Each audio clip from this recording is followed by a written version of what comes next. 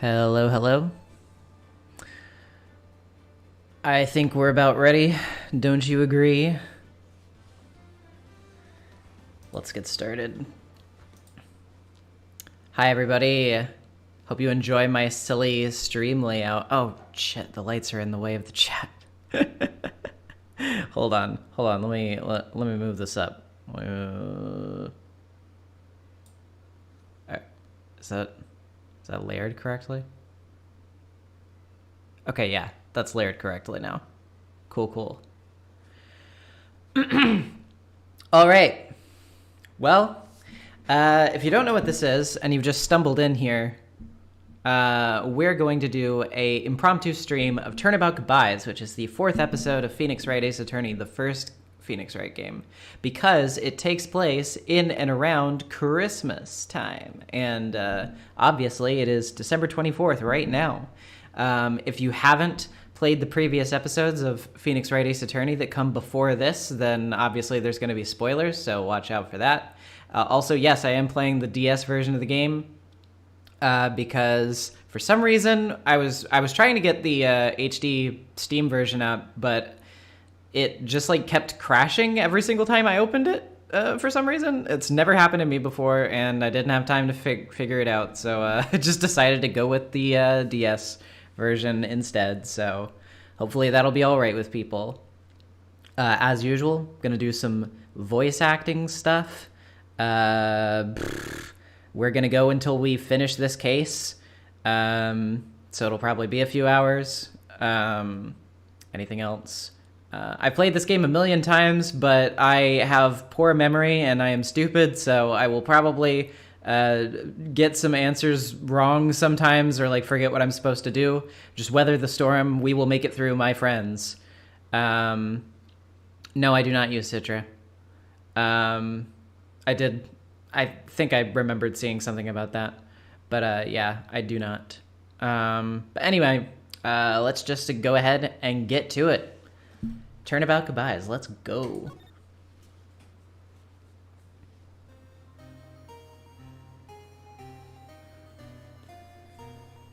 It's been what, 15 years?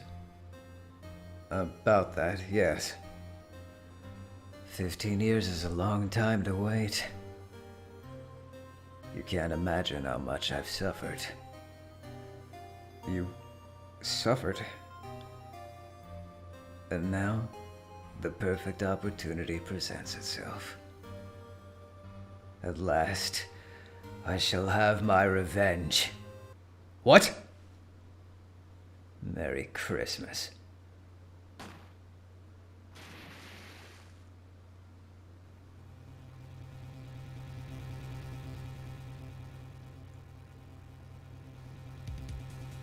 Yo, who's this good-looking guy?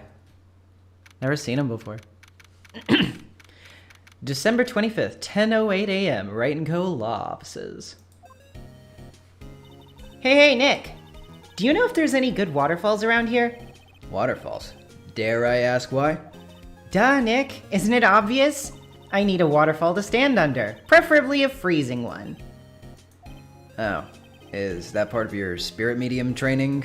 Of course, except I've been slacking off lately. I need to brave the elements and be forged anew under the rushing spring waters. Okay. I don't know about any falls per se, but Gourd Lake is pretty close. Oh, darn. Sorry, but them's the breaks. Couldn't you just take a cold shower or something? Good idea! So much for the rushing spring waters. Next in the news, a large unidentified animal was sighted at Gourd Lake. The town is buzzing with excitement. Locals are calling it Gordy, in a tip of the hat to Nessie, the Loch Ness Monster. Though its namesake, Nessie, proved to be a hoax, locals are confident their Gordy is the real deal. Boring. Can't they show real news for a change? Nick? The water pressure's kinda low in that shower. Want more pressure, huh? Why don't you go down to the fire department and have them spray you with the hose?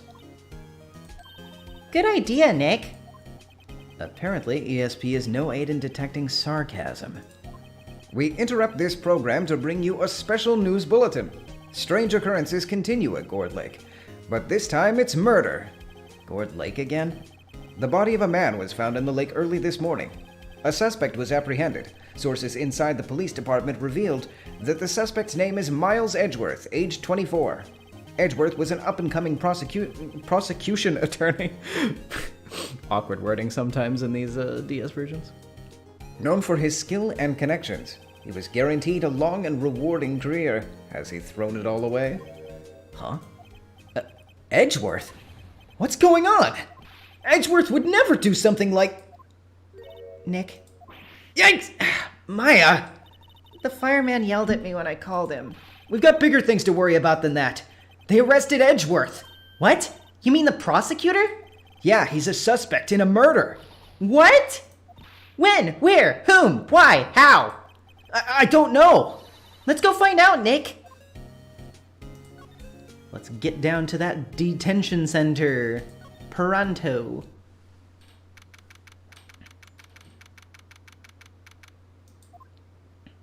You know, Nick, we've all been in here one time or another, haven't we?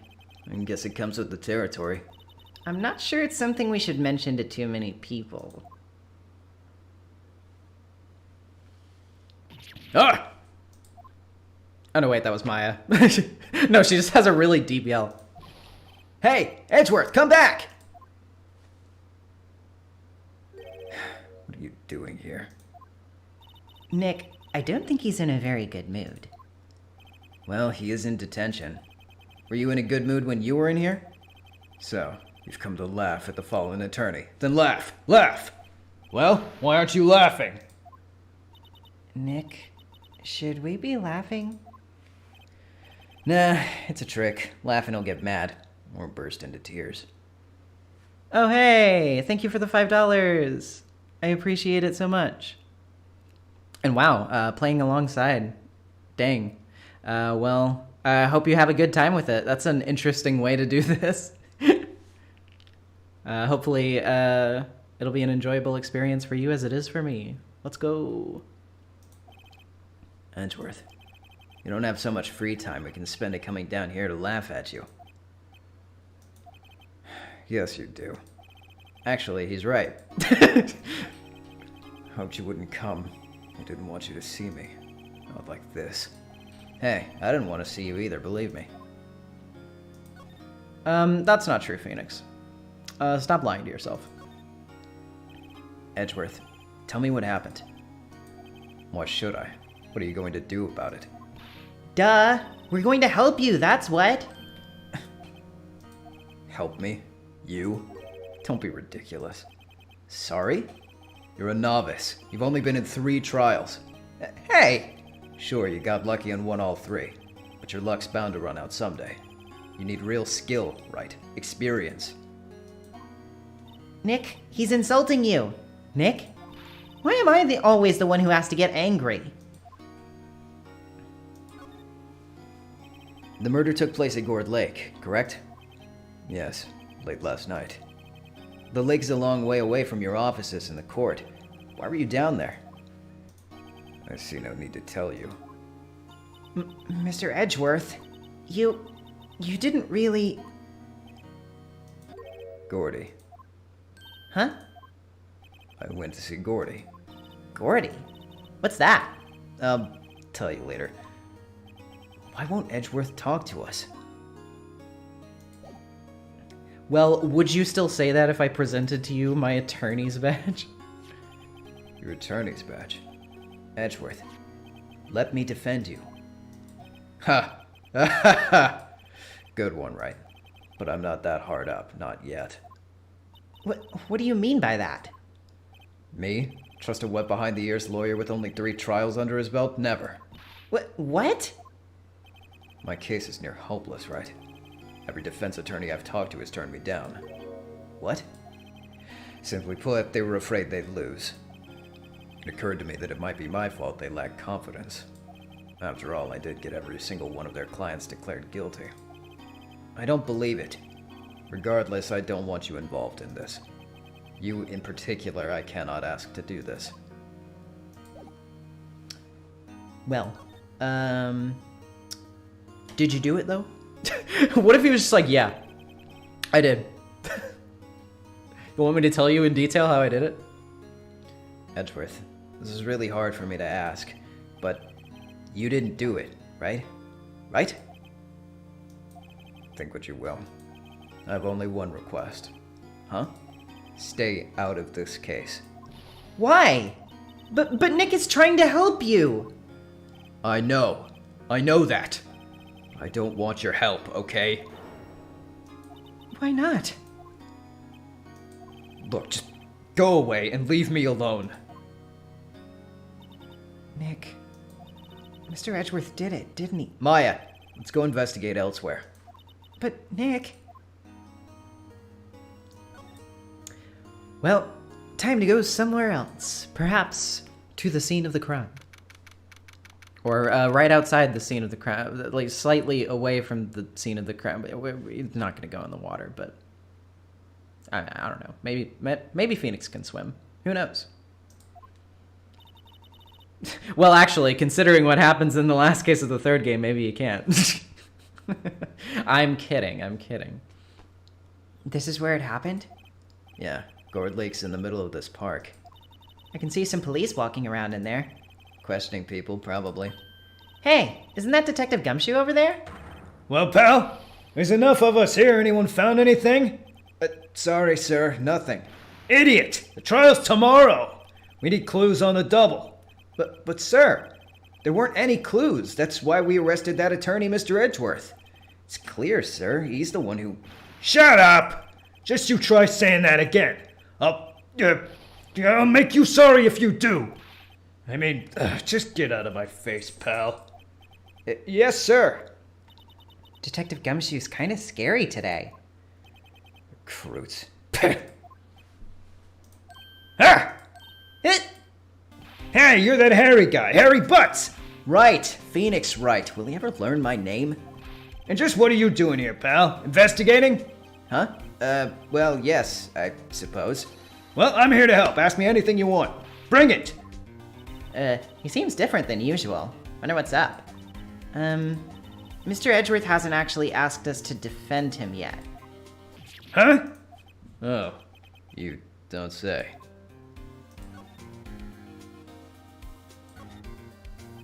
Detective Gumshoe, do you know what happened here? Huh? You don't know, pal? No. Well, okay, Mr. Head in the Fluffy Pink Clouds lawyer. Head in the... Huh? Never mind, I'll tell you. It happened last night, about 15 minutes after midnight. There was a boat out on Gourd Lake. In that boat were two men. One of those men shot the other with a pistol. And the shooter was Mr. Edgeworth? A cop who arrived on the scene arrested him. How did he get there so fast? Well, there was a witness. When the report came in, we raced to the lake. A witness? But first, before talking about the witness, or anything else actually, I need to let the cat in. He's whining so much. I will let Austin know that I'm keeping the door open, I guess. Because he's in the living room right now.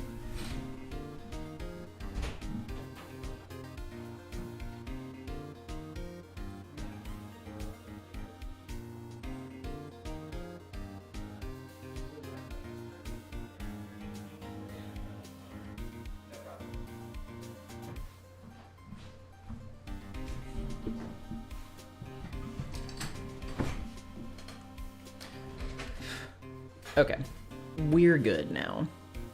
Let me adjust my headphones. Okay. Alright, let's go.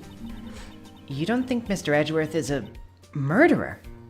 Absolutely not. It's impossible. I don't care if there's a witness either. I don't believe a lick of it. Right, who cares what that witness says? I care. You really believe in him, don't you, Detective? Of course I do.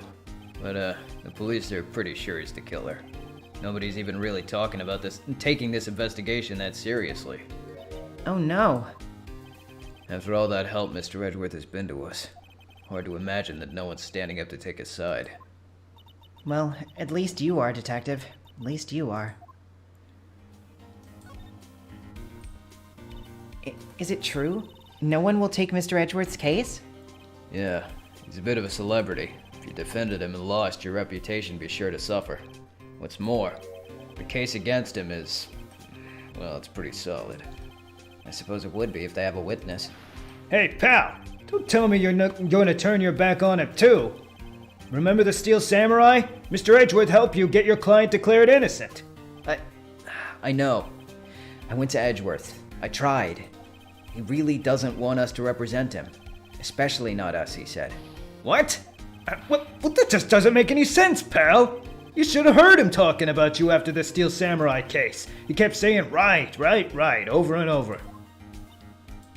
Nick, I'm not sure that's a good sign. Neither am I. Why wouldn't he want your help? I don't get it. Who was this witness? Sorry, pal, that's confidential. Anyway, the witness saw everything, apparently. Sure they'll turn up at the trial tomorrow. Was there only that one witness? Yo, Beepus, thank you for the $20. That's so nice of you. I wish that the stream notifications would appear in a more timely manner, but say la vie. It'll pop up in like probably a minute or so. Yep, it was pretty cold out on the lake last night. And it was Christmas Eve after all. Still, we're being thorough. You never know when you're going to turn up another witness. That's why we're here today, checking things out. So far, we're coming up empty. Oh, it's Christmas today. I'd forgotten. What are you getting me for Christmas, Nick? Talk to Santa. Detective Gumshoe, sir. What? Learn something? No sir, not yet. But there was a call from the precinct. They want to hold an investigation briefing. A briefing? Right, I'm off. Oh, sorry, pal. Guess you heard. I gotta go. What are you whining about back there? He's sat up on the little perch of the window. I don't know why he's crying. Okay, anyway. Any last things you want to ask me about before I head back? The autopsy report. Well, yes. Do you have any information on the victim? Sorry, I haven't worked up the autopsy report yet. I'm still waiting for it myself. Actually, say, if you get the time, drop by the precinct. We can talk more there, pal. You're not coming back, Detective? Probably not, pal. So, what should we do if we have something to talk to you about? Ah, right. Here, I'll show you how to get to the precinct. Come down and see me anytime. Detective Gumshoe gave you directions to the police station. They will not help because I'm terrible at following directions. Oh, hey, Detective Gumshoe. What? We'd like to take a look around in the park. Can we walk around? Yeah, no problem, pal. You got my permission. You know, Nick, I think there's something to be said for talking to people when they're busy. Yeah, they don't have time to think about not giving you information. Right.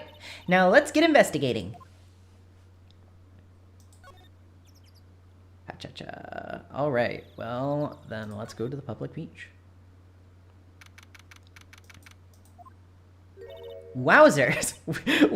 That's such a sign of the time. A wowzers, a genuine wowzers, vintage. This is Gourd Lake? Yep. I'm not sure it warrants a wowzers, though. Probably not. But hey, look at that snack stand. Samurai dogs. I want a samurai dog, please. I bet they're great. The name like Samurai Dog, how could they not be? They're a little behind the times, though. Kids are all into the pink princess now. I mean, like, you know? Nope. Oh wait, can't move yet. We have to get this very important item. Huh. Someone left one of those poppers here. You know, you pull the string. And it goes pop. Yep, I know the ones. You see them a lot around New Year's. Hey, Nick, it might be a clue. Let's take it. Come on, admit it. You just want to pop it, right? Was it that obvious? Popper.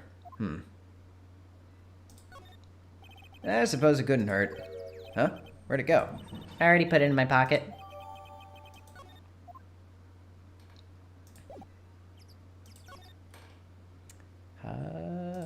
The woods. Oh gee, I wonder whose expensive camera this is. I like it here, Nick. Look, someone's camping. We got guts camping at the scene of a murder. Hey, Nick. If they were camping here last night, they might know something about the murder.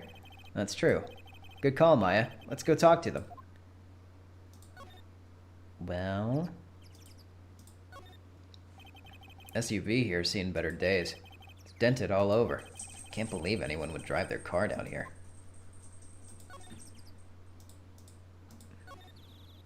This camera has a mic and some sort of attachment. Must take pictures when triggered by a noise. Wow, cool. Let's try it out. Hi, I'm Nick. Maybe I'm not saying it loud enough? Hey, I'm Nick! Huh. Nick! Will you stop that? Maybe it's broken. Don't kick it. Maybe it isn't set to respond to voices? Well, what then? I know. The party popper?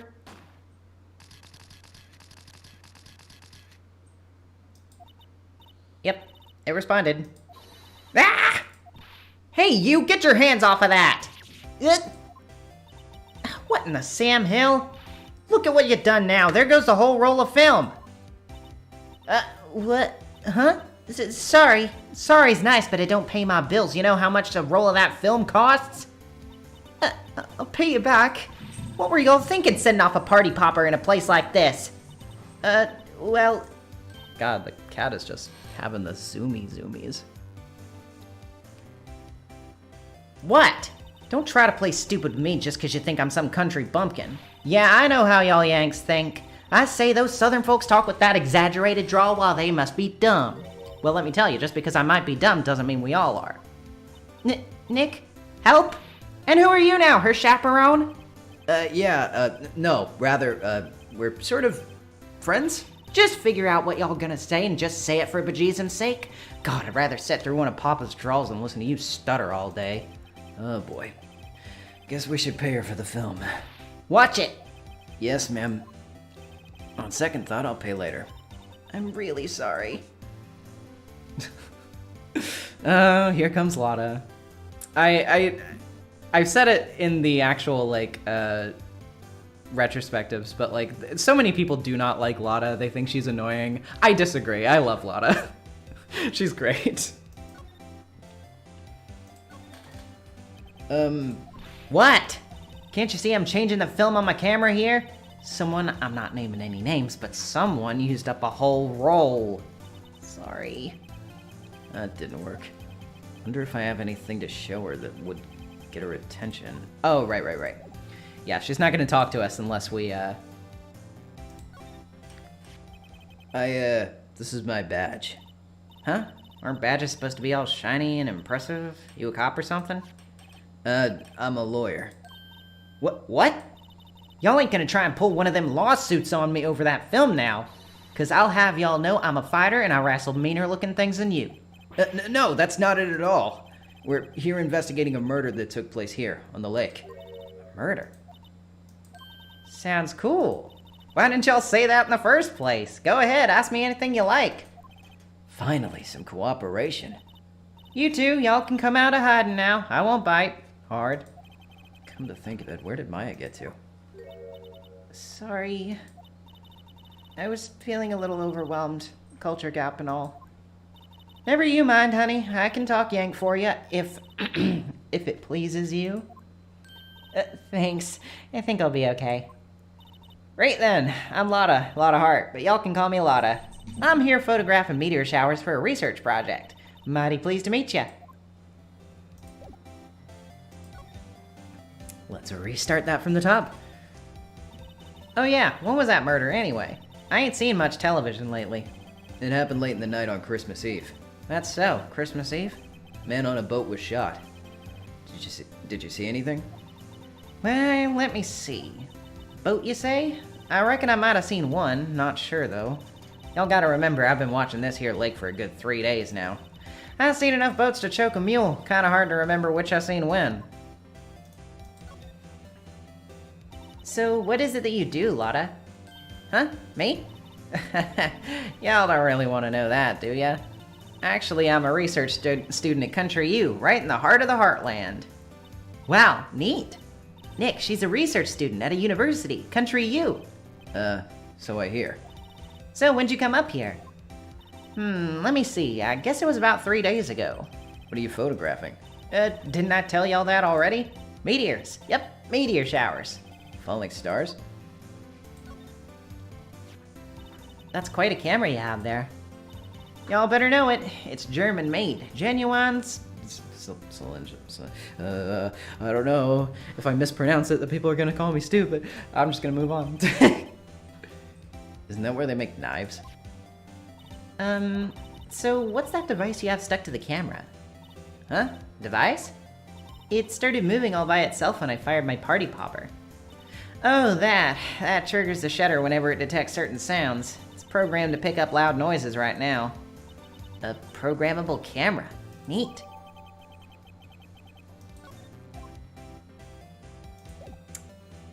Well, about that camera. Lotta? Yeah? So, your camera, it triggers on loud explosion noises? Yep.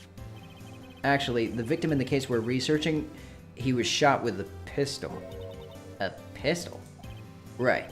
Now, wouldn't a gunshot make a similar noise to our party popper? I guess it would. Your camera didn't get a picture of the murder, did it? Hey! Y'all are pretty bright. Huh? I see what you're saying. Tell you what, I'll have a look-see at my film. It would have been a photo taken late last night. I checked them once, don't remember if there was anything on them though. But what if I got something? I could be a witness to a genuine murder! Yeehaw! I'll go check that film. Y'all come back now, you hear? She went inside her SUV. I guess we should come back later. Well, let's get some other stuff done then. I don't think you can actually do anything in the boat rental shop today, because it's not really relevant yet. Nick, what is this place? Boat rental shop? Closed for Christmas, it seems. Guess a murder taking place on one of the boats won't be good for business either. Boats. I've never ridden on a boat. Really? Well, how about we go out on one when the trial's finished? Hey, good idea. You bet. And then Maya will try to catch fish with her teeth.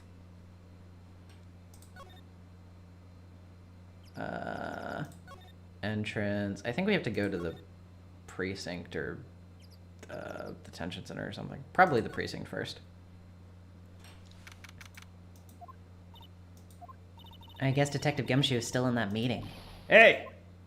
Thanks for coming down, pal. Detective... It's not Phoenix, it's Maya. How long are you planning to stream for? I'm gonna stream the whole case, so however long it takes to get to the end of the case. Detective Gumshoe! We just finished the meeting, for better or for worse. I get the feeling we're in for some bad news. You know anything about the victim yet? No, still can't ID him. Has Mr. Edgeworth said anything? Not a word. So, how'd the meeting go? I can't tell you, pal. You're a lawyer. True. You know, I don't know what to believe anymore. Sure, Mr. Edgeworth's human like you or me. Still, I get the feeling that if he'd done something wrong, he wouldn't go hiding it. That's just the kind of guy he is. Why can't anyone else see that? So they think that Mr. Edgeworth did it? Well, the trial's starting tomorrow, as scheduled. I see. Hey, in the end, you did tell us about the meeting. Don't go telling anyone else, pal. Yes, sir. And, do me a favor. Stand by Mr. Edgeworth. He needs help and you're the ones to help him. I'm sure he's got some reason why he won't talk to us. Thanks, Detective Gumshoe. Detective Gumshoe? How come you trust Mr. Edgeworth so much? Well, I'd think that was obvious. We got a strong working relationship, us two. We trust each other, and that's how it works. A working relationship?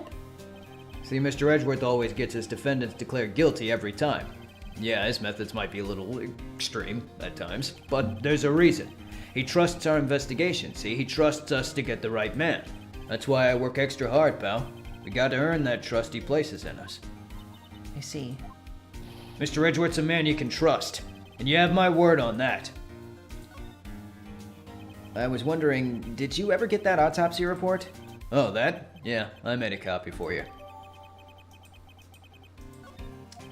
Well, let's give that a look real quick. Time of death, sometime on the 24th or 25th. Cause 1 bullet shot to the heart.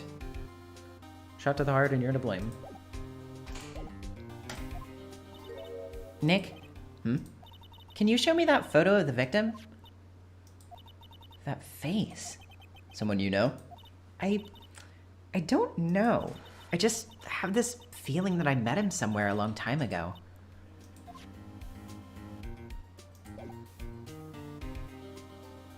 I don't think there's anything that we have to present to Gumshoe. Oh, no, wait. Is there this? No. Yeah. We're done here, I believe.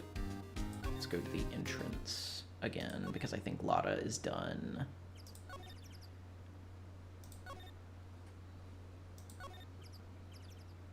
Yes, she is. Hey, y'all. Lotta. Wait up a sec. We got bingo. Bingo? My automatic camera took 2 pictures last night. Hey. This is him. Take a look.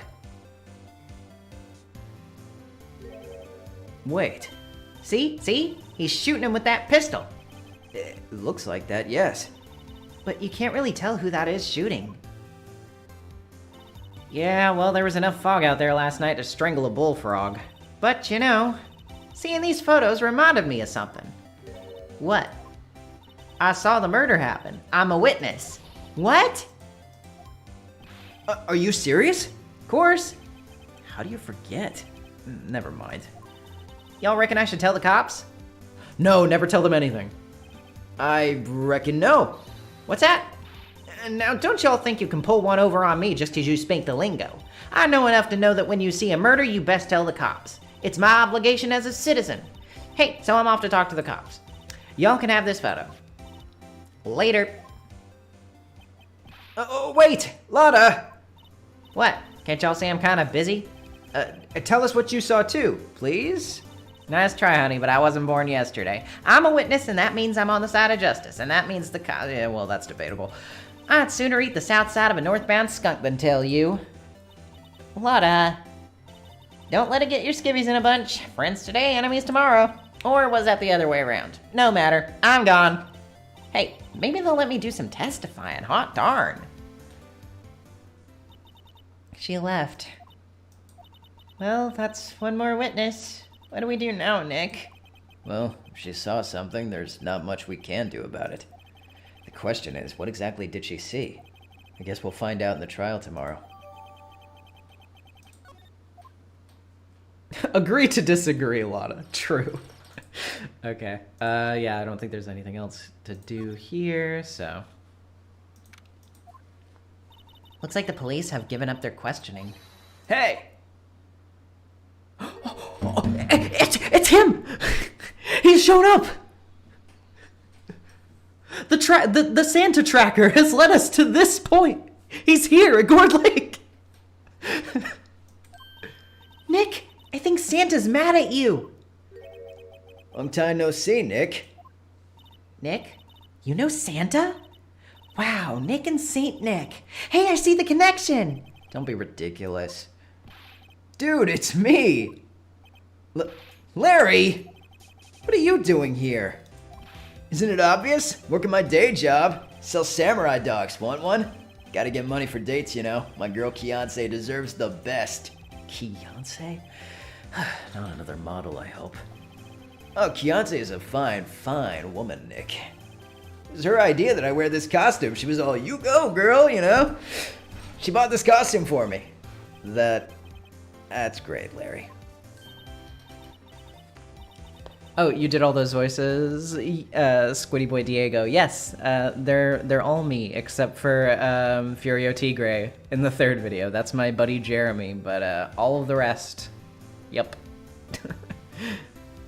Wow, a Santa costume. She must really be nice. Whoa, cute. Nick, who is she? She's not your... not my what? No, she's not. I'm his partner, Maya Fey. I'm, the little sister. Sister? Wow, Nick, must be tough. Working 9 to 5, having to take care of a little sister? No, I'm not Nick's sister. I'm my older sister's little sister. Huh. Sounds great. He has no idea. Like, he's just autopiloting through cognition. He doesn't understand any of the words coming out of anybody's mouth. Don't worry, Maya, he's not listening.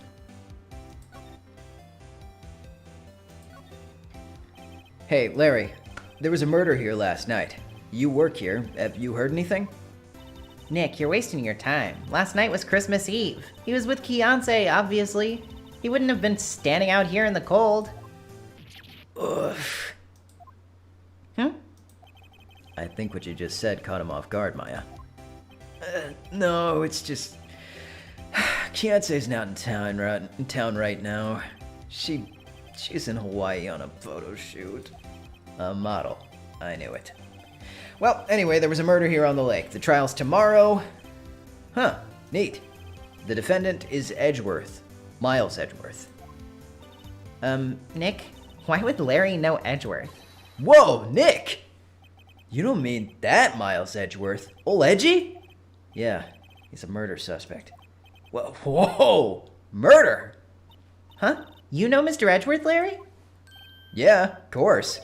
Edgy was in the same class as us in grade school. What?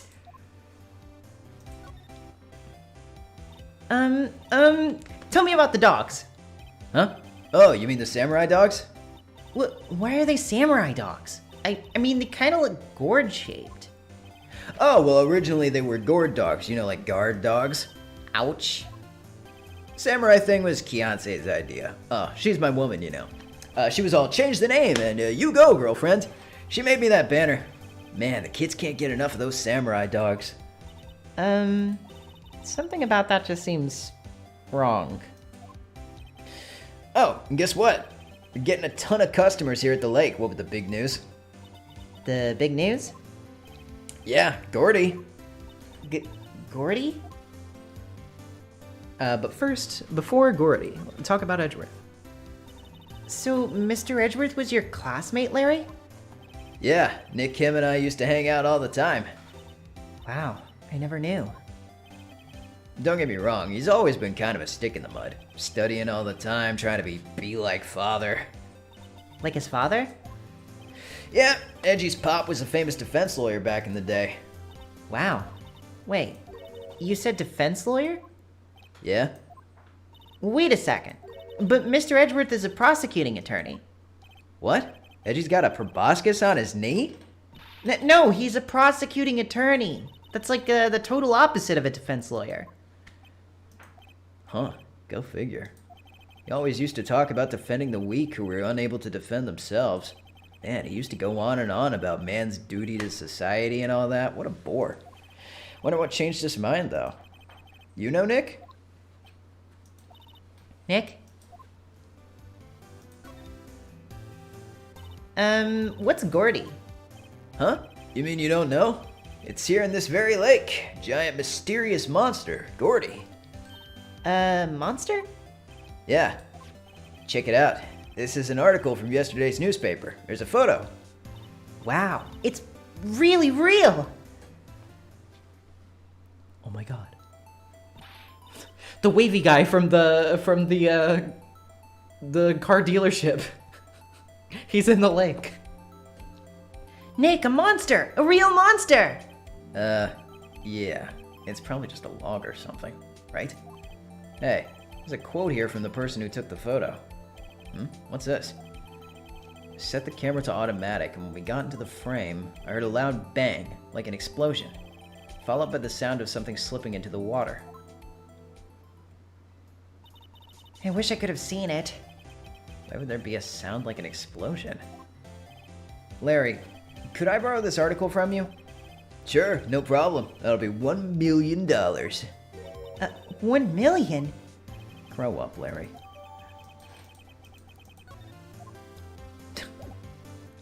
Anything that we should present Larry with? I don't believe so.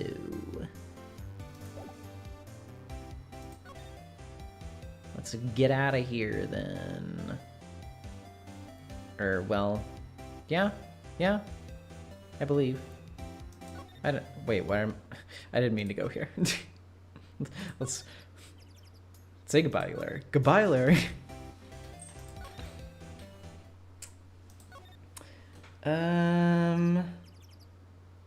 Anything here? Not a gumshoe in sight. If you're looking for Detective Gumshoe, he's in the questioning room. Apparently an important witness turned up. He'll be in there a while. A lot of heart. Has to be. Uh-oh.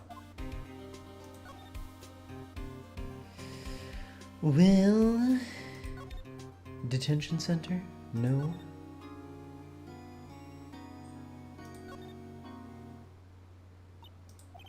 What is it? Oh, nothing. Just something's been bothering me. Could you show me that autopsy report once more? Hey, I remember now. This guy. This is a lawyer that was at that office Mia worked at. I met him once when I went there to hang out with Sis. That office? Wait. You mean Grossberg's office? Right, that guy. That was the last name I expected to come up. Maybe I should go talk to him, for old time's sake. Oh, it's time for Grossberg. Yeah, I figured that that's where we were going. I just couldn't remember, like, what the prompt was to get there.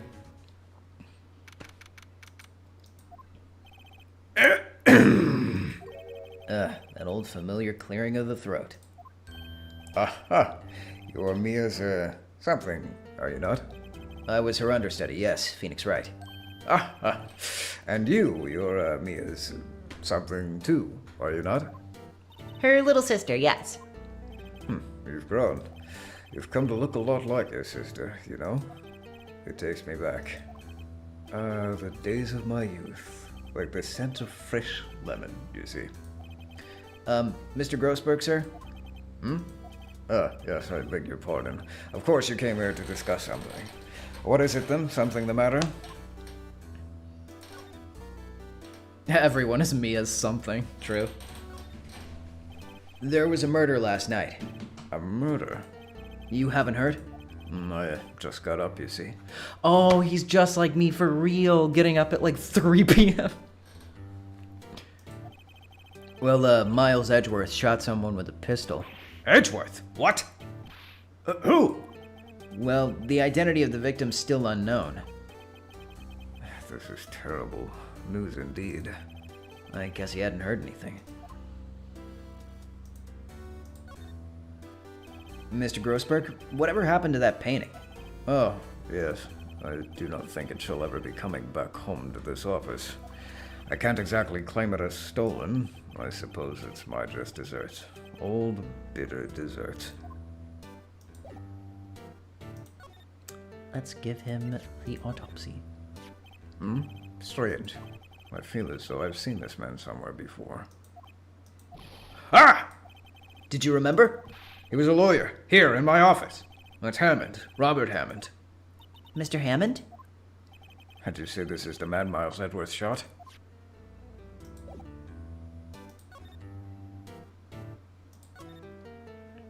Who is this Hammond guy, anyway? Mr. Hammond, he was the defense attorney in that case. That case? Yes, the DL6 incident. DL6? Why does that sound so familiar? Perhaps you remember? I'm sure someone mentioned it during the trial for Mia's murder. That was the incident where the police were so at a loss they used a spirit medium. Wait, you don't mean... Was that medium my mother? Yes, my dear. The spirit medium Misty Fey, your mother, contacted the spirit of the victim. But the case was a loss. No conviction was made. The DL6 incident, yes. Happened 15 years ago. Very strange case indeed. They never caught the criminal, right? Correct. Misty Fey used her powers to talk to the spirit of the late victim. Her testimony led to charges being laid against one man. But Mr. Hammond won the case and the suspect was declared innocent. And the police blamed my mother, calling her a fraud. You were the one who helped her out then, right, Mr. Grossberg? Yes. Yes, quite. Thank you. No, please. Don't mention it. DL6. Never thought I'd hear that name again. But wait, what does that case have anything to do with Mr. Edgeworth? It has everything to do with Mr. Edgeworth, my dear. The victim in the DL6 incident was none other than his father, Gregory Edgeworth. What? His father? If you want to know more, you should ask him yourself. Show him this. I'm sure he'll talk to you. Wait, this is a photograph of my mother.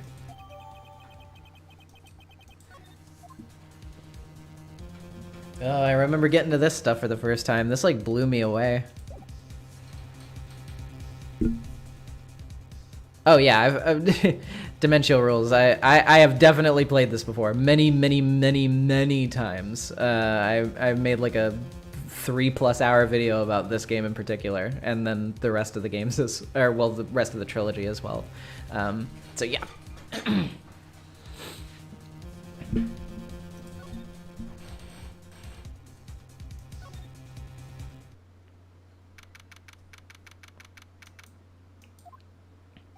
What's this? I was hoping you'd got my message the first time.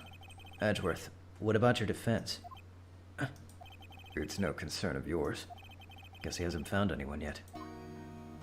Yeah. Don't worry about it. It's just, yeah. I have played this game so many times. God, I don't even know how many times I've played this game front to back now that I think about it. Probably a ridiculous amount of times. Have I played the sequel trilogy? I've played Apollo Justice. That is about the time that I kind of dropped off the series. When Apollo Justice came out, I played it, and I liked it well enough, but then there was kind of a long pause between main entries, and when Dual Destinies came out, I didn't have a 3DS, and by the time I got a 3DS, I never got around to it, so. But I will be playing those games for the first time when I make videos about them after I make a video about Apollo Justice. So, there you go. Can I ask you about the murder? Right. I'll ask you again. Just leave me alone. Please try to understand. I'm not doing this to prove I'm tough or because I look down on you. I just don't want you anywhere near this case. Understand? Oh, right. I don't know why I started talking to him without presenting the photo first. Edgeworth? It's only been a matter of hours since you last visited. Yet you've made incredible progress in your investigation. I'll admit it. I'm impressed, right? You were always single-minded in your work, though. Once you start on something, you always see it through, don't you? About the DL6 incident. Yeah, I'm waiting for the trilogy collection to come out before I start making videos about those games. Because I wanted to get the best looking footage that I possibly could. About the DL6 incident. Right. DL6. I didn't want you to find out about it. That's why I refused your offer to defend me. I'm sorry if it sounded like I thought you weren't up to the job. I just wanted to keep you away from DL6. So, do you still think that it would have been better for me to stay away? I don't know. But I see no point in hiding anything from you now. Very well. Ask whatever you like, and I'll answer to the best of my ability. I own Ace Attorney Chronicles, Eddie P, but I have not played them myself yet. Or Great Ace Attorney Chronicles, rather. But yeah. I have not played them yet, but I do know that there are a lot of good things to be said about them, so I'm looking forward to when I eventually get to do that. The DL6 incident was when my father died. Right before my eyes. He was shot and killed, and I saw it all. My memories from that time are foggy. I suppose it's a self-defense mechanism. In any case, a suspect was arrested. A man. It's pretty clear he was the only one who could have killed my father. The spirit medium they used to talk to my late father said the same thing. It was an attorney by the name of Robert Hammond that cleared the suspect's name. And Hammond is the victim in the Gourd Lake murder? Correct. That spirit medium, that was my mom. What? You mean you're... Strange. thought that terrible incident was about to end, and now this. About to end. The DL6 incident happened 15 years ago. 15 years ago, on December 28th. December 28th? The statute of limitations on the case runs out in 3 days. What? Nick, what does that mean? When a case's statute of limitations runs out, legally the case never happened. 3 days from now, DL6 will be closed. Forever. What happened to the suspect? The one who got off innocent? I don't know. He disappeared from public view. Nobody knows where to. If he's still alive, he'd be about 50 years old now. I guess I can understand why he'd go into hiding. It'd be hard to live a normal life after being a murder suspect in such a big case. Also, yeah, calling it the Apollo trilogy is very mean of them. I do know that much, because it's like Apollo really just kind of gets the shaft. Even in his own game that is named after him, he gets the shaft a lot of the time. I feel so bad for Apollo. I wish he had more screen time. So was your father a lawyer? He was. Gregory Edgeworth. He was quite famous at the time, apparently. So you were sort of trying to follow in his footsteps? I'd rather not talk about it.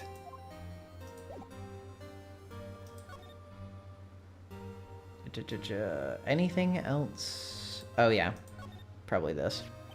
Would have thought there'd be a photo. Edgeworth, did you shoot him?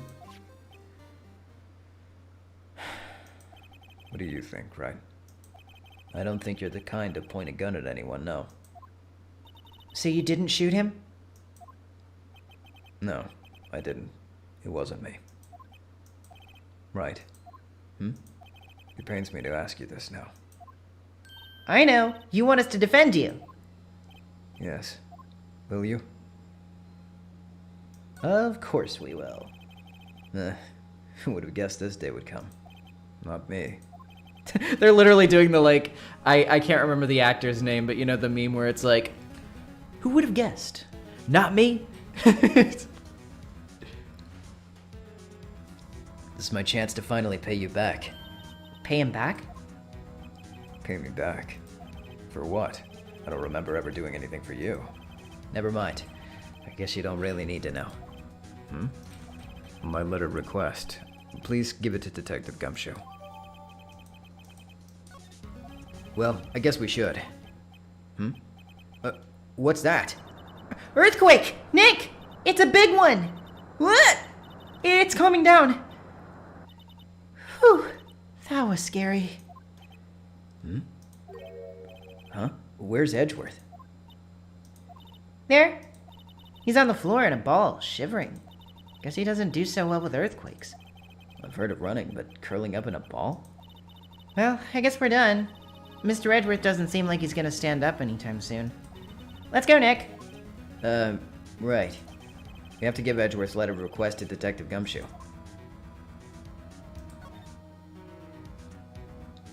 Ha-cha-cha. Hey, in the chat though, since I haven't played anything past Apollo, I would appreciate like a pullback on any discussion too much of like any stuff that are in those games. Thumbs up. Thank you. Anywho.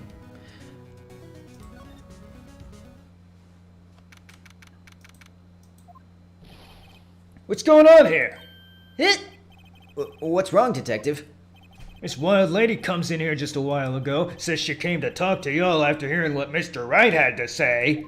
What's this all about, pal? A lot of heart. Why are you going around finding more witnesses? You want to give Mr. Edgeworth the death sentence, pal? No, not at all. Just, I mean, she did see something. There's nothing I can do about that. Can't go around covering up evidence. You trying to say something about the way I do my job? No, sir.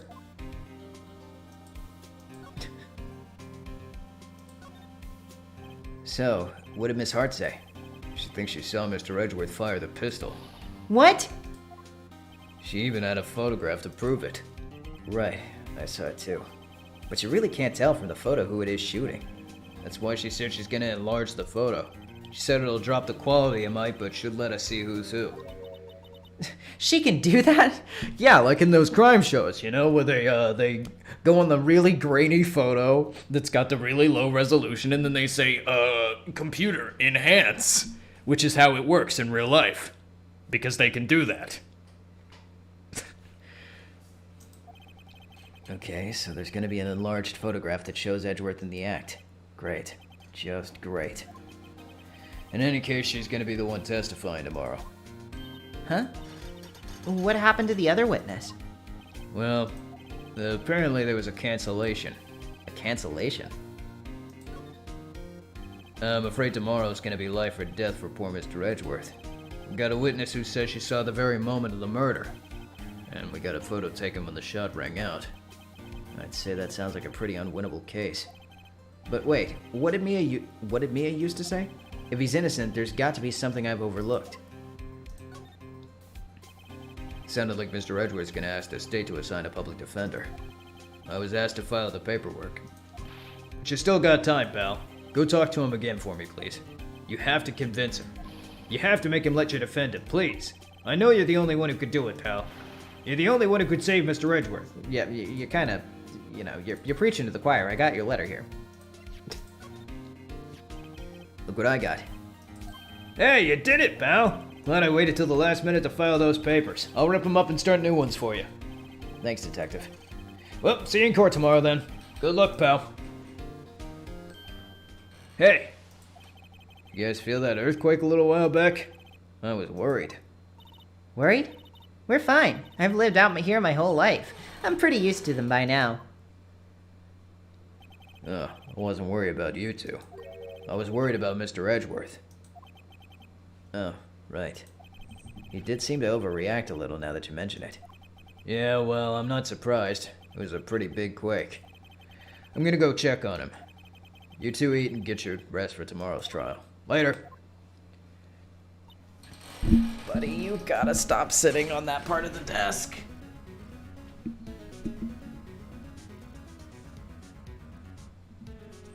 Every time he sits there, it makes me nervous because my cat, a little while back while I was in the middle of editing, he had jumped up near my hard drive and unplugged it while I was doing work. Thankfully, he didn't lose anything, but it makes me paranoid when he gets up on the desk now. Is he being a little nuisance? Just a little bit.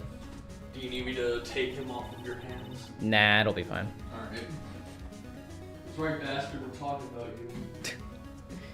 I wonder what it is with Mr. Edgeworth and earthquakes. I wonder. He was never that scared of them when he was in school. What's my cat's name? His name's Baccarat, like the card game. Then again, I was only in the same class as him for 4th grade. He transferred to another school after that. I wonder what happened to Edgeworth.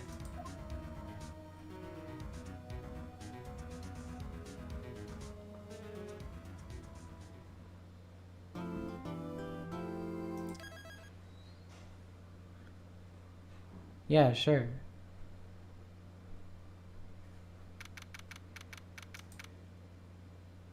Yeah, well, that's, I guess, how it's pronounced, but hold on, let me type in the chat. It's spelled like that.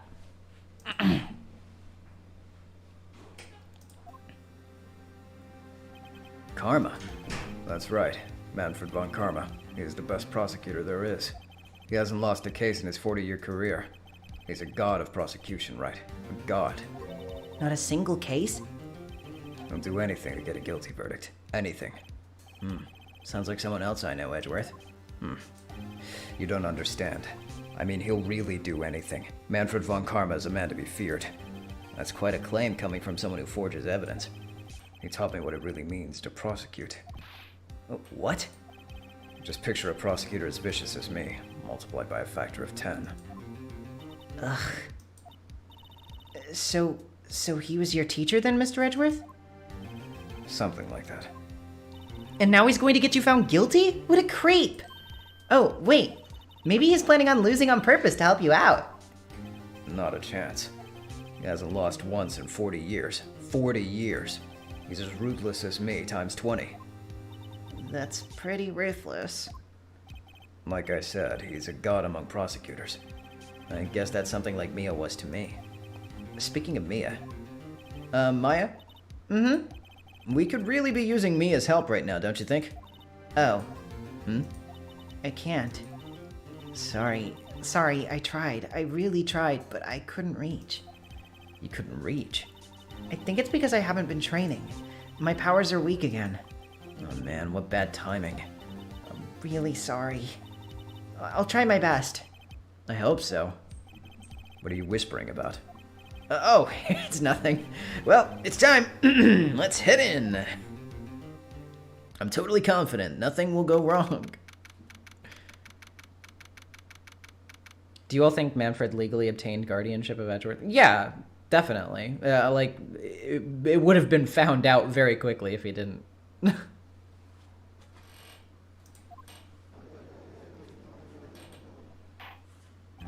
Court's now in session for the trial of Mr. Miles Edgeworth. The defense is ready, Your Honor. Mr. Von Karma, is the prosecution ready? Fool. You seriously think that I would stand here were I not completely prepared? Right, my apologies. You see, we got the judge scared. Very well, your opening statement, please. Decisive evidence. A decisive witness. What else could possibly be required? Nothing. Of course, that should be fine. The prosecution may call its first witness. What's with this guy? Is he royalty or something? How am I supposed to fight against this? I call the detective in charge of this case, Detective Dick Gumshoe. Okay, Gumshoe's first. Let's see how this goes. Describe the incident. Now. Yes, sir. Detective Gumshoe looks nervous. Please take a look at the map. The murder happened late on Christmas Eve, around midnight. There was one boat in the very middle of the lake. There were 2 men on the boat. Now, there happened to be a woman camping here on the edge of the lake. At 12:10 a.m., she heard 2 pistol shots. Then the boat started to move. Went towards a boat rental shop.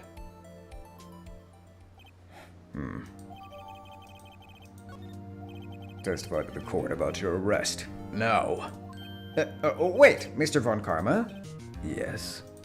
Actually, I'm the one that's supposed to be handling these proceedings.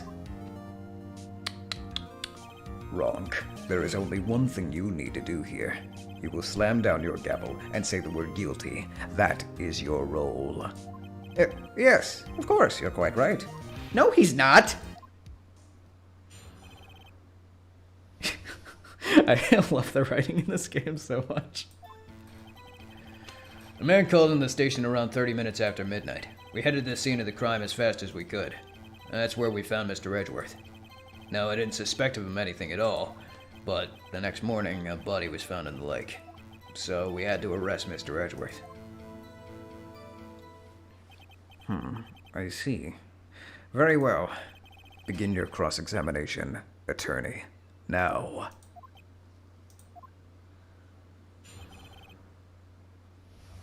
I love the little, like, portrait of their eyes, like, anime facing off against each other in the DS version. I'm so sad that that's not in the HD.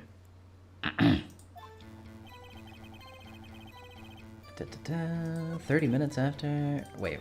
30 minutes after midnight. Yeah. But wait! You received a call from a man? Yep. But you said there was a woman camping there. She was the one who heard the 2 gunshots, right? That objection is so funny. That woman and the man who called in the report are 2 different people, obviously. Different people? There were 2 witnesses. Their testimonies were quite similar, however. Today I've summoned the woman who was camping. The woman who was camping. A lot of heart.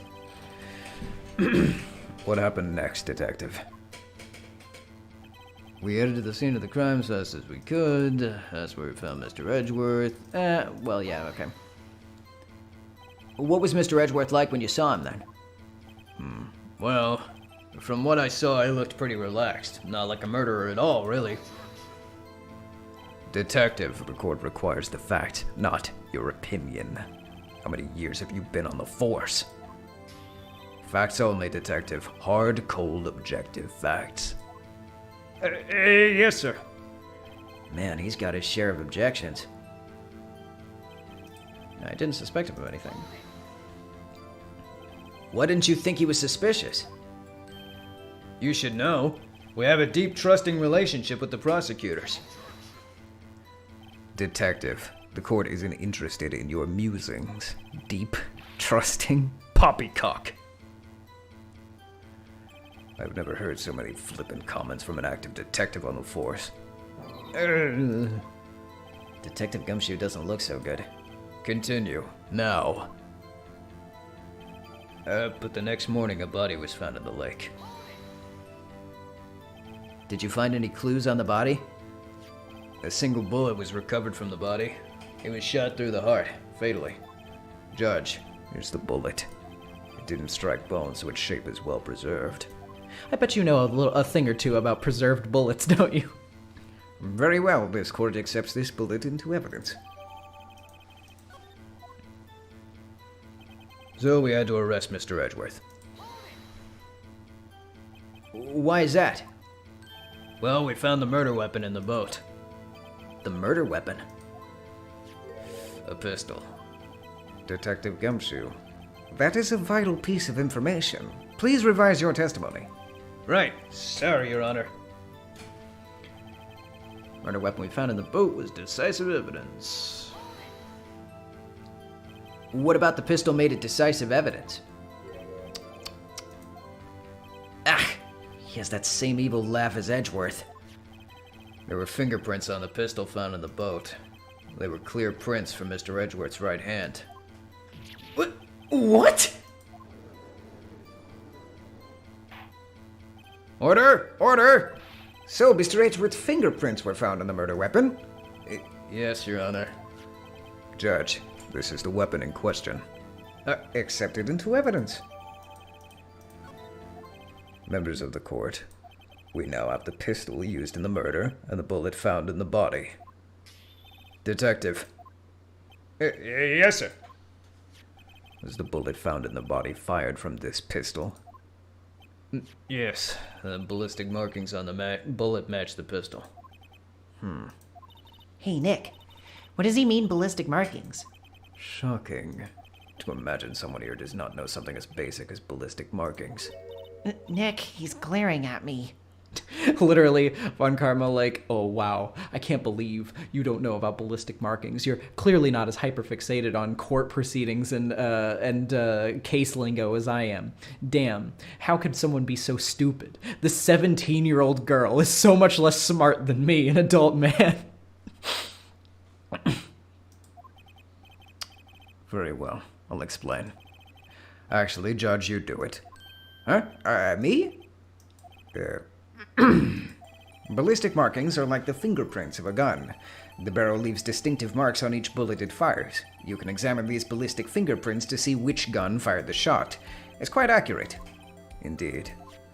This leads to one inevitable conclusion. The bullet found in the victim's heart was, without a doubt, fired from this pistol. This pistol, which as you may recall, was covered with the defendant's own fingerprints. Order! Order! This is bad. This makes it look like Edgeworth did it. Well, Judge, I'd say it's almost decisive, yes. Honestly, I could declare a verdict at this point. However, you wish to hear the witness speak, no doubt. Very well. I'm somewhat fatigued, and so I will take a brief break. I will call my witness after the recess, which will last 10 minutes. Judge? Yes? What are you doing? A 10-minute recess. Now! But wait, Just bang your flimsy gavel and get on with it, man. Yes!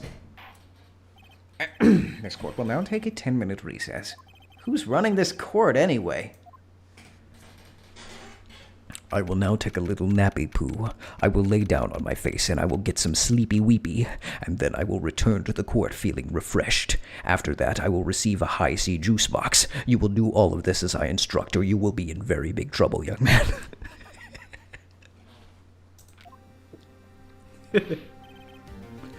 Edgeworth, what's going on here? Your fingerprints were on the murder weapon.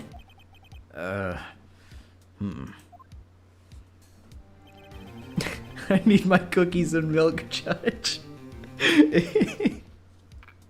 Von Karma EP.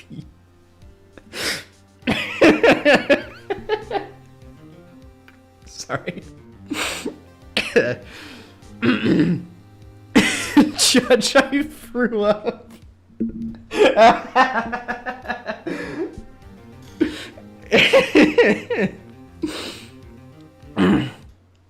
That foggy photo makes one thing clear.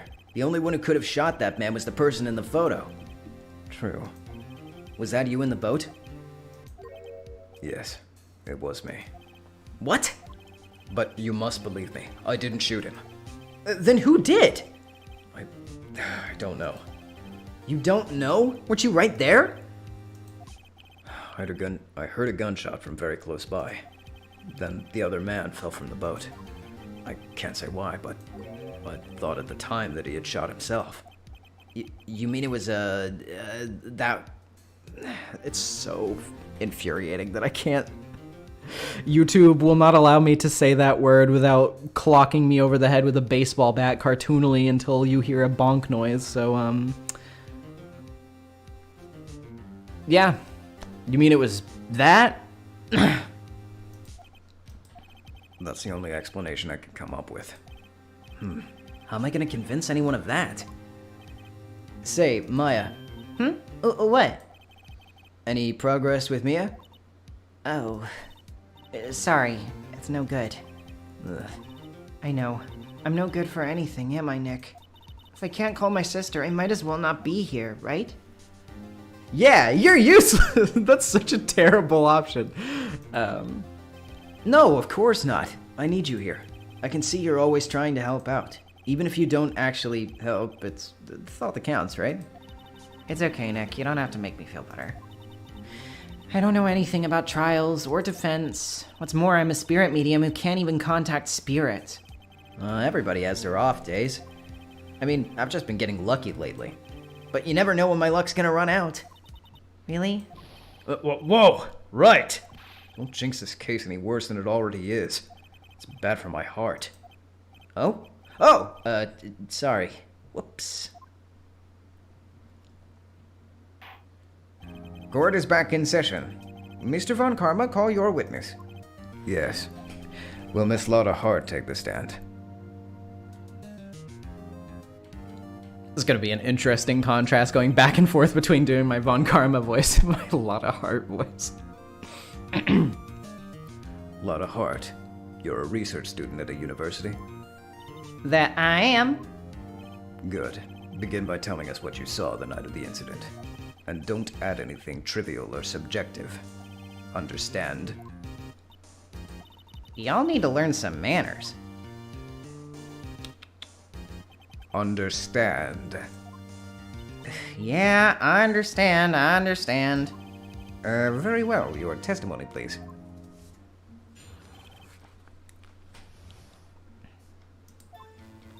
It was Christmas Eve, just after midnight, I reckon. I was in my car. I heard this bang come up from the lake. When I looked out the window, I saw two gents in a boat. Then there was another bang. There wasn't nary a thing on the lake but that boat. Enough. Judge, she happened to take a photo of the incident. This is that photo. Accept it as evidence. Well, this is a surprise. This looks like the very moment of the murder. Order! I will remove you from the court if I do not have order immediately. As the witness testified, she looked at the lake when she heard the shot. There were no other boats on that lake. So, the man in the boat with the victim must have been the one who shot him. Yes, it was the defendant, Miles Edgeworth. Order! Order! Order! I will have order! well, Judge. The evidence is decisive. I have very little doubt about this case. Very well, this court finds the defendant. Wait, Your Honor! I haven't cross-examined the witness yet. A cross-examination. We have photographic proof. What question can there possibly be? This photo is worth 1,000 words, and they all read guilty. You lose. Or do you claim to have found a contradiction in her testimony? Very well. If you have to, you may cross-examine the witness. You will only flounder and ask meaningless questions. You will fail to find anything. And then I will have you held in contempt of court. Nick? Contempt? Contempt of court, you know? I guess I understand. Well, what are you gonna do? Do you really think there was a contradiction with the facts in her testimony? I think I noticed one little thing. Wow, I'm impressed, Nick. I didn't notice anything. Right, let's take him on. Yeah, I got a bad feeling about this. I understand. I'll cross-examine the witness. Very well. I pray for your sake this isn't a waste of time.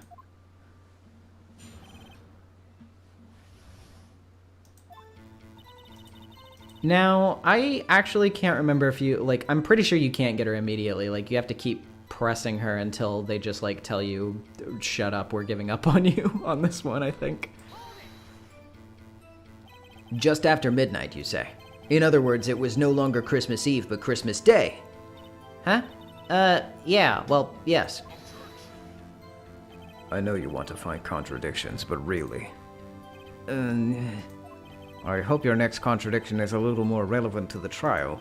Witness, continue your testimony. I was in my car. What kind of car? Why were you camping there anyway? I'm a research student at my university. I was taking pictures to use in my research. Research? This all sounds suspicious. Miss Hart, could you be more specific about your research? What does the witness's motive in camping by the lake have to do with this case? The answer is nothing. I object to this line of questioning. Objection sustained. Wait now, I'm the one who says that. Well then, say it already. Objection sustained. Thanks for nothing, Your Honor. I heard this bang come up from the lake. So you weren't looking at the lake at that time? Nope. I looked after I heard that noise. She said that already. I asked you to find contradictions, not leisurely chat with the witness. When I looked out the window, I saw two gents in a boat. Could you clearly see the two men? Just look at the picture. Clear enough for you? Uh-oh. Wait a second. I wasn't asking you about the photo. I was asking if you saw the two men. Yeah, well, of course. The witness has testified that she saw them. There's also a photo. You'd best look elsewhere for your precious contradictions. He jumped in quick. He's hiding something. Then there was another bang. Were you watching the very moment the shot rang out? Well, yeah, sure. Oh, that's a very committal answer. You're asking meaningless questions. Meaningless. Contradictions, Mr. Wright, not meaningless babble. Von Karma, I think I hate you. He's trying to keep me from talking to the witness. To what end? There wasn't nary a thing on the lake but that boat. Are you sure about that? Yep, sure as a country gal can be. That sounds pretty sure. How come you're so sure? Well, heck, I scanned the whole lake. Scanned the whole lake. It almost sounds like she was more interested in the lake than the boat. Miss Hart, you... Mr. Wright, the witness has answered the question in full. No need for further questions. Objection sustained. That's what I'm... Sustained. Yes, of course. Oh, great. Yep, it was one of those. I knew. Enough. I think we've heard all we need to hear, Mr. Wright. It seems you're unable to find a contradiction in the testimony worth noting. But Your Honor! You keep your promise. Mr. Wright, I'm afraid that I will have to penalize any further outbursts by holding you in contempt of court. And if that happens, you'll have to leave the courtroom immediately. Understood. Uh-huh. Nick, Lotta's testimony is fishy, Nick. Real fishy. I know what you mean. But if I can't say anything, what can I do? I believe we've covered the evidence sufficiently to make a decision. Then pass your judgment. Very well. Mr. Miles Edgeworth, please take the stand. Who was that? It was me. Maya! Is something wrong? Do you need to use the facilities? No, I do not. Lotta Hart, your testimony stinks. It's unclear whether you were actually looking at the lake. It's highly doubtful that you actually saw Mr. Edgeworth. Tell us the truth. This is a matter of life or death. Lotta, did you really clearly see Mr. Edgeworth that night? Did you see him fire that pistol? You will stand down. The court does not acknowledge the defense's outburst. Answer me, Lotta. What's a big idea treating me like some kind of criminal? I saw him, I swear it. I saw Edgeworth. Enough. Judge, declare the defense in contempt of court. Yes, of course. I'm sorry, but you were warned. Guard, escort Mr. Wright out of the courtroom. He is in contempt of court and must leave. No. No! Wait! I was the one who made the outburst, Your Honor. Nick is innocent. Ha! What's the difference? All that remains is for the guilty verdict to be declared. Isn't that right, Mr. Phoenix Wright? Yeah, you're right. I got nothing. No. Wrong! What? Did you hear what Miss Hart just said? She said she clearly saw Mr. Edgeworth. That was not in the testimony. That changes her testimony, and I have a right to cross-examine her again. Order! Order! Order! Order! Order! Order! I'll say it 1,000,000 more times! You're in contempt of court. It's too late for wild claims. Judge, sustain my objection. I'm sorry, Mr. Von Karma, but I cannot. What? Miss Lotta Hart has made a new testimony. The defense does have a right to cross-examine her again. But he's in contempt of court. No, I am. If you're going to arrest someone, arrest me. Very well. Maya Fey, you will leave the courtroom immediately. Nick, I did what I could. You have to do the rest. Good luck. Maya! Let's go! I care not for this melodrama. Listen well, Mr. Wright. I do not tolerate badgering of my witnesses. I'm running out of time. I better find a contradiction in here or else. Mr. Wright, begin your cross-examination.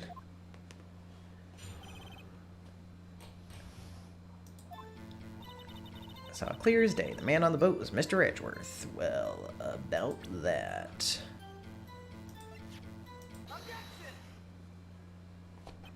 Got you. Got you, Miss Hart. Finally. What? You got what? Look at this photograph. The photo I took? The very same. There's something I want you to see in this photo. It's quite clearly visible. The fog, Miss Hart. So? This picture was taken with professional, high-quality film, correct? Yet even it could not capture the faces of the men on that boat. Yet you claim you saw Mr. Edgeworth. How? What? Mr. Wright has a point. That's why I told her not to say that in her testimony, please. Yet now she has said it, Mr. Von Karma. How could you possibly see Mr. Edgeworth? Explain yourself. Miss Hart, What? could you see the defendant that night? Of course, I said I could, and I meant I could. Then please testify as to the circumstances of your sighting. I did it. I finally found a hole in Von Karma's carefully vague testimony.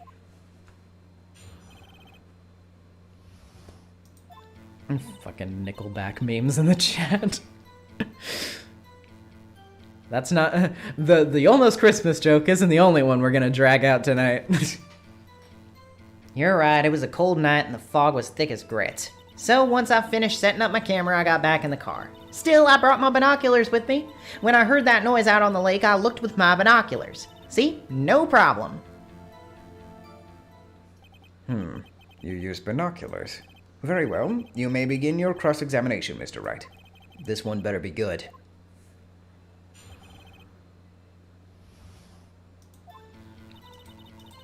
Cold night, blah blah blah blah blah. I finally got back in my car, brought my binoculars with me, looked out with my binoculars. If there was a heavy fog, how would binoculars change that at all? What do you mean? Even binoculars can't see through fog. But you say you clearly saw him? I did, yeah. Enough. There's no room for doubt in her testimony. She sounded pretty doubtful to me. But I have to find a clear contradiction first. I don't care how many Von Karmic objections I get. I'm gonna find a hole in this testimony if it's the last thing I do. Yeah. I brought my binoculars with me. I can't remember what exactly is the thing that you have to present here, right? Like, overhead map, pistol bullet.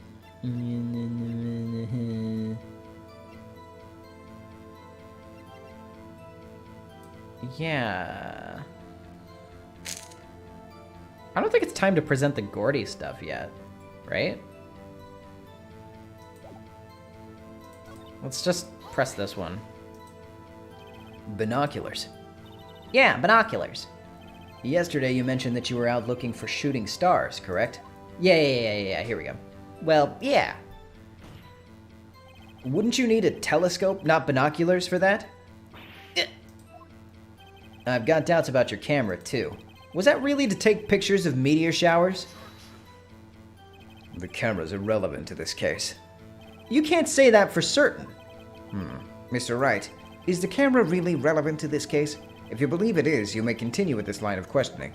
But know this. If you find nothing with this, there will be consequences. Well, Mr. Wright, do you wish to press further about the camera? Yes, I do. This is make it or break it time. The camera's of utmost importance, Your Honor. It is perhaps the key to this entire case. Therefore, I will continue my line of questioning. Wow, maybe I went a little overboard there. I love that line. Very well. Miss Hart, you will testify to the court about the camera. Yeah, I hear ya. Camera was set up to take pictures of a meteor shower. Okay, yeah. Well, about that, though. You were photographing shooting stars? That's a lie. It says who? I saw the camera you set up yesterday. It was pointed directly at the lake. You have to point a camera upwards to take photos of the stars, Miss Hart. Ugh. Mr. Wright, what are you driving at? The witness was not at the lake to photograph shooting stars, Your Honor. Well, then what exactly was she photographing? Your Honor, take a look at this. What was Miss Hart trying to photograph at the lake? I love the little exclamation points instead of the life bar. Such a funny little quirk of this first game. Kind of sad that it doesn't show up in the port. Like, I understand why it doesn't, but... Miss Hart, this is what you were trying to photograph. What's this? A newspaper article? Gordy. Ah, the sighting at Gord Lake. Well, Miss Hart? I never heard of no such lake monster. You got proof or something? Let's see you prove that I was down there at the lake trying to photograph this Gordy. I have it. Proof. Intriguing. Very well, let's see it. And no joking around this time, please. Here's proof that the witness was trying to photograph Gordy the lake monster. It's the same article. The proof is in this article about Gordy the lake monster. According to this article, when Gordy breaks through the water, it makes a loud noise, which is why you set up your camera with that microphone. You had it set to respond to loud noises. And that's how you got this picture when the pistol fired. The pistol. I can speak. Order, order! I see. I too thought it was a little strange. Yeah, sure. Well, Miss Hart, you were camping there to try and take a photo of Gordy, weren't you? Yeah, not bad. Are all you lawyers that smart? So smart, boy. I was down there trying to photograph Gordy. You got me. So what? Huh? That don't change what I saw, does it? Exactly. What you just used several precious minutes of our time to prove is nothing more than that the witness is an idiot who thinks monsters exist. Hey! But as she so succinctly said, so what? It changes nothing. Not true. You were hiding the whole thing about Gordy for some reason. I know it. Von Karma knows that Gordy is real. But what could it have been? Whatever it is, I'm getting to the bottom of this. Miss Hart, why did you hide the fact that you were searching for Gordy from the court? Please revise your testimony.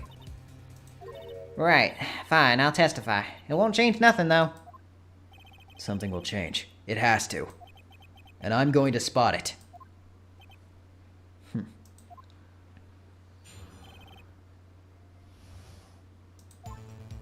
Actually, I'm not a research student at a university. I'm an investigative photographer.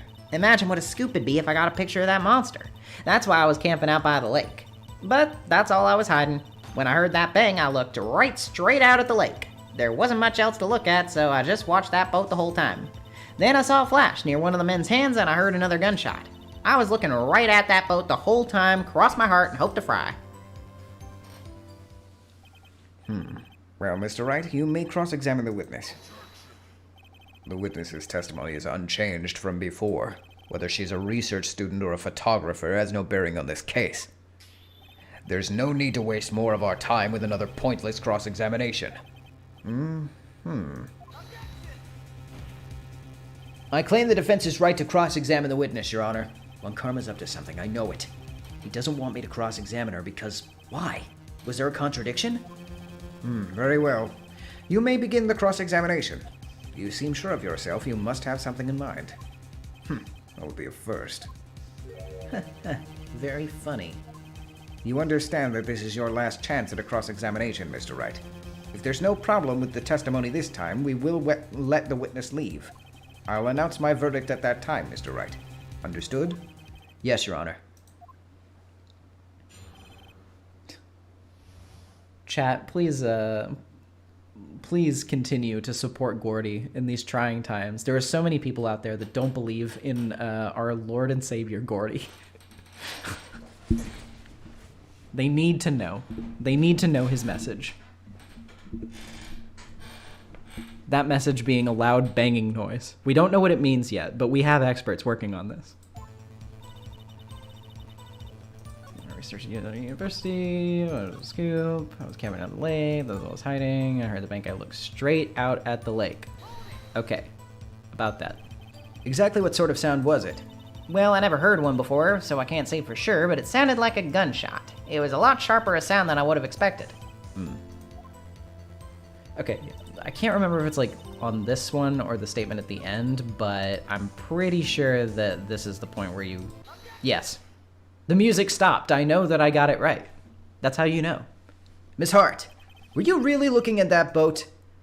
What's with you? Of course I was looking at it. It was the only thing out there. Any normal person be looking at it. I agree. Any normal person would. But you are far from normal. What? Y'all want to step over here and say that? You were camping at the lake to take a picture of Gordy. Think about it. What would you do if you heard a loud noise? You'd be scanning the lake for any sign of Gordy, that's what. You wouldn't give the boat a second thought. You are a freak of nature. You are not normal. Order! Continue, Mr. Wright. You testified that you were watching the boat through binoculars, However, you wouldn't need binoculars to watch that boat. You needed them to search for Gordy, and that's what you were doing. Well? Well, now that y'all mention it, I did sort of take my binoculars and kind of scan the lake a bit. I mean, Gordy might be out there and all. Miss Hart, are you saying that you were not watching the boat then? Sorry, y'all. I wasn't fibbing, really. I thought, I could be a witness to a murder and all. Kinda got excited. I was sure I was watching that boat. Till now. This is totally uncalled for. But hey, you got the photograph. You got proof. Still, we can't see who's shooting who in this. Right. That's why I took this photo and... Witness, that's enough. You've had a long day. Shut your pie hole. Shut my what? What was she going to say? She took the photo and what? Wait a second. She even had a photograph to prove it. But you really can't tell from the photo who's shooting. And that's why she said she's going to enlarge the photo. She said it'll drop the quality it might, but should let us see who's who. She enlarged that photo. Why won't Von Karma let her show it? I've got a hunch. I bet that enlarged photo shows something bad for Von Karma. This is my chance. If I'm wrong, though, I'll be in prison for Edgeworth, or worse. What should I do? Miss Hart, look at this photograph. You enlarged this photograph, did you not? Yeah, I did. Why has that enlargement not been presented to the court? Because it does not exist. What are y'all talking about? You were the one who told me not to show it in court in the first place. You old fool. Come on, Grandpa, you forgot already. What's the meaning of this, Mr. Von Karma? Miss Hart, show the photo to the court. Show us the enlargement. The prosecution objects to the submission of this evidence. Objection denied. The witness will show the enlargement to the court. Here it is.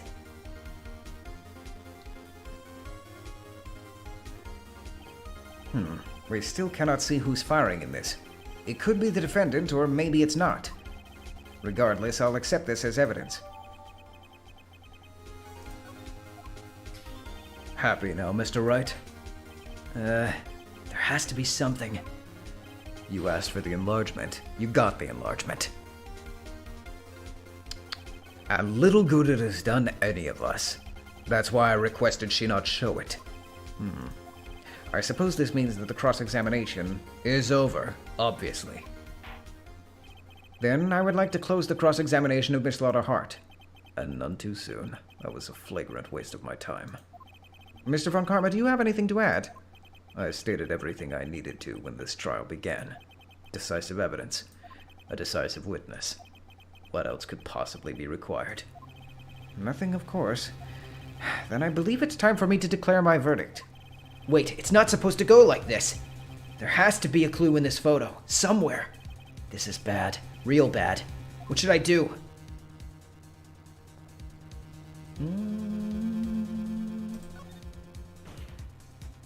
Oh, wait! Your Honor, this evidence. I believe we've spent enough time talking about evidence. Indeed. We've heard opinions on every piece of evidence but this enlargement. I see no point in retracing our steps. This is bad, real bad. What should I do? Oh, well, I guess it's just object to the enlargement then. Your Honor, there's something decidedly strange with this enlargement. What might that be? I was confused by the phrasing a little bit. Mr. Wright, you'll show the court what you mean. What about this photo is strange? Okay, here goes nothing. I'll show the judge what's strange about this photo.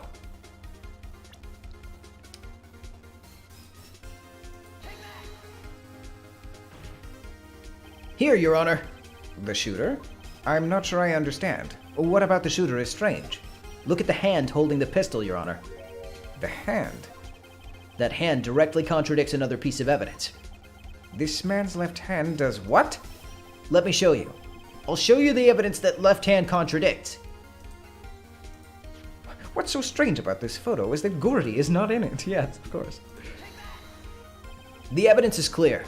The man in this photograph is holding that pistol in his left hand. However, the prints on the murder weapon were from Edgeworth's right hand. Ergo, the man shooting the pistol in this photograph is not Mr. Edgeworth.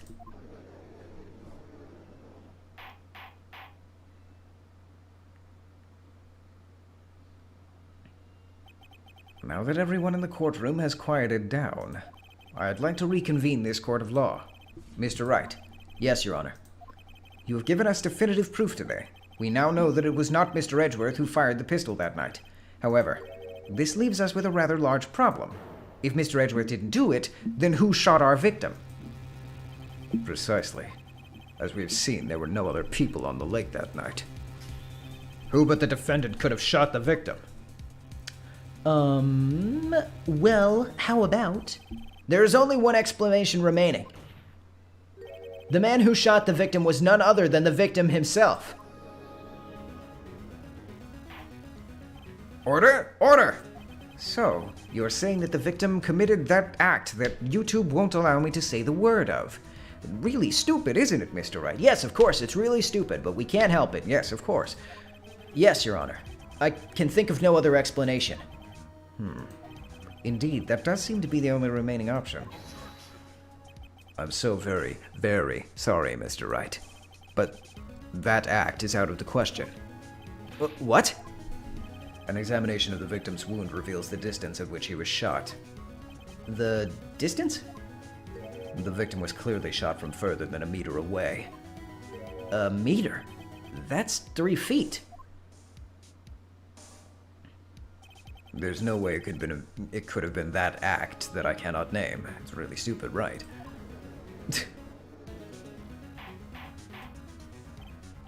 Order! Order! Mr. Von Karma, are you sure of the accuracy of your data? Oh yes, Pan and Scan Buddy. I have definitely seen the anime outtakes. They are truly some like all-timer Ace Attorney memes material.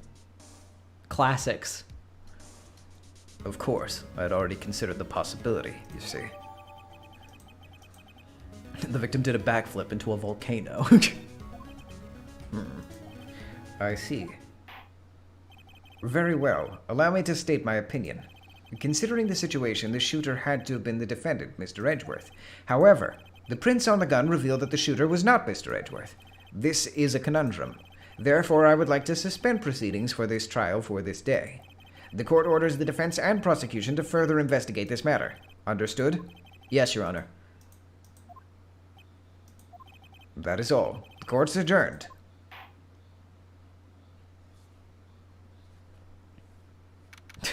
The Uno reverse murder.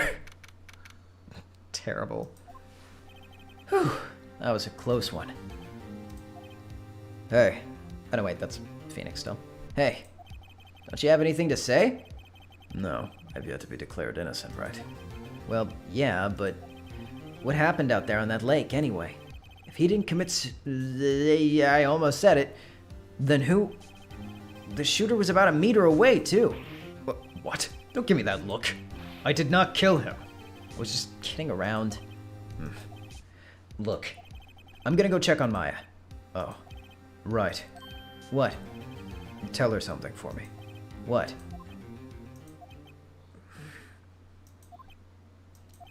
Tell her to watch what she says in court. That's all. Yeah, I'm sure she'll be happy to hear you say that, Edgeworth. Jerk. I requisitioned a transcript of Lotta's entire testimony. I thought it might give me some ammunition for the trial tomorrow. Of course, she didn't see the shooter, so the only part of her testimony that stood was the bang she heard.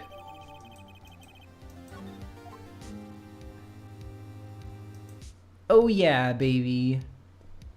We are 1/3 through the case.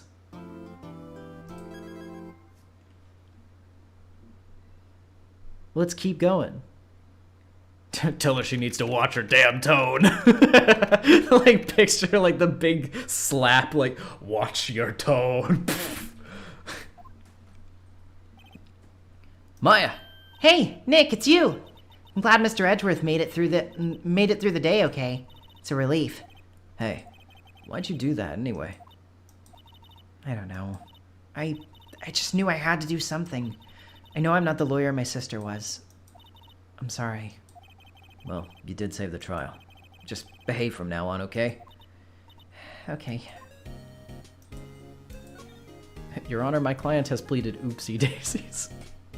True. Have you been questioned yet? No, not yet. Detective Gumshoe was here just now. He said seeing as this is your first offense, we'll let you go after questioning. Phew. Oh, and he wanted me to get bail money ready.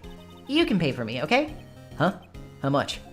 I don't know. I guess they'll send you a bill or something? Why do I picture giant bales of money every time I hear the word bail? Any luck with Mia? None. I can't get through to her at all. I tried. I really did. I don't know what to do. I think I probably shouldn't have stopped my training. She sounds like she really did do her best. I should check and see if there are any waterfalls in the local area. I wonder if I'll ever see my sister again. Where? You're gonna make me sad.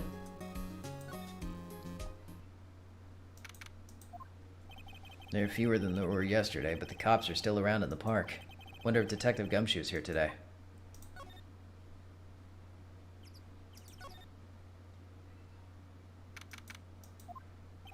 Haven't seen Larry around today at all. Probably off paying through the nose on a date with the lovely Kiance.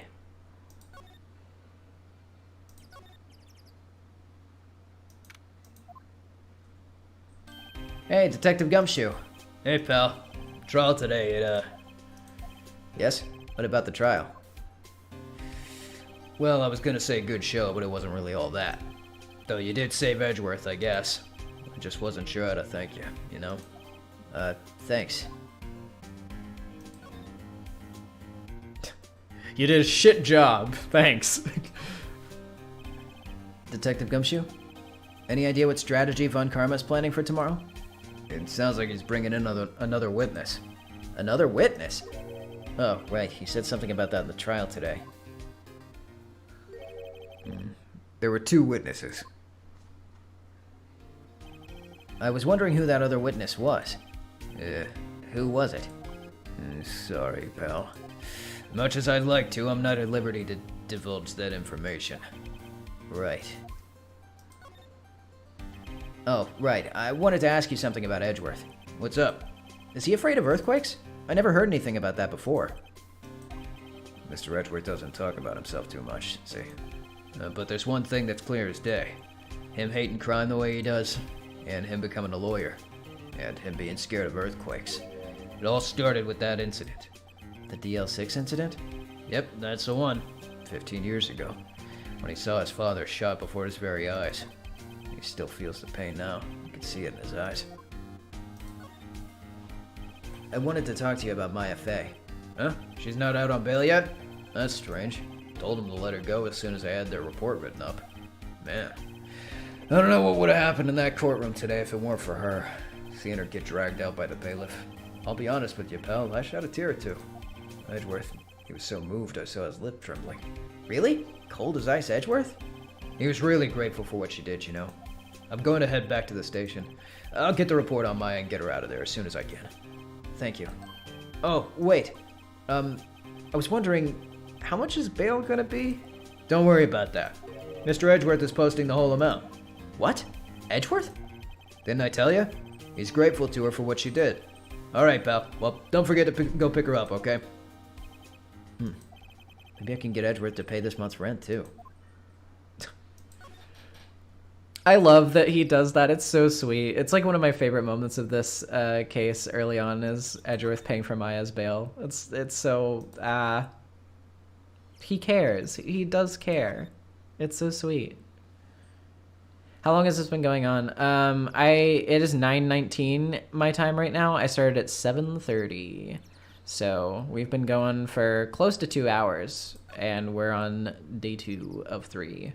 So it'll probably be kind of a long stream, actually, but you know, I said that I was gonna do it all in this stream, or do this whole case in this stream. So there you go.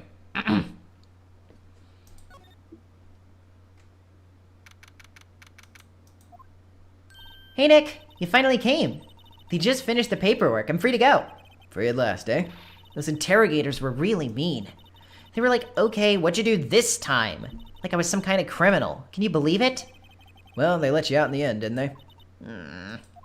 Oh, that reminds me. Thanks for bail. Thank Edgeworth. Huh? He posted bail for you. Said he was grateful for what you did. Mr. Edgeworth did that?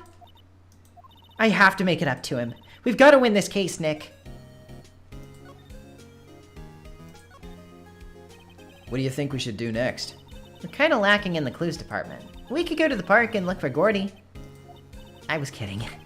Still, if there are any clues out there, the park's as good as bet as any. What do you say? Shall we head down there? Sure. Potato asked, do you like the Apollo Justice series? I've only played, of the sequel trilogy, I've only played Apollo Justice, Ace Attorney itself. I haven't played Dual Destinies or Spirit of Justice. That being said, I do like Apollo Justice. It's been a while since I've played it, so I'm sure that my opinions will sort of adjust when I do replay it. But even though I do think it has problems, overall, I liked more of it than I disliked, so. And there are some parts of it that are like actually really, really good. In particular, the first case is like one of the best first cases in the whole series. It's peak.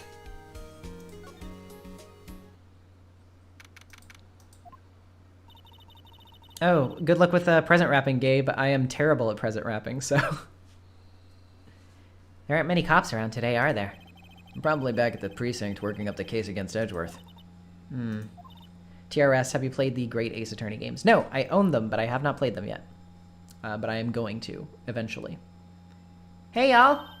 Hey, it's Lotta! Oh, no, wait, that's Maya. Hey, it's Lotta.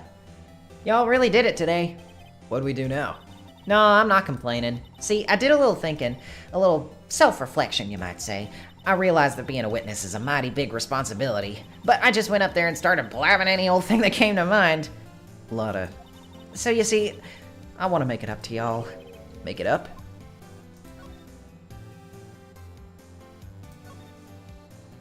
Lotta, what do you mean by making it up to us? Well, you see, actually, I got a bit of information for you. What? That Von Karma didn't want me to say nothing about it. What information? Now we're getting to the heart of it. See, I reckon we might be able to do ourselves a little exchange. Exchange? I thought this was to make it up to us? Right. I propose a little exchange to make it up to you. What? Information don't come cheap, my friend. Hey, I see you thinking, my, how unsophisticated these Southern folks are. It's written all over your face. Let me tell you, most Southerners are way more sophisticated than you. I'm just the exception, okay? Well, what'll it be? We gonna deal or not? What do we do, Nick?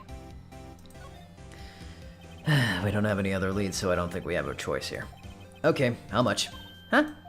You completely off your rocker? I may not be sophisticated, but I'm not trying to rob the poor. Huh? The only fair exchange for information is information. Listen good. What I need from you is information about Gordy. What? Whoa. Gordy? But Gordy doesn't... I mean, Gordy might not exist. Then bring me proof that shows he don't. I'll be keeping watch from the car, okay? You see something? Y'all come to me first, got it? Okay. Right. See y'all later. Okay, Nick, let's get hunting. Hunting? You don't seriously mean... Gordy? I sure do. What about Edgeworth? We're searching for Gordy for him, Nick. Don't you get it? Okay, and how exactly do we search for a make-believe monster? Maybe we can find a monster myth specialist? Maya, channel Gordy's spirit! Well, that presumes that he's dead. Who killed Gordy?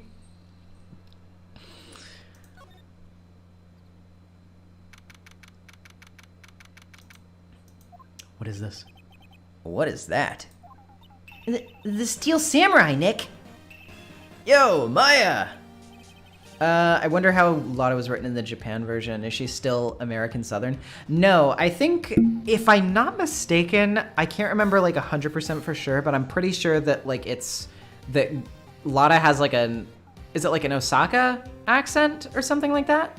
Or Kansai? Yeah, Kansai.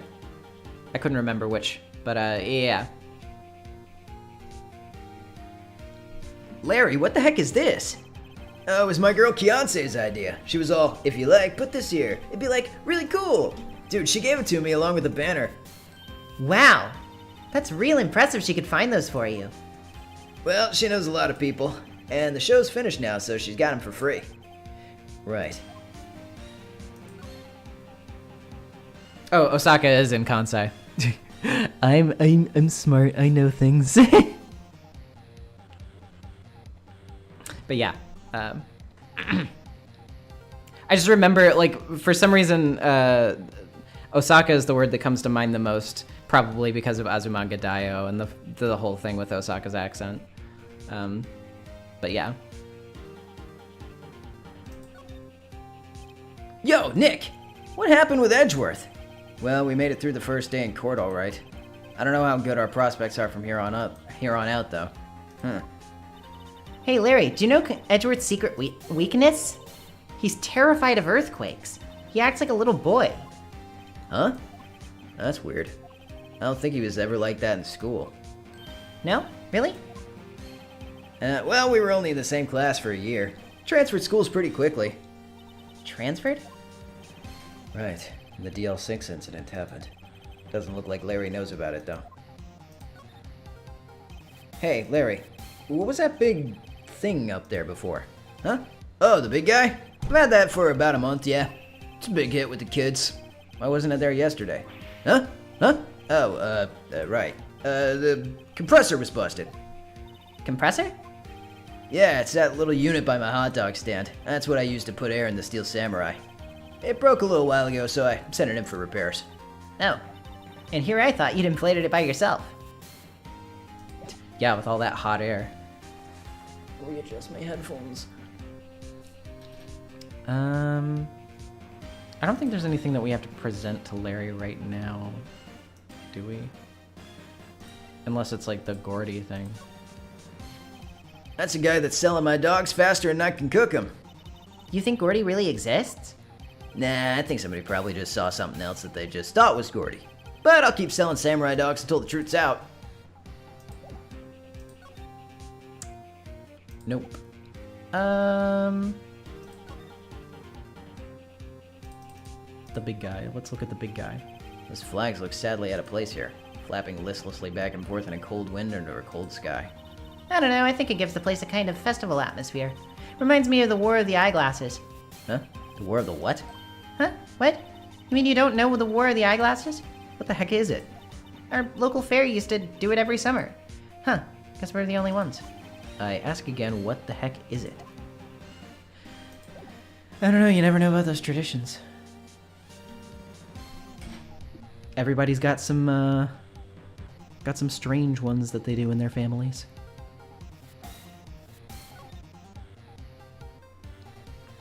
I'll tell you all one day about the strange Christmas tradition that we have that involves a like nearly 20-year-old bottle of vitamins. But that is a different story for a different day, a different plate of cookies for a different glass of milk.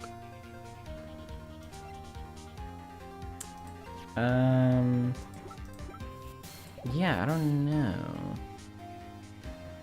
Yeah. I've raised the curiosity, which is exactly what I want. I want you to be thirsting for the lore. But I will refuse to tell you until the perfect opportunity. Yeah, I don't know, like the lake photo? Nope. I don't know if there's anything else that I have to show Larry right now. Yeah, I don't think so.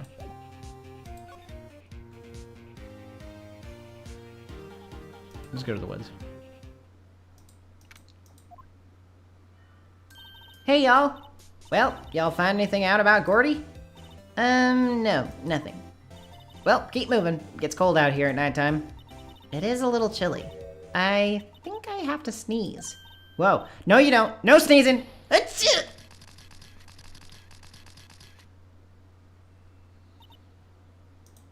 I told y'all, no sneezing!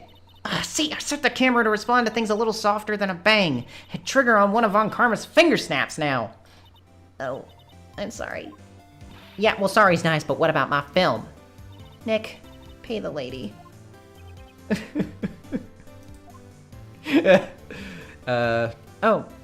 QT Astolfo, $5. Thank you so much. I loved your retrospective of the series. You're a very, very talented voice actor / actress.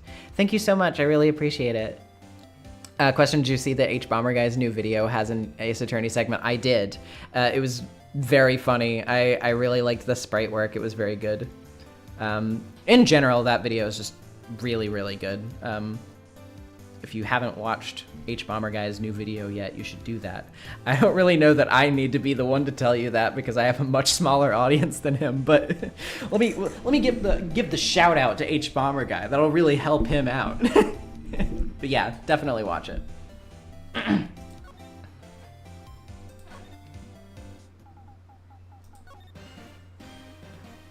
Yeah, okay, I think I actually remember what to do here, though. It is, we have to go to Gumshoe, I believe. Hey there, pal. What's up? Look out of sorts. Wait, you didn't go and do something that's gonna get hurt Mr. Edgeworth's case again. What do you mean, again? Whatever, have a seat, pal. I'm here for you if you need anything. Besides money, that is. The NezumiVA bump. Yeah, true. A real Colbert bump moment.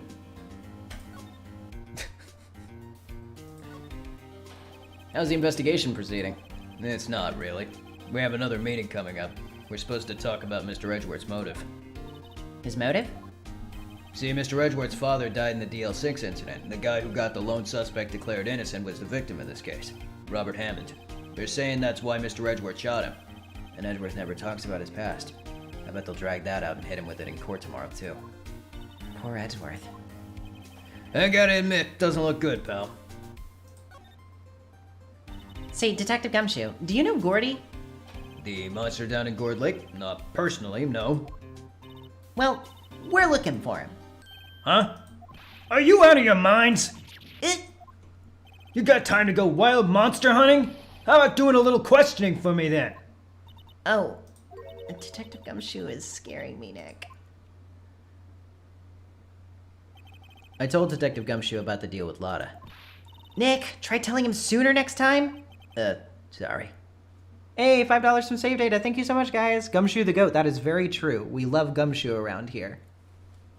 We are all people with good taste. I think we can all unanimously agree that Gumshoe is, in fact, the GOAT.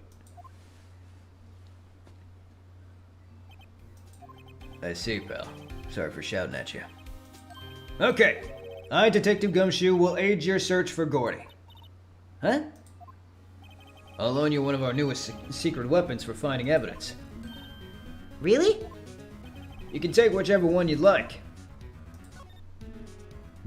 Okay, give us the goods. Hold on now. Everything in due time. First, let me show them to you. These are our best and brightest. Introducing secret weapon number 1, Missile. Missile? He's a canine police dog still in training. Missile! Missile! Here, boy! Here he is. Hey, he's cute. Look, Nick, cute dog. A cute dog. And this will help us... How? Moral support. Phoenix, it's very important. Next, secret weapon number 2, a fishing pole. Here, this is my own personal pole. Detective Gumshoe. We're looking for a monster. Yeah. How are we supposed to catch a whole sea monster with a fishing pole? Never know till you try, pal. Okay, this next one's the last one. No, please. I'm already overwhelmed by our choices. Secret weapon number 3, a metal detector. Here. Detective Gumshoe. We're looking for something alive. Right. How are we supposed to find it with the metal detector? Hey, you never know. It might have been eating soda cans. Well, which will it be? I can't make up my mind, Nick. They all seem so perfect. I can't make up my mind either for the totally opposite reason. Oh well, suppose it can't hurt to borrow one of them. Everybody is asking for Missile, so I think we have to take Missile. Can we borrow Missile? Sure thing, pal. Be good to him. He's so cute. Oh boy. Okay, well, guys, I hate to tell you this, but we don't actually need Missile. But we will send him, and we will see what he can do.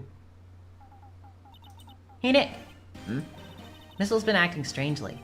Missile? Oh, right. That little, creature of yours. Hey, I love little doggies. Good boy, good boy. The face! What's wrong, Missile? Missile! Missile! Whoa! Stop that thing! Cannibal! It's eating my samurai dogs!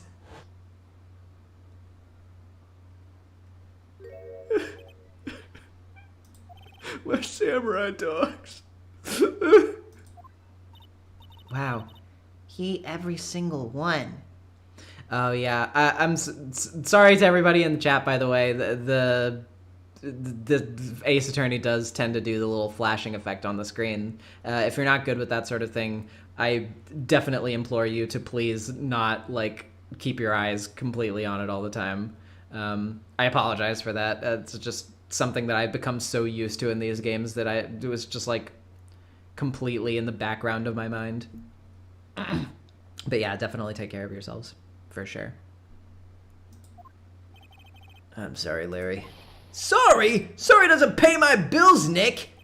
It's gonna have to this time.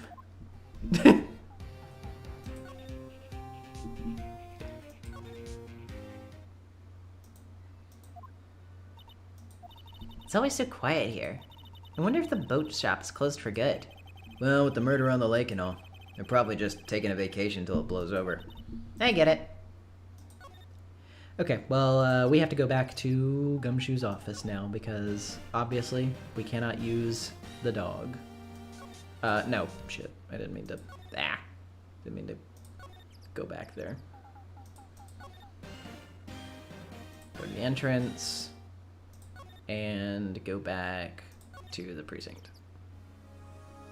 Okay. We're trading him in. Detective Gumshoe, can we borrow one of the other things? Yeah, sure, pal. But I have to take the last one I lent you. Department policy. Well, take your pick. What shall it be? Just bring the metal detector. Can we borrow the metal detector? Sure thing, pal. I'm not sure what we're going to find with this. Remember, you're hunting for a monster. Anything's possible. Anything. Good night, Puzzle Cat. Have a good sleep, and have a good Christmas.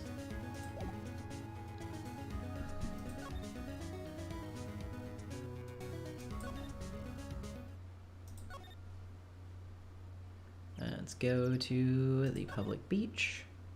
And, yeah, we'll find Mecha Gordy. And go to the boat rental shop.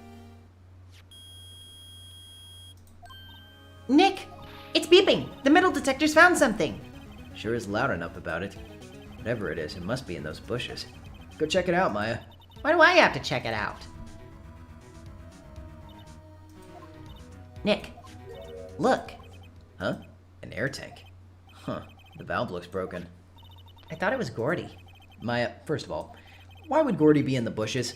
And second of all, why would a metal detector react to a sea monster? Oh. Huh? There's something wrapped around this air tank. Looks like a string of flags? Well, we might as well take it with us now that we found it. It's heavy.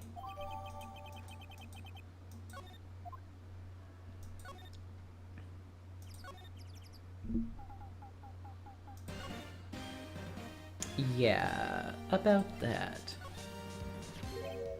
What? An air tank? What about it? Larry, I wanted to ask you about this tank. Say, is this air tank yours? Well, why would I have a thing like that? Look, see how there's a string of flags around the tank valve? It's just like the string of flags around your steel samurai there. It must be a coincidence. Strings of flags everywhere these days. Like elementary schools. And used cars dealerships. Look, why would I need a tank anyway? You used this to inflate that, didn't you? Inflate what? What else? That big puffy steel samurai. Now why would you go asking me a question like that? Looks like I hit the nail on the head. Right. Actually, see, the compressor I always use was on the fritz, so tried using the tank to inflate it just once, and it didn't go so well, as I suspected. It didn't go so well? Yeah. Do you think you could possibly be a little more specific? Come on. Look, it's embarrassing, so I really want to talk about it. Tell us! Fine. Whatever, it's like what I said. The compressor was busted, so I took the tank and tried to fill the samurai up with that. And then the valve busted open and made this incredible noise, and the tank there took off like a rocket. Took my poor deflated steel samurai with it. What? Off into Gourd Lake? Sure scared me out of my gourd, that's for sure.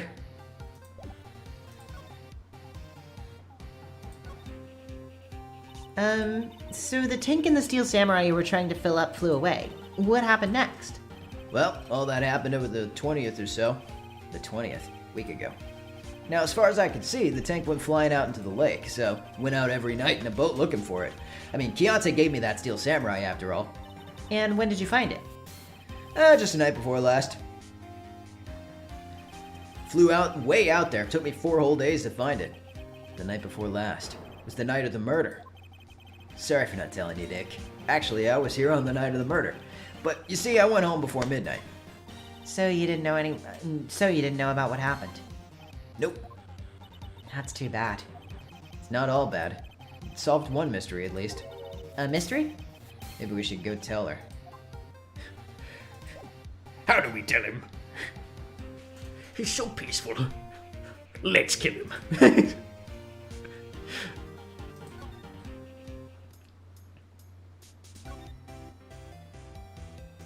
I will present this air tank to the lake. Oh, wait. I have to start the conversation first. Well, Mr. Lawyer, I got the info y'all need. Y'all got the scoop on Gordy for me yet?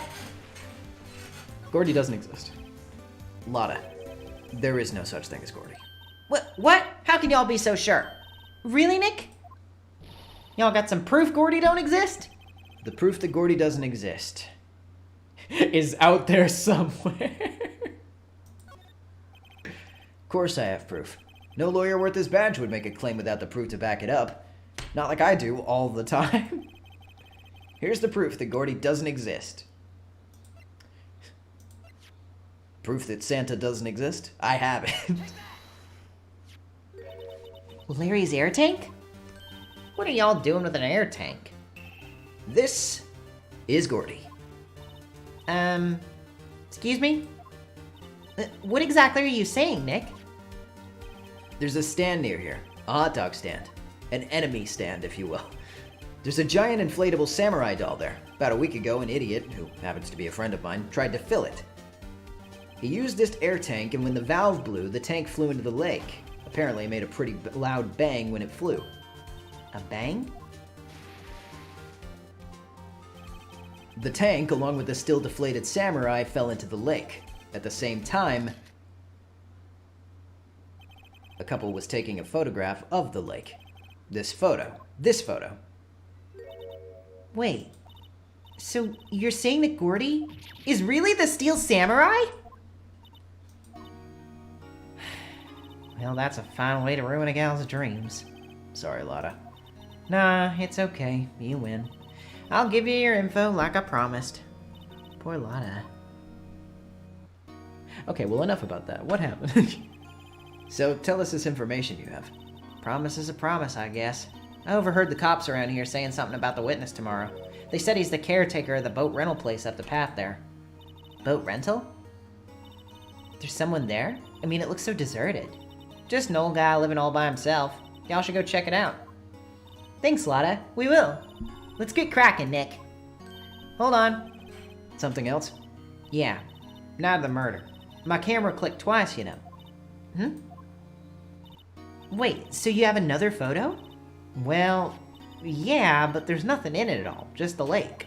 I figured it wouldn't be much use as evidence, so I kept it to myself. Well, it might not be helpful at all, but here, take it.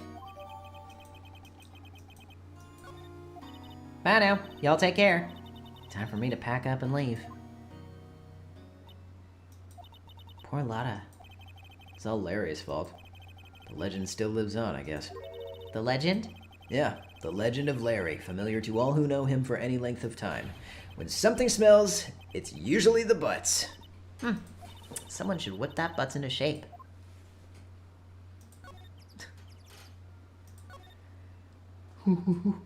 Funny joke. Well, no. What? This always happens to me when I play the DS version of this game. I always tap the wrong options.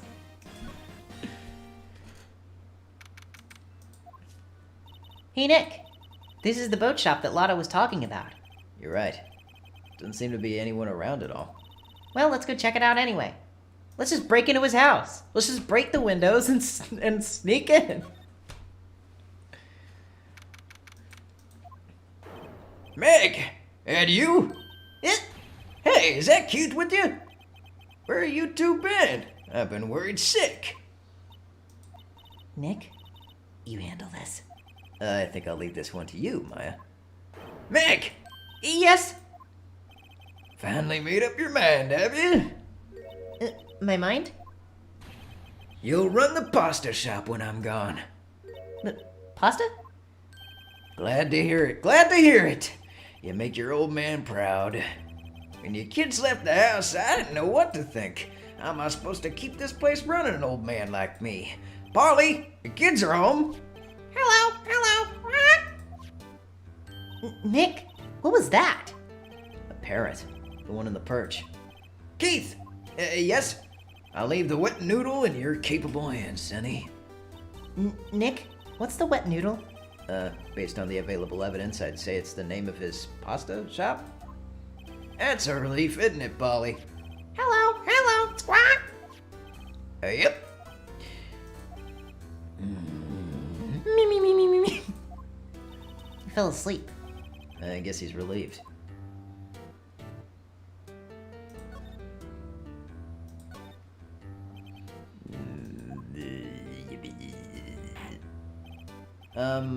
The pasta shop? Yep. I think the wet noodle will live on when I'm gone. My father started it, you know.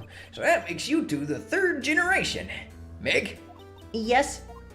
Tomorrow we'll start with the secrets of dough tossing. I didn't mean to brush the mic, I'm sorry. It probably sounded weird. Dough tossing? You too, Keith. Yes? You'll be the best pasta wrangler the West has ever seen. Pasta wrangler? The West? Isn't pasta from Italy? Meg! Yes! You know the best pasta's always been made west of the Rockies, don't you? Right, of course, everybody knows that. Nick? Huh? How long do we have to keep this up and keep up this all in the family charade? This old man must know something about the murder. We're not leaving until we find out what that is.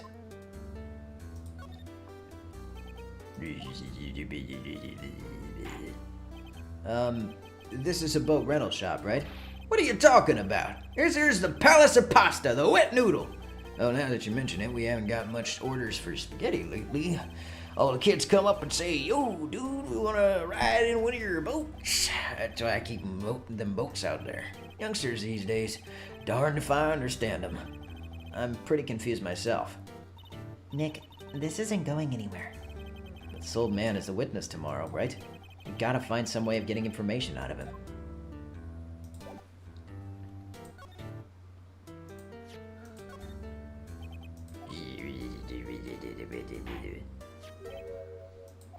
At a lawyer's badge?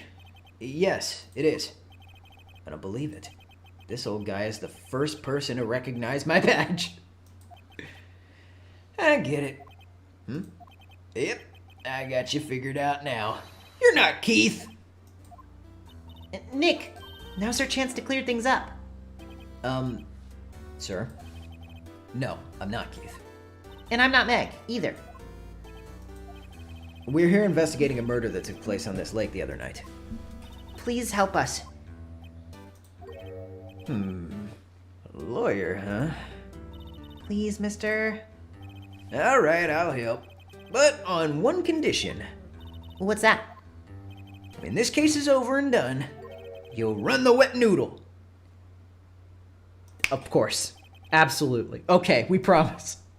Nick, are you sure about this? Hey, anything to get the case solved. Also, who wouldn't want to eat Phoenix noodles? I guess so. That's my boy. Good for you, Keith. Wait a minute, didn't I just say... You too, Meg. Yes? You bring a tear to your old man's eye, you know. Now, what was that you wanted to know? Speak up, Polly. Hello, what? Now he's talking to the bird again. How do we get him to talk to us?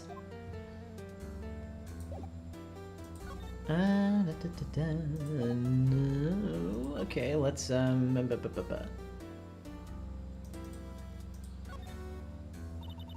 Look, a little safe. Now, don't you go opening people's safes without their permission, Meg.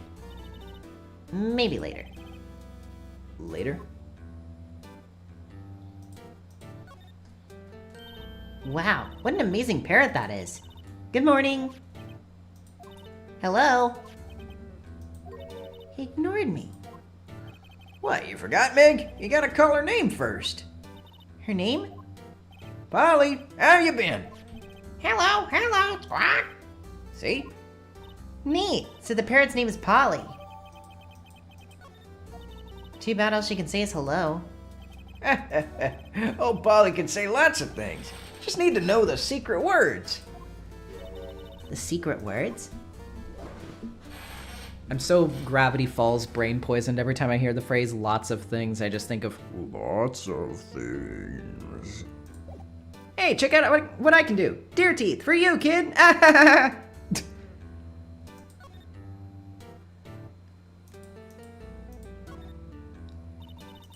Yeah, I think I have to re-examine this. No? I thought... yes?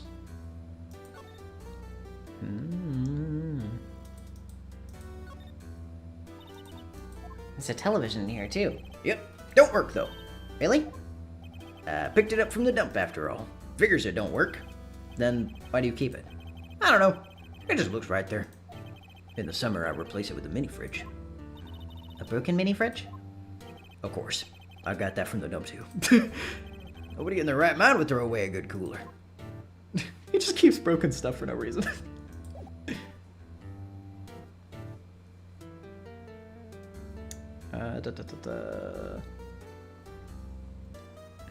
Oh, you convinced me. I'll catch up later after finishing season 1 of Gravity Falls. Absolutely do that. Please watch season 1 of Gravity Falls. In fact, watch all of Gravity Falls. It is a fantastic show.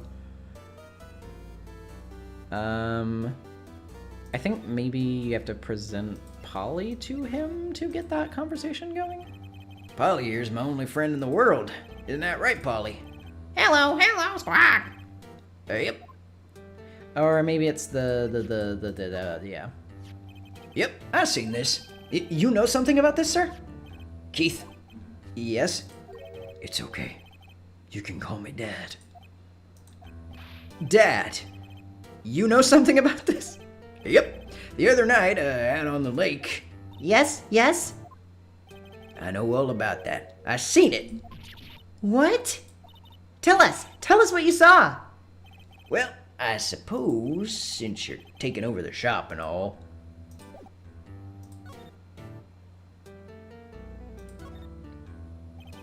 my memory's gotten worse of late. That's why I just tell everything important to Polly, old Polly here. Everything important. I wonder. Oh yeah, here it is. Polly, what's the number to the safe? 1228, squawk. All right. Hey, Polly, watch it, will ya? See, Nick? All it takes is a little clever thinking. And a criminal mind. Quick, Nick, write that number down. Hey, don't get me involved in your little heist schemes. I forget the time, but it was pretty dark outside. Probably night. Yep. It was after midnight, but okay. Then I heard this bang, so I looked outside. Then I heard another one. Bang!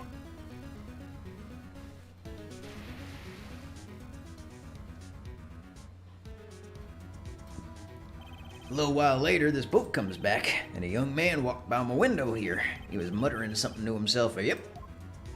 What did he say? Yep. I forgot. I'll remember tomorrow by court time. Promise. We need to know earlier than that. You know what? Little Terry was just here. What? Terry Falls? What? Oh my god. How'd he get out of prison? Well, how did he get out of the grave? Sorry. Terry? Yep, that kid next door. You always used to make him cry, remember? He was wearing this tattered old coat, got himself some whiskers growing out of his face. Must be talking about Detective Gumshoe.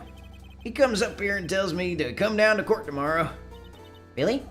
Somehow, I don't think we're gonna get much useful information from this guy. Maya, maybe we should be leaving. I think you're right. Oh, wait, I had one more question. Huh? Polly, have we forgotten something? What? Don't forget DL6, squawk! Huh? What did you just say, Nick? One more time, Polly? Don't forget DL6, squawk! What? The DL6 incident? Hey, mister! Dad! This is getting weird. Who is this old guy? Why would that bird Polly know about DL6? We have to figure out who that old man is. Oh, What? he locked the door from the other side. Who could that old man be? I think I need to do a little more research on this DL6 incident. Maybe I should ask Detective Gumshoe.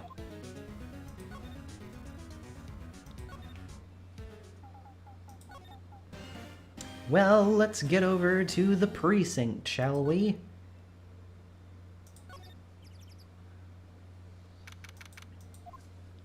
Hey, pal. Long time no see.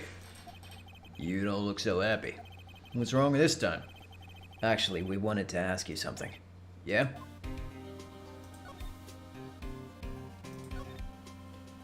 Detective Gumshoe, please, help us. Huh? We need to know about the DL6 incident. That was when Edgeworth's father died. I can't help but think that it has something to do with this current case. To tell the truth, I don't know much about DL6 either.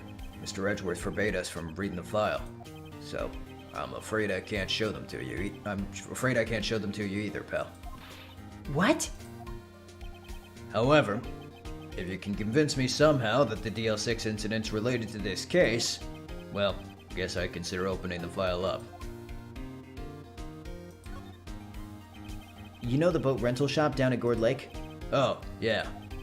The old man who runs it's appearing as a witness in court tomorrow, right? Huh? How'd you... That was supposed to be top secret. Do you know who that old man is, Detective? Actually, I don't. He's a bit of an odd bird. Haven't been able to get a straight answer out of him. No, Gumshoe, actually, that's Polly. The bird belongs to him. I decided first that he wasn't persuasive enough to stand and testify as a witness. That's why we called Miss Lotta Hard yesterday. As for who he is, we have absolutely no idea. Sounds suspicious. Ugh. Well, let's show him the parrot. What's that? Parrot? The old man at the boat rental shop's parrot. The parrot knew about that incident. That incident. DL6. What? Yeah, we don't need to read the thing we just read. We don't need the anime style clip recap. I'm pretty sure that old man must have taught her that word. Yeah, but how would that old man know about the DL6 incident? Wait, what if that old man was connected to DL6? Nick, you think he might be... I get you. Sounds like you need information on the DL6 incident. Though through there is the station's records room. I'll give you special permission to go in and find what you need. All right. Way to go, Detective Gumshoe. Okay, Nick, to the records room. I guess it's time we faced Edgeworth's past.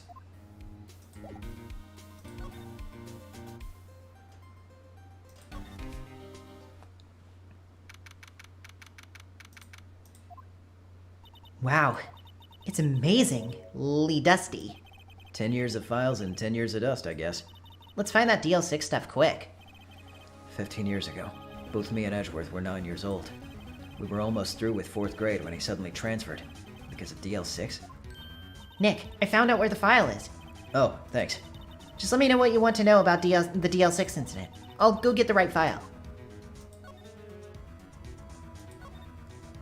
Well, first I have to get a handle on the main facts, like a summary. Right. Summary. Found it. Here you go. December 28th, 2001. That's exactly 15 years ago from the day after tomorrow. So, in 2 days, the case is closed. The incident took place in the elevator of the district court. What? Is this the same district court we're holding the trial in now? Looks like it. There was a large earthquake at 2 p.m. on that day. Part of the court building collapsed and all of the lights went out. Wow, that was some earthquake. At the time, 3 people were trapped in the elevator. It took 5 hours for them to be rescued. 5 hours? That would be scary like that in the dark. There was a lack of oxygen in the elevator and the survivors were unconscious. The survivors? One of the 3 in the elevator had been shot. In the heart. That was Mr. Edgeworth's father. Oh no, that was Mr. Edgeworth's father, wasn't it? He said that his father was shot before his very eyes. So Miles Edgeworth was one of the other passengers in the elevator. Are you considering doing something like this for Rise from the Ashes? I would die. I could not do that. Do you have data on the victim? Edgeworth's father? Yeah, hold on. Victim. Here, found it. Gregory Edgeworth, 35, defense attorney. If he were still alive, he'd be 50. God, 35? That's really not that old. For a young father, dang. He'd lost that day's case in court and got in the elevator with his son, Miles. Miles! Miles Edgeworth, of course. So, he was on the elevator with his father. From the angle of the bullet and other evidence, could not have been that thing that I can't say on YouTube. The murder weapon, a pistol, was found in the elevator. The pistol had been fired 2 times. Yeah, it's anime years. That's old. True. Where have I heard that before? Huh. Sounds just like this current case. What's going on here? Got any data on the suspect in there? That would be the guy that my mom got arrested. Hold on. This is it. The man arrested as a suspect in DL6 was Yanni Yogi. He was a clerk in the court, apparently. So he must have been the third person in the elevator. How old is Von Karma in this game? Does his profile say? Yeah, he's 65 years old. So he is ancient. Well, then he had to have done it. But he was found innocent, thanks to his defense lawyer, Robert Hammond. Hammond, the victim in our case. Right. The suspect, Mr. Yogi, was oxygen deprived, so much so that he had brain damage. He lost all memory of being in the elevator. After he was declared innocent, he disappeared. Where could Yogi have gone to, I wonder? He may be closer than we think. He's 15 years older than Gregory Edgeworth. God. He's like looking at somebody that much younger than him and he's like, oh, he makes me so mad. I'm gonna go fight him on the playground. I guess I know generally what happened in DL6 now. I still don't know what sort of impact the whole thing had on Edgeworth. Nick, are we going to take the whole file? There's too much. We'll never get it out. You're right. How about we just take what we think we'll need?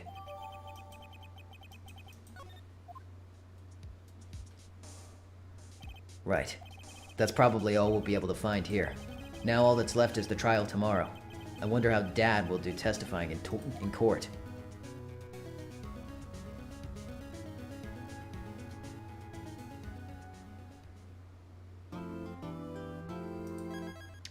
Oh boy, we get into the trial, which, you know what that means, everybody. It's coming.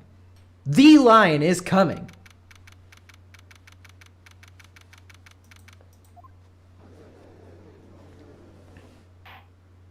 Court is now in session for the trial of Mr. Miles Edgeworth. The defense is ready, Your Honor. Very well, apparently the prosecution is also ready. Who is the judge here, anyway?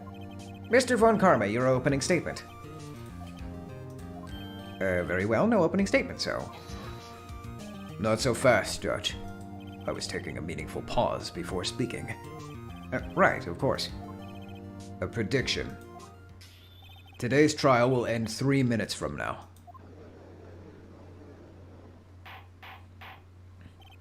Order! Order! Mr. Von Karma, what is the meaning of your statement just now? Bah! Must you question everything? It will be over in 3 minutes. We have no time to waste. I'll call my witness now. Right. I call my witness, my decisive witness, to the stand. It's that mysterious boat shop owner. Witness, state your profession.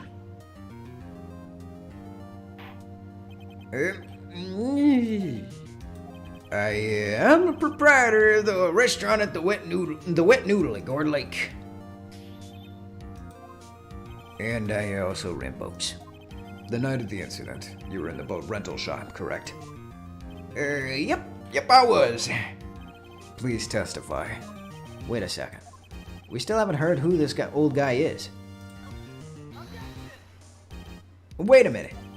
The witness hasn't even stated his name yet. Because I did not ask him, Mr. Wright. Bah! I predicted this trial will end in 3 minutes. Stop asking trivial questions and cooperate. Yeah, right! The witness will state his name.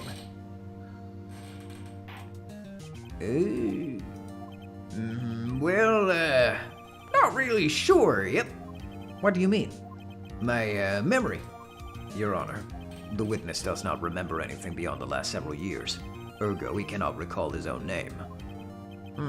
He can't recall, you say? Yes, but the incident in question took place 3 days ago. He can testify. Very well. Let's hear his testimony then, shall we, witness? It was the night of the 24th, just after midnight, yep. I was in the restaurant where I rent boats as usual, and I heard a bang, yep. When I looked out the window, I saw a boat just floating on the lake. Then I heard another bang.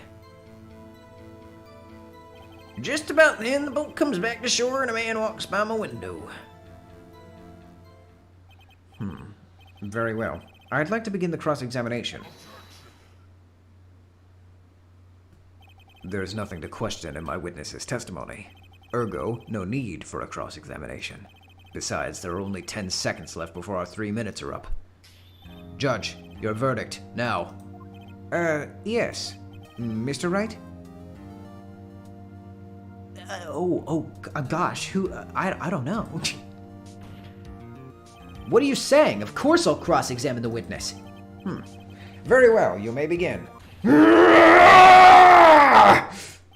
Excuse me, Mr. Von Karma. 3 minutes just passed. I see. Well then, let's just take our time. You may cross-examine the witness.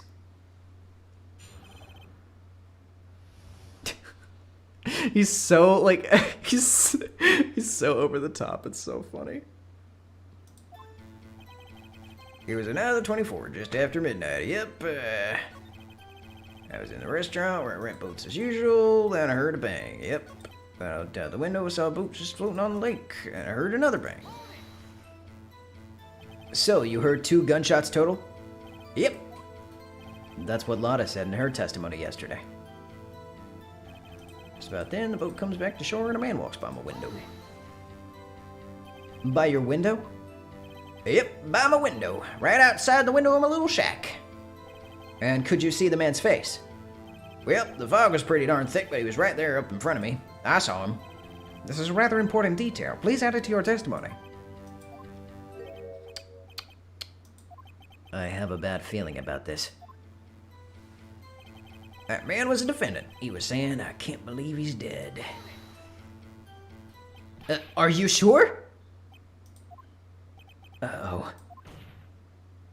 Dad! Dead certain, Keith. He said, I can't believe he's dead as he was walking by, too. Witness, are you sure that the person you saw was Miles Edgeworth? It was him! It was that Edgeworth boy!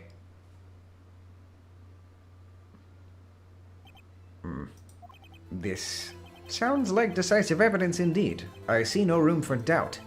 Von Karma. He lured me into cross-examining so he could set me up for a fall. Nick, I don't like the way things are going here. Everyone in the courtroom is glaring at us. I better act quick or this trial's going to be over. Well, I wonder what to do. Your Honor, we proved in yesterday's court that it could not... Yesterday's court. Okay, that was an interesting choice of wording. We proved in yesterday's court that it could not have been Edgeworth who fired that gun. Mr. Wright, are you referring to the fingerprints from Edgeworth's right hand found on the gun and the photograph showing of man firing with his left hand? Exactly. This is easily explainable. He could have wiped his prints after he fired. You're ignoring the truth of the matter here.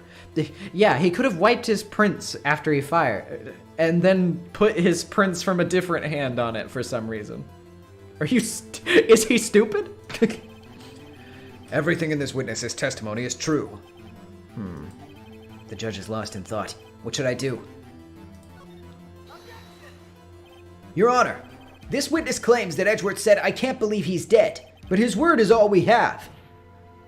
If he were telling a lie... Mr. Wright, in a court of law, the evidence tells all. Apparently, you have yet to realize even this basic fact. If you say his testimony is a lie, show us proof. Nick, do we have any evidence? It's no good. There's nothing I can do. There's nothing I can do. Are you sure? To be honest, I don't know what to do anymore. Please. Did you hear me, sis? Please. We need your help. Nick needs you. 3 minutes was perhaps too high an expectation. However, 15 isn't that bad. This must be a new record. Enough! This witness may leave the stand. This court sees no reason to further prolong the trial, nor is there any need for more time to decide the case against the defendant. This case is extremely clear. I see no room for misinterpretation of the facts. What? No! This court finds the defendant, Mr. Miles Edgeworth.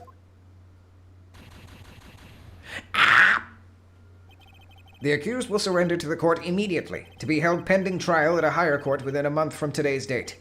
That is all. The court is adjourned. Wait!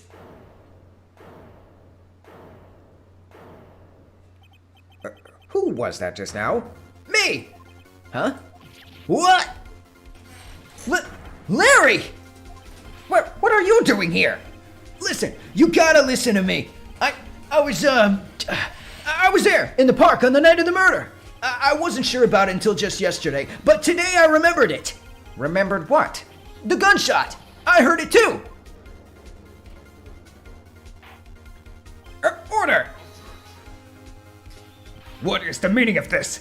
The verdict has been decided. I call for adjournment. One moment, Mr. Von Karma. So you say you heard a gunshot? Yeah, I did. A gunshot that night. I was sitting here in the audience listening to the testimony, then I realized something he said was different from what I remember. Anyhow, I can't just sit here and let you call Edgy a murderer. It's just not right. I'll testify. Let me testify. Order! Order! Well, this is the first time something has happened like this in my court. I'm not quite sure how to proceed. Judge, you've already given your decision. The trial is over. Nick, this is it. Larry's given us one final chance at this. She's right. If only it wasn't Larry. He could make things even worse. Mr. Edgeworth was just declared guilty, Nick. It doesn't get any worse. You're right. Okay. Your Honor, if there's another witness, it is our duty to hear him speak. Right here, right now. A waste of time. The verdict cannot be overturned. Allow me to speak my opinion. In all court proceedings, it is our duty to prevent an inaccurate verdict. In order to make sure no mistake has been made, every witness should be heard. What is this? I withdraw my previous verdict of guilty. Mr. Von Karma, I order you to call this new witness to testify. Now. What? The court will adjourn for a 5-minute recess. After that, we will hear this new witness. Court is adjourned.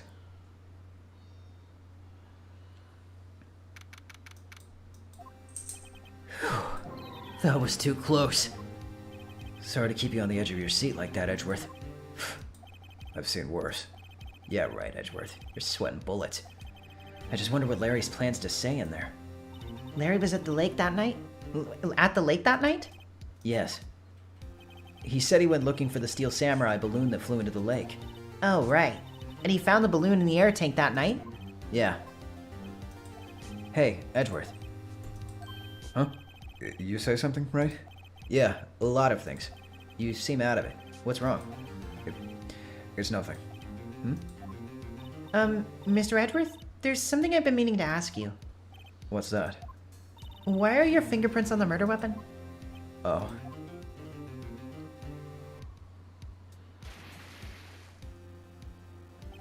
When he fell into the lake, I went into a daze. I couldn't understand what had happened. I couldn't think straight. Then I saw the pistol lying on the floor of the boat in front of me. I picked it up without thinking. I didn't have a reason, really. I see. Right. Yeah? This might be our chance. Our chance? Von Karma has only ever run perfect trials. Perfect trials. Perfectly prepared witnesses, perfectly complete evidence. That's the secret to his success. This is the first time he's ever had to deal with something unexpected. He lets someone he hasn't even talked to testify. Before the court. And that someone is Larry. What are you getting at? It's likely his testimony will be full of holes, right? That's right, Nick. No 10-minute trial this time. We'll milk this one for all it's worth. Hey, it was 15 minutes. 15. Everything depends on Larry now.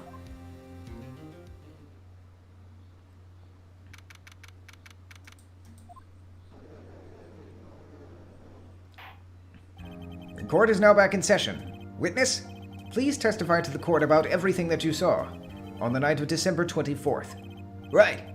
Leave it to me! Please, Larry, don't mess this one up.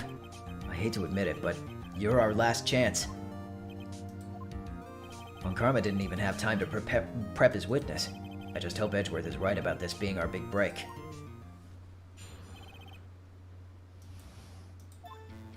That night, I was out in a boat on the lake. I was looking for something, and I, found it. So I quietly slipped the boat back in at the rental shop dock. Then, just as I was thinking about going home, I heard this bang. Looked out over the lake, but I didn't notice the boat. So, after I heard that single gunshot, I went home. That was an unusually vague testimony even for this court. In any matter, Mr. Wright, you may begin your cross-examination. Yes, Your Honor. What's wrong, Nick? It's Larry. I have no idea what he's gonna say if I press him. I'm a little scared. Well, we've come this far. There's no way to go but forward, Nick.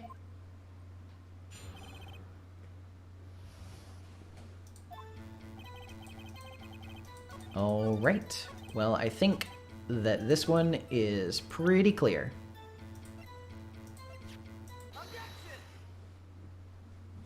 Wait a sec, Larry.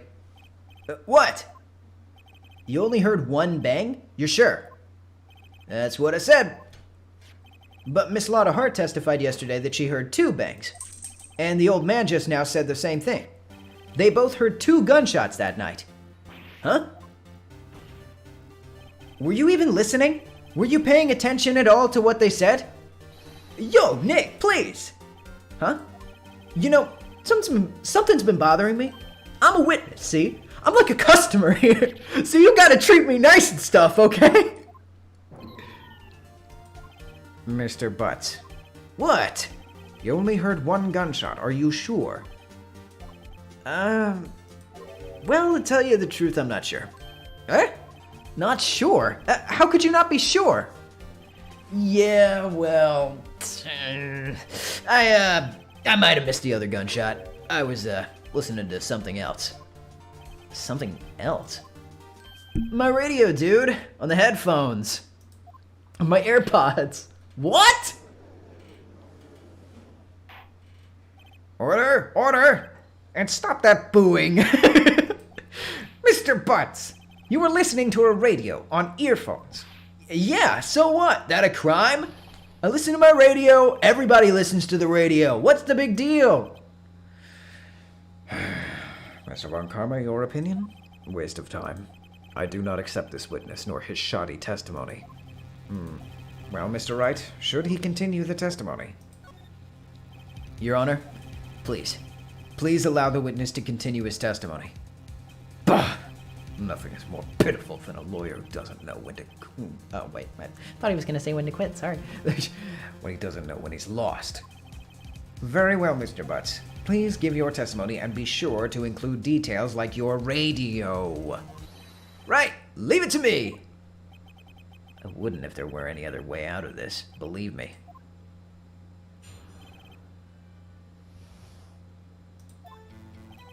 It's lonely being alone on Christmas Eve. That's why I was listening to an All Requests radio show on the radio, see? I was listening to it real booming loud like, but I'm sure I heard that gunshot. I remember exactly what the DJ was saying when I heard it, too. You were listening to your radio at a high volume. Yeah, what's the big problem? Can't a man listen to his radio in peace? Isn't this a free country? I truly believe Larry has no idea what the problem here is. Judge, can you believe a word this witness says? What he heard was probably nothing more than a drum beat from the radio. True enough, it is difficult to believe this testimony. Wait, Your Honor. The witness said he remembers exactly what the DJ said when he heard the gunshot. Excuse me? DJ? An announcer, the guy who says things on the radio. Anyway, what this means is that when he heard the sound, no music was playing. The DJ only talks between songs, so he could have heard the gunshot from the lake. I'd like to cross-examine the witness, Your Honor. Very well, Mr. Wright. I can't believe I'm continuing this charade.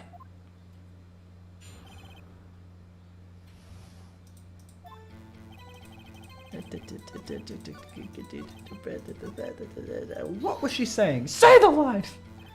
What did he say? Mr. Wright, please cease these pointless questions. What possible good could knowing what a radio DJ said do for us? Indeed, Mr. Von Karma has a point. I'll allow the question only if you see some reason why we should care. We should care! We should care, Your Honor. Of course we should! Why? Well, how do you know if we don't ask, huh? Fine, very well. Mr. Butts, please testify to the court.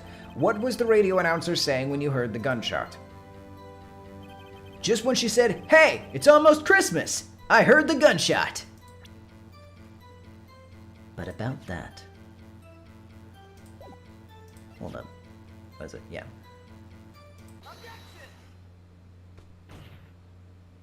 Larry, are you absolutely sure what you're saying is correct?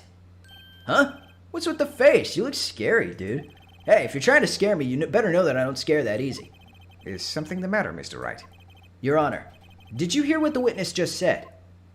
The DJ said, "Hey, it's almost Christmas," when he heard the gunshot. Indeed. And? Almost Christmas means it wasn't Christmas. Do you realize what this means? When he heard the gunshot, it was still Christmas Eve. That would seem to be the case, yes. But he should have heard that gunshot after midnight. This photograph is irrefutable proof of this fact. Let's see what the time was on this photo when the gun triggered Miss Hart's camera. 12:25:015. 15 minutes after midnight on Christmas Day. This is a clear contradiction, Your Honor. Chat going wild for almost Christmas. We finally made it to the most iconic moment. It's all downhill from here. No, I'm just kidding. This trial is peak, but anyway, let's continue. Order! Order! What does this mean? The two prior witnesses heard gunshots after midnight. However, this witness says he heard a gunshot before midnight. Judge, the answer is simple. The current witness is plainly mistaken. Just look at him. Suspicious. What? Well, Mr. Wright, what do you think about Mr. Butt's claim that he heard the gunshot before midnight? He's right. Larry is not mistaken, Your Honor. He heard that gunshot before midnight. Intriguing. I'm assuming you have evidence for this wild claim. Show me evidence that there was a gunshot before midnight. I have your evidence. I just need to remember where it is. Right there. Look at this photograph. Every time it makes me laugh. This was taken by our witness yesterday, Miss Lotta Hart, with her automatic camera. The timestamp on this photo reads December 24th, 11:50 p.m. Oh, yeah? But there's nothing on the lake in this picture. Your Honor, the real issue here is not why nothing is shown in this photograph. It's why this photograph exists at all. What do you mean? Your Honor, this photograph was taken by an automatic camera. That camera was set to go off in response to loud noises. Aha! Correct. There was a loud noise on the lake at 11:50 p.m. That is why this photograph was taken. In other words, when Larry heard that gunshot, it was most definitely Christmas Eve. Indeed, it would seem that is the case. Then where does that leave us? Miss Hart testified that she heard the gunshots after midnight. Are you claiming that she was mistaken? Not at all, Your Honor. It is a fact that the camera also triggered at 15 minutes after midnight. Your Honor, that night there were 2 sets of gunshots with a 25-minute pause between them. Why would this be? Don't be fooled, Judge. That camera was set to respond to loud noises. Yes? There is no proof that the loud noise at 11:50 was a gunshot. Why, the witness could have sneezed, triggering the camera. Hey, my nose was clear that night, man, clear! Well, Mr. Wright, there's no turning back now. Can you prove that the loud noise at 11:50 p.m. was indeed a gunshot? Please show the court evidence if you have any. Well, you see. This is my evidence.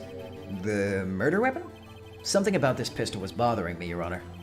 Both of the witnesses who testified yesterday heard 2 gunshots.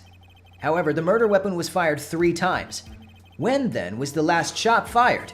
Only now have I realized the truth. That 3rd shot was the shot Larry heard just before midnight. Order! Order! That would make sense of the evidence we've seen so far. However, this leaves me wondering exactly what did happen that night on the lake. Exactly. If this is true, there were 2 sets of gunshots separated by 25 minutes. One at 11:50, another at 15 minutes after midnight. Why, I ask you? Why? Uh-oh, I better think of something quick. Wait a second. Gunshots separated by 25 minutes. Ah! What's wrong, Nick? I have it! I have it! Huh? Remember the case with the Steel Samurai? Huh? Yeah, of course I remember. The murderer in this case had the same idea as the murderer in that case. What do you mean? Maya. Yes? If we don't figure this out now, we'll never overturn Edgeworth's guilty verdict. I've got a hunch, and I'm going to run with it. Right. I mean, is this safe? Safe? We've already gotten a guilty verdict. We have nothing to lose. You just watch and let me know if I say anything that sounds fishy, okay? Right, Nick. Your Honor. Yes, Mr. Wright? The testimony just now has cleared up this entire case. What do you mean, Mr. Wright? So, you finally realized the truth. There could be no other murderer here than Miles Edgeworth himself. Wrong, Von Karma. A man was shot that night, but it wasn't Edgeworth who did the shooting. Listen, rookie. Take a deep breath and consider the facts. At the time of the murder, 1 boat was on that lake.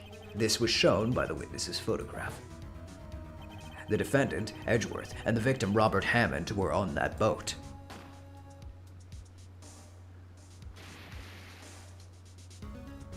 There was a gunshot fired on that boat and Robert Hammond fell into the lake.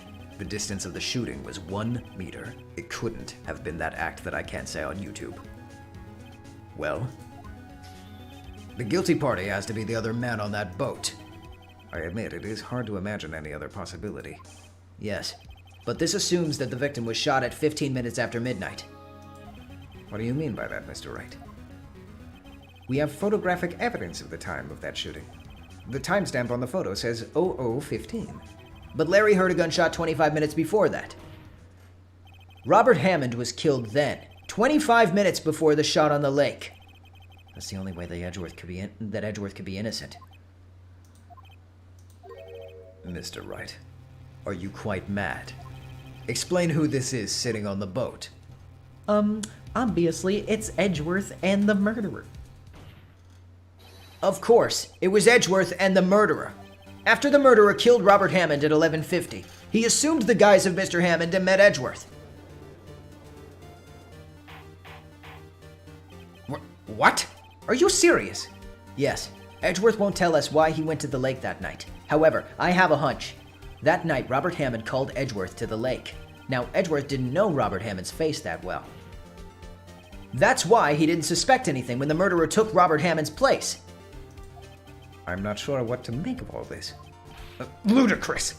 Mr. Wright, tell us the name of the murderer then. The murderer's name? Right. It's... I don't know. I forgore. Actually, I don't know the murderer's name. You don't know? Bah! Again, you waste my time. I don't know because he never told us. I forgore.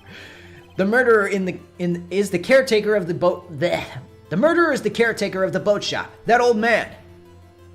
At 11:50, he was the one who killed Robert Hammond. The caretaker of the boat shop? Where did he do this? There weren't any boats on the lake then. Why would he have to go all the way out onto the lake just to shoot someone? May I suggest that the real scene of this crime was not in a boat? What? Well, then where did the murder take place? Show the judge where the murder really took place. Well, obviously. Here, of course, the boat shop where he lives. That way he could meet with the victim without anyone seeing. Do you have proof that the boat shop was the scene of the crime? Recall Larry's testimony, if you will.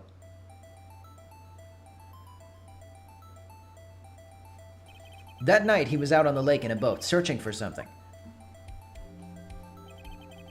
He finds it and returns the boat. Then, just as he's starting to head for home, he hears a gunshot. He heard a gunshot, Your Honor, even though he was wearing headphones at the time.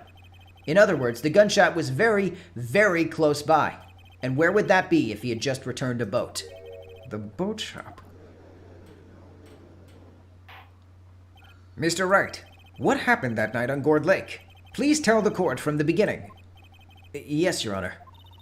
Nick, are you sure about this? Not really. But I think if I start at the very beginning, and I take it slow, I might just be able to figure this out. That night, the caretaker of the boat shop called Robert Hammond to his shop. God, this frame always like terrified me as a kid. That freaked me out so bad. This was around 11:50. That was when the gunshot that Larry heard was fired. After that, the caretaker put on Robert Hammond's coat. He became Robert Hammond. He acquired his kin memories. Then he got in the boat with Edgeworth and went out into the middle of the lake. Then who fired the pistol on the boat, Mr. Wright? Of course, it was the murderer who shot the pistol. He shot twice, but both missed Edgeworth on purpose. Wait a minute. Yes? Why would he shoot twice if he didn't mean to hit anyone? Details. Know this, Mr. Wright. The moment you run out of explanations is the moment you lose. Tell us why the murderer had to fire twice. I believe he shot twice to create a witness, Your Honor. Create a witness? The murderer lifts his pistol and fires one shot. That ensures that anyone who heard the shot would look at the lake. Indeed, Miss Hart did exactly that after hearing the first gunshot. Next, the murderer waits a bit and he fires again. Then, he shot twice, both because he missed Edgeworth on purpose and because he was aiming into the water to kill Gordy. True. The murderer jumps from the boat himself, leaving the pistol in the boat behind him. I see. To someone looking from the edge of the lake, it would appear that one of the men on the boat had shot the other. The murderer didn't know about the automatic camera, of course. That's why he shot twice, to draw attention to the boat. Once you realize that, everything else falls into place. The boat shop caretaker swam back to his shop.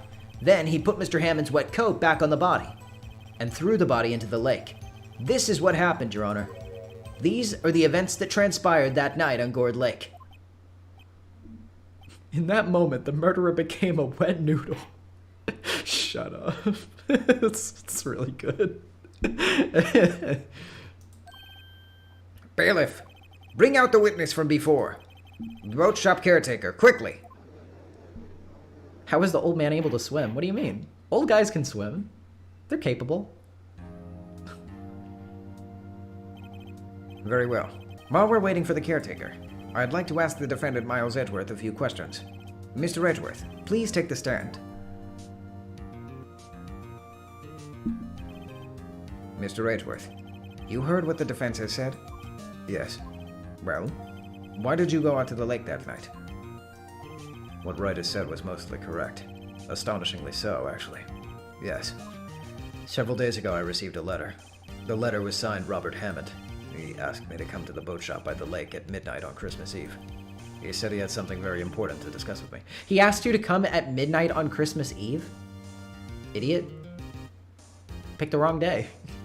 Should have said at midnight on Christmas. It's midnight on Christmas. Something important? I'm sorry. I can't say what it was. Your Honor, sir!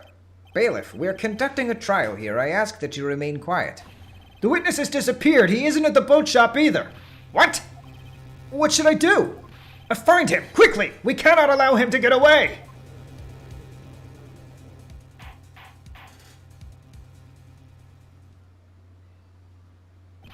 Mr. Von Karma, your witness has disappeared! The search warrant has already been issued. It goes without saying, I cannot declare a verdict under these circumstances. I'll extend the trial until tomorrow, the final day allowed. I request that the police department utilize all of its forces to find that witness. Am I understood? One more thing. Just who is that boat shop caretaker? I think his identity has become very important to this trial. I want him, and I want to know who he is. You want him? Why is that, Judge? Why do you, as a man, want another man? Very well. Court is adjourned.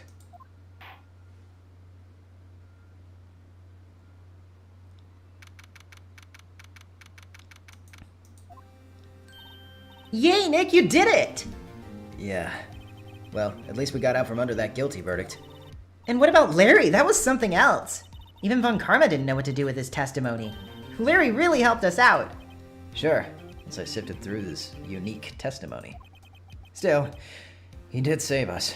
I just wish our cases weren't so down to the wire all the time. I know what you mean. Sometimes I feel like it's us on trial instead of our clients. Hey, Edgeworth. Mr. Edgeworth? Did you say something? Don't look so pained. I mean, it looks like you're probably gonna get off the hook. You could try to smile, just a little. Relax. I'm sorry, but I fear it's not over for me yet. What do you mean? Right. There's something that's been troubling me for a long time now. And I don't know whether or not to tell you, but... Edgeworth? No, there's so little time left. I want to tell you, to get it off my chest, but... Right, I'm in love with you. That's right. I want to do the yaoi with you, right? Sorry. I can't make up my mind. What is this about, Edgeworth?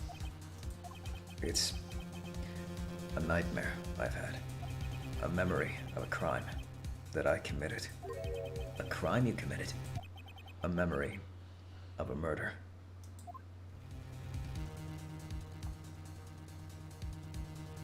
Yo, what? Oh, Edgeworth killed someone. Oh, we don't know what's gonna happen. I definitely haven't played this game 50 times already. I am burdened by unnecessary feelings. Yeah. Right, bring out the yaoi paddle. Old man yaoi, they're like in their early 20s. Oh, well, I mean, I guess maybe you were talking about the judge. You better have been talking about the judge.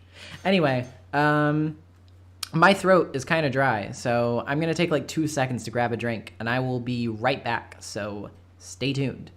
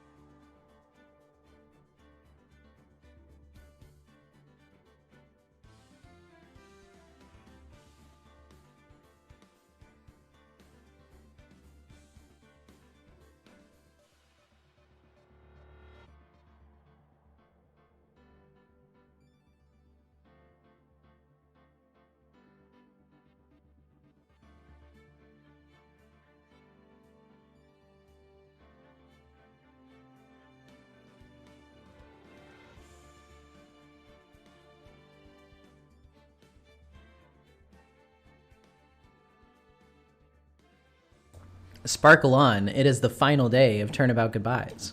Let's get going.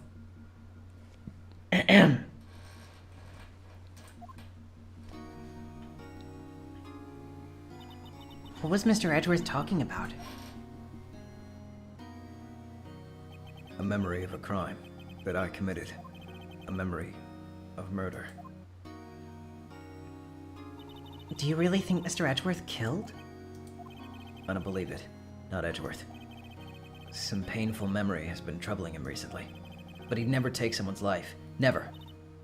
Nick. Yo, how's everybody doing? What do you think of my performance today? I had him swooning in the aisles, huh, Maya? Swooning? Me? Oh, yes, I do remember feeling faint. Right on. Tell me the truth. It was like love at first sight, right? Right, Nick? Huh? Me? Well, maybe my heart skipped a beat or two. I think you can do better than that. Come on, I saved Edgeworth in there, dude. Edgy! You guys should be bowing before me. Yeah, bow before your hero. Larry, you really helped out in the trial today. You did. If you weren't there, Larry, I'm sure Mr. Edgeworth would have been found guilty. But seriously, Nick, that boat shop caretaker guy's pretty suspicious. But Edgy ain't off the hook yet. Way to spoil the mood, Larry. Hey, I'm just a guy sitting in the audience, you know? But from where I was sitting, Edgy seemed pretty edgy. I mean, can you really know he's telling the truth about that night? Nick? I don't know. But what I do know is I'm going to believe in you two until the end. Us too. Edgeworth and who else? You mean me, right? Nah, he means me, right, Nick? Yeah, you, Larry. Not me? But why you, Larry? Huh? Actually, yeah, why me, Nick? Enough with the silent treatment.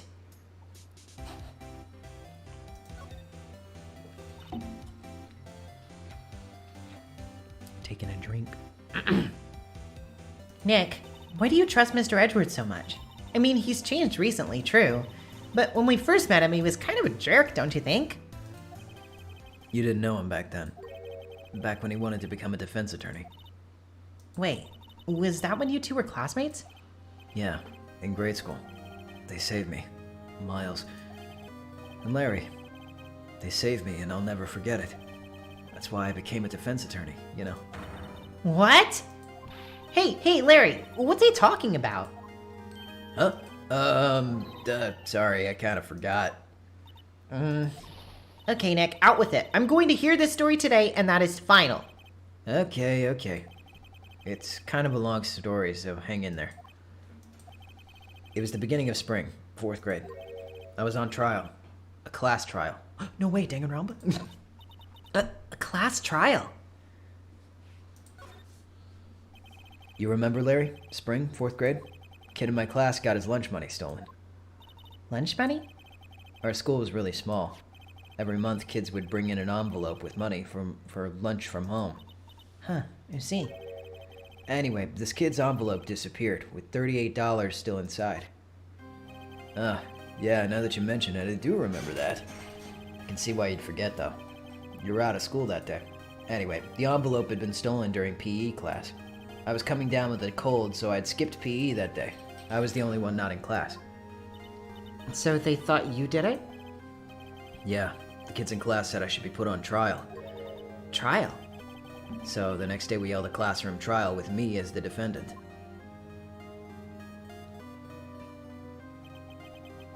I didn't do it. Guilty, he did it. Guilty, it was you. Thief.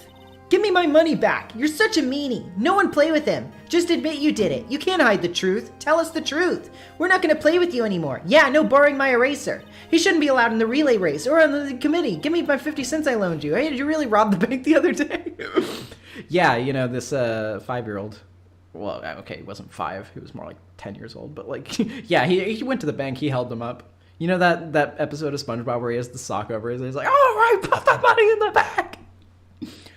You're facing the wrong way. Put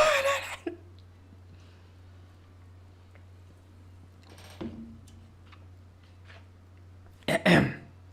Now, Phoenix, you know you shouldn't steal people's money. It's not right. In the end, even the teacher thought I'd done it. Apologize to the class, Phoenix. I didn't know what was happening. I was so sad. I couldn't stop crying. Everyone was staring at me like I'd done it. I tried to apologize. I went over to where the boy was sitting. That's when it happened. Objection! He shouldn't have to apologize. The only thing that belongs in a trial is evidence. Anything else has no place. You should all be ashamed. Amateurs! Miles? It wasn't you who stole my money, was it? No. Then you shouldn't apologize. Everyone's been shouting you did it, but no one has any proof. That's why, Your Honor, this boy is innocent. But Miles, it was your money that was stolen. Yeah, he did it. He's the one. We don't need proof. Make him say he's sorry. Why don't you all just shut up? This is always how it is. Everybody ganging up and picking on one person. Just think how he feels. He said he didn't do it, so he didn't do it.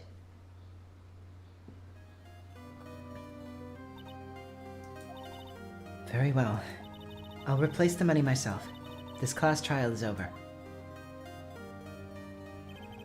That's how it happened. After that, the three of us were always friends. Wow, I had no idea. Yeah, I had no idea either. I mean, I forgot. That's when I learned what it meant to be alone. Totally alone, without a friend in the world. You did a good thing, Larry. Yeah, well, I was just lucky that I took the day off from school. If I'd been there, they would have thought I'd done it. So I took it kind of personally, see? When something smells, it's usually the butts.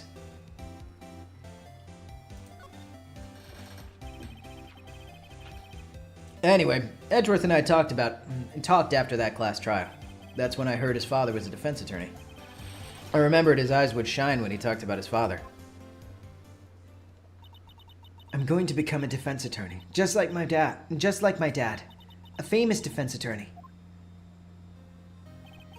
Then a few months later, he suddenly transferred to another school. The DL6 incident. Right. I'm not sure, but the transfer probably had to do with his father's death. That's so sad. It was several years later when I heard Edgeworth's name again. There was an article about him in the newspaper. The headline was something like, "Dark Suspicions of a Demon Attorney." Fabricating evidence, manipulating testimonies, covering up facts. The article said he'd do anything to get a guilty verdict. Anything. But why? What happened? I mean, that's not the Edgy I used to know at all. That's what I thought too. I tried to get in touch with him. I don't know how many times. He never replied. I guess he didn't want to see his old friends. I couldn't just drop it though. I wanted to meet him, to learn why he had become who he became. That's when I decided. Wait, you don't mean that's why? That's why you became a defense attorney? To meet Edgeworth? If I was a defense attorney, I knew he'd have to meet me whether he wanted to or not. In court. God, yeah. Bro, you don't, doing all that just to meet him? Just to be with him? Come on. Come on.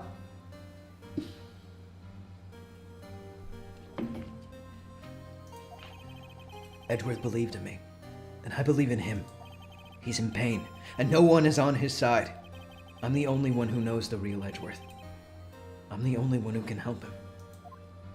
Whoa, Nick. So, is that why you helped me out for free? Yes.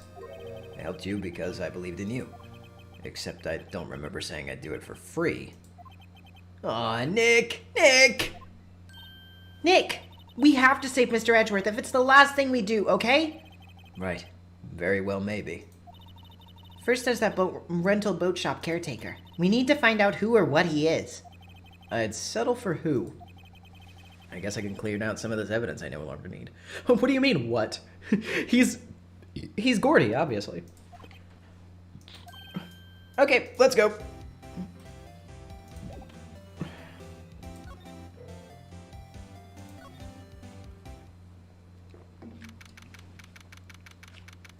I went through law school for you, if you even care. You look as grim as always. Mr. Edgeworth, I heard the story about the class trial. Class trial? What do you mean? You don't remember? No, I don't. Your lunch money was stolen, wasn't it? In 4th grade? Lunch money. Oh, right. Yes, I seem to remember something like that. Nick, I think you're the only one who really remembers. Well, it probably only really mattered to me anyway. Mr. Edgeworth, didn't you know? That trial is the reason Nick became a defense attorney. Ridiculous. Gee, thanks. That said, it does sound like the kind of thing you'd do. You haven't changed a bit, have you, right? So, simple. To a fault, even. Well, maybe, yeah, but I think you changed too much, Edgeworth. Perhaps.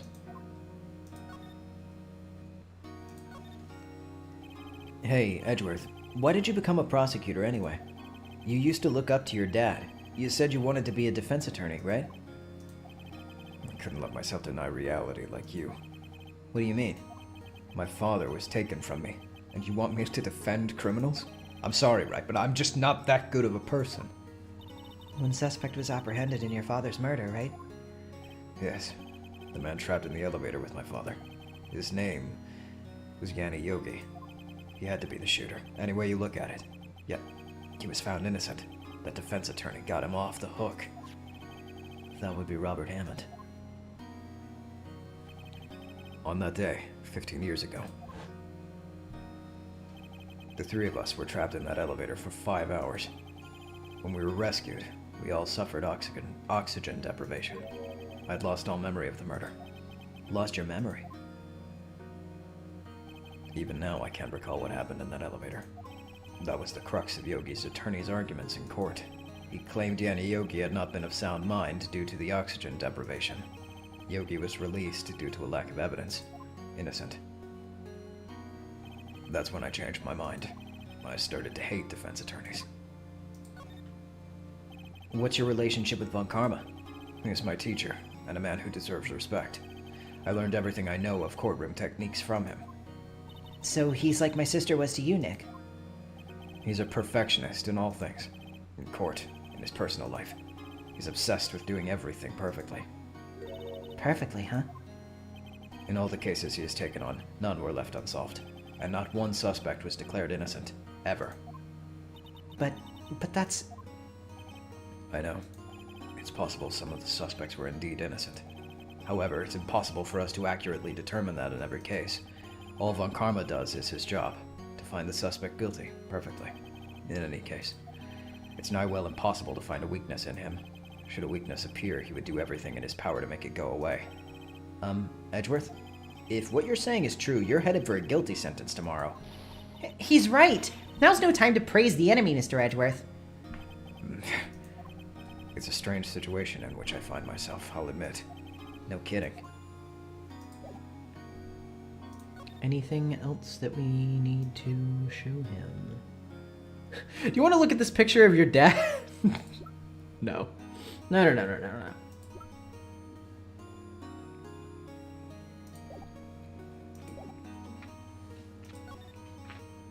Let's just go to Gourd Lake. Hey, pal. Long time no see. Oh, Detective Gumshoe. Close one today, eh? Got so worked up I snapped my tie in half. Sorry about that. No problem, pal. Thanks to you, we now know who really did it. You mean the boat shop caretaker? Look, I'll make you a promise. I'll have that scoundrel in my custody by trial time tomorrow. Come what may. It's my duty to you as a police officer. Now I'm off to catch me a criminal. Detective Gumshoe sure is active today. Oh, one other thing. No one can go into the woods today. The woods? Where Lotta was camping? Yeah, the woods are off limits to camping, and apparently the park ranger found out. He got pretty mad, so no one can go in for a while. I guess Lotta's in a lot of trouble. Anyway, I'll be seeing you tomorrow.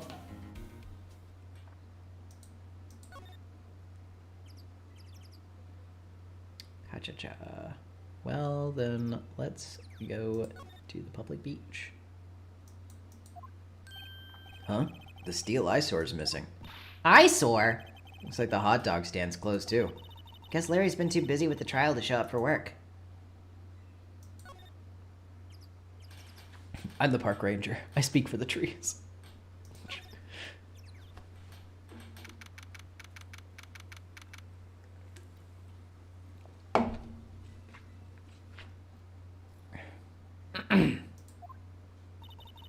That old caretaker got away. Yep. I never imagined he might be the real murderer. Can know that clearing of the throat anywhere. Ah, ha. Hello, what might you be doing here? Out for a walk, hmm?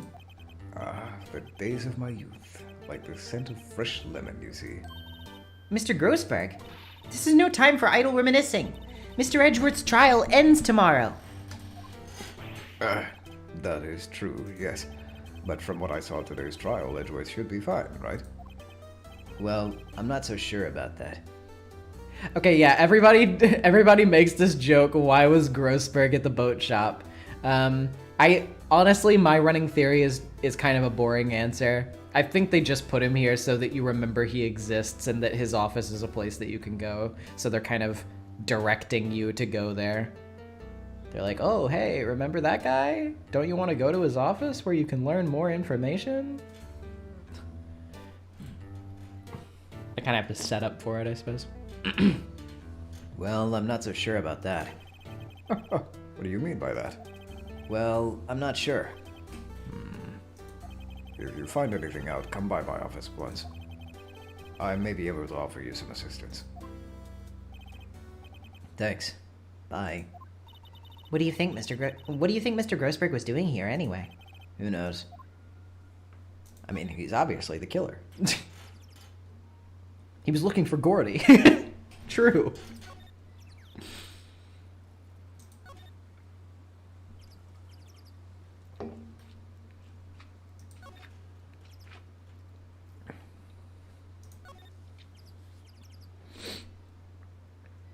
Okay, let's, how do we get to his office? We have to go over here?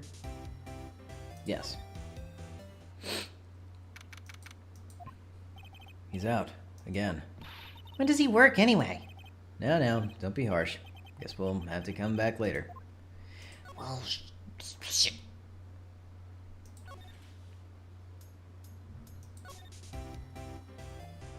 Oh, right. I don't know why I forgot. Yeah, duh.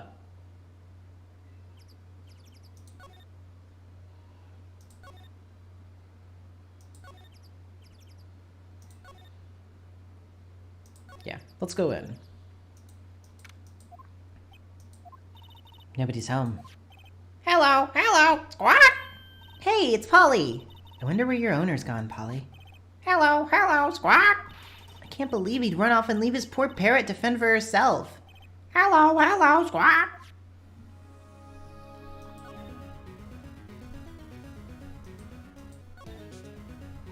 That reminds me, Nick. Polly here knows the number to that safe, right? Yeah, that's right. Polly, what's the number to the safe? 1228, squawk! Let's open it, Nick. Come on. I'm sure there isn't any money in there. Aw. But hey, he keeps it locked, right? So there must be something of value in there. I'm not so sure.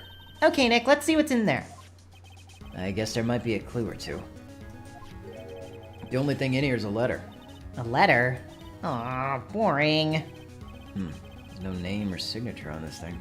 It's handwritten in very precise, clear letters.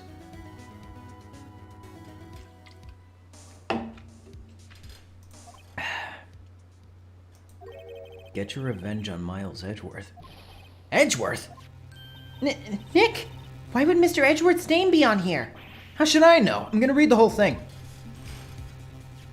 Get your revenge on Miles Edgeworth. It also says this is your last chance.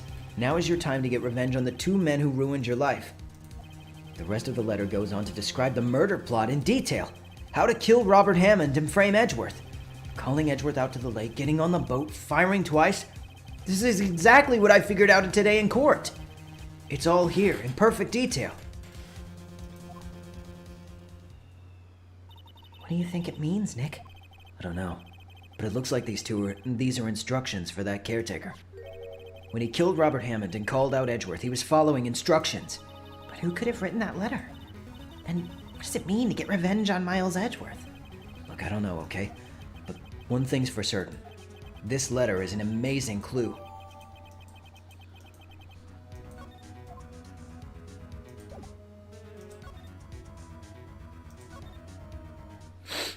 Well, now we can go to Grossberg's office, I believe, if I remember correctly.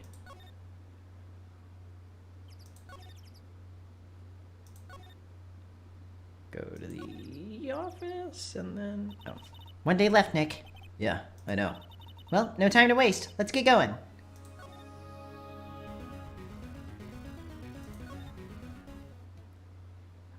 No, yeah, he only had the letter in his safe, Marley Beavers. It was just the one thing.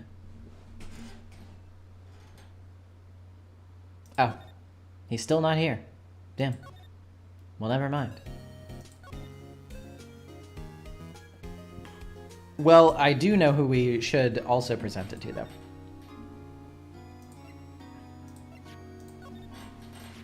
Edgeworth, see this letter? This came out of the safe in the shack where that boat rental caretaker lives. I see. Revenge? On me? Who is that old guy, anyway? I don't know. Could he be an innocent defendant you got declared guilty or something? Nice, right? But I don't remember that old man. Not at all. So, he was following this letter then. Which means there was someone else behind it. Now is your time to get revenge on the two men who ruined your life. 2 men, meaning myself and Robert Hammond. It also says this is your last chance. Last chance. Wait, maybe he's talking about the statute of limitations on the DL6 incident. Wait, that old man. What is it? Do you know who he is? Yogi. Could he be Yogi? Yogi? The suspect in the DL6 incident. The one who was found innocent.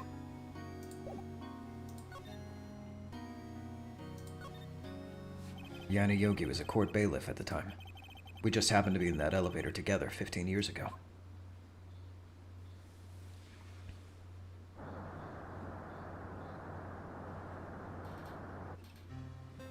The quake was incredibly strong. Before I knew it, everything was dark. We were there for so long it felt like forever. The air thinned, and the darkness closed in on us in that little box.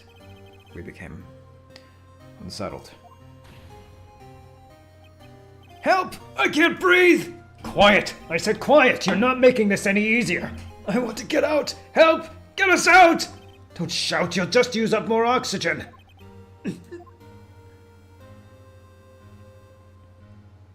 That's all I remember. When I came to, I was in a hospital bed, staring up at the ceiling. In court, Yana Yogi's mental condition was called into question. They claimed the oxygen deprivation and stress had caused temporary insanity.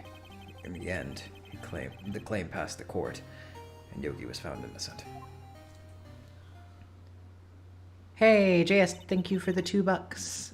Merry Christmas, Mercy, and thanks for everything. Merry Christmas to you. Thank you so much. Huh? But isn't that strange? This letter tells him to get revenge on Edgeworth. Why would he want to take revenge on you? Right. Yeah? There's something that's been troubling me these last few days. I didn't know whether or not I should tell you. You mean the nightmare? It's a nightmare I've had. A memory of a crime that I committed. A crime you committed? A memory of a murder. I think the time has come to tell all. For the last 15 years, I've had the same dream almost every night. I wake up in a fearful sweat every time. What kind of dream? It's a dream about my father's killing, in the dark. Help! I can't breathe! I just read this stuff, so I'm not gonna read it again!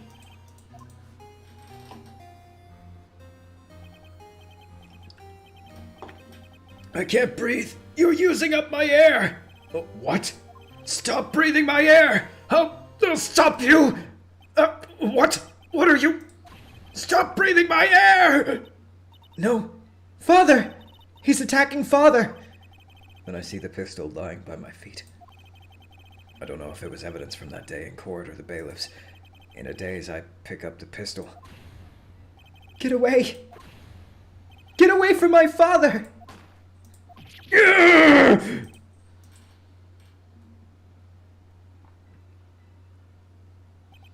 And with that scream, I wake. It's a bone-chilling scream. A scream that has rung in my ears for the past 15 years. But that's just a dream, right? Right? That thought is the only thing that has kept me sane for the last 15 years. But what if I'm wrong? What if it's real? They say that sometimes people shut out memories in self-defense. Maybe it was I who killed my father. What? If you think about it that way, this letter makes sense. Get your revenge on Miles Edgeworth. Think about it. Yogi was really innocent. That's why he wanted revenge against me.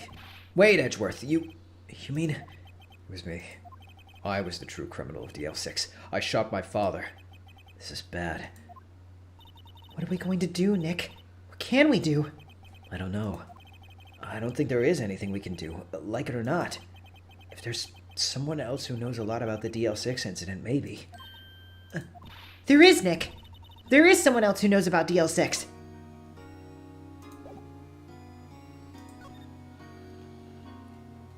Oh yeah, as we all know, of course, I pointed this out in the video, but I do want to point it out again just because it's really funny.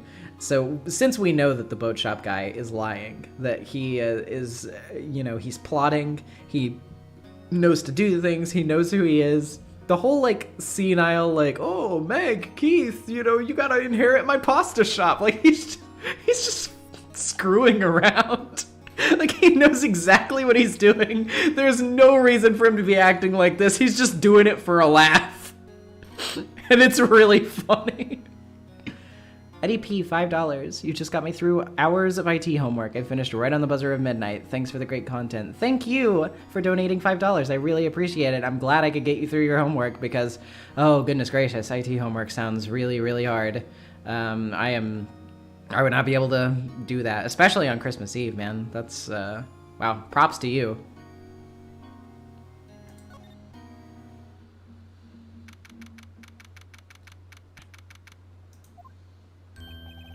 Mr. Grossberg! Ah, hello there. What's wrong? You look troubled. No kidding. I can't believe you're not. My. Just calm down and tell me what's happened, hmm? It's Mr. Edgeworth. He...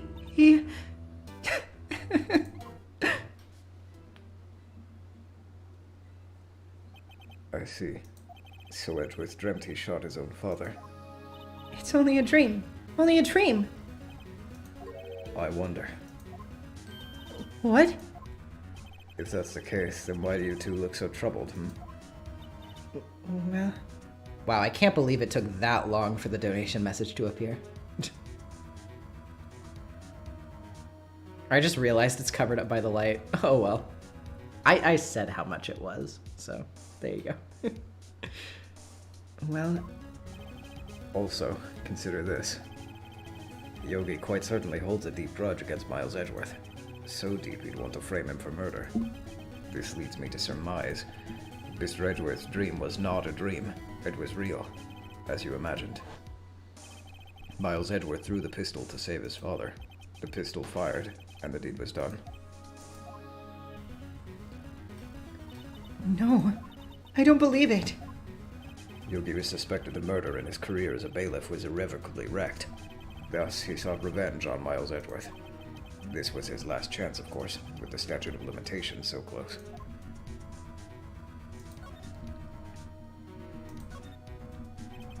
What do you know about Edgeworth's father? He was a defense attorney without peer. It sounds trite, but it's true. Well, he may have had one peer now that I think about it. Your mentor, Mia Fey. My sister? Gregory Edgeworth was very disapproving of Mr. Von Karma's techniques. That's no surprise. Von Karma is an extreme man. Forged testimonies and evidence are nothing to him. The result is a perfect win record in court. To beat him, Gregory Edgeworth tried to call attention to his methods. And? He lost, and died in despair, as it were. I see. When Gregory Edgeworth was killed, the police called on a spirit medium. That was your mother, Misty Fey. I am Gregory Edgeworth. I have been killed. The one who shot me was the bailiff, Yanni Yogi. Yet Yogi was found innocent. That's when my mother left us. Everyone called her a fraud. That's right. Everyone thought she was, you see. Yet, now that I think about it, it seems the one who lied was Gregory Edgeworth. Gregory Edgeworth's ghost. Have I played the Investigations duology? I have not. I did not ever own the first one when I was younger, and I didn't go out of my way to play the second one because I figured I should play the first one first. But I will be getting around to it eventually. I just don't know specifically when. But it's definitely on the to-do list. Gregory Edgeworth must have known who shot him. I don't believe it. So you're saying he falsified his testimony? That Edgeworth's dad lied to protect his son? It's only a possibility, mind you. But a possibility nonetheless.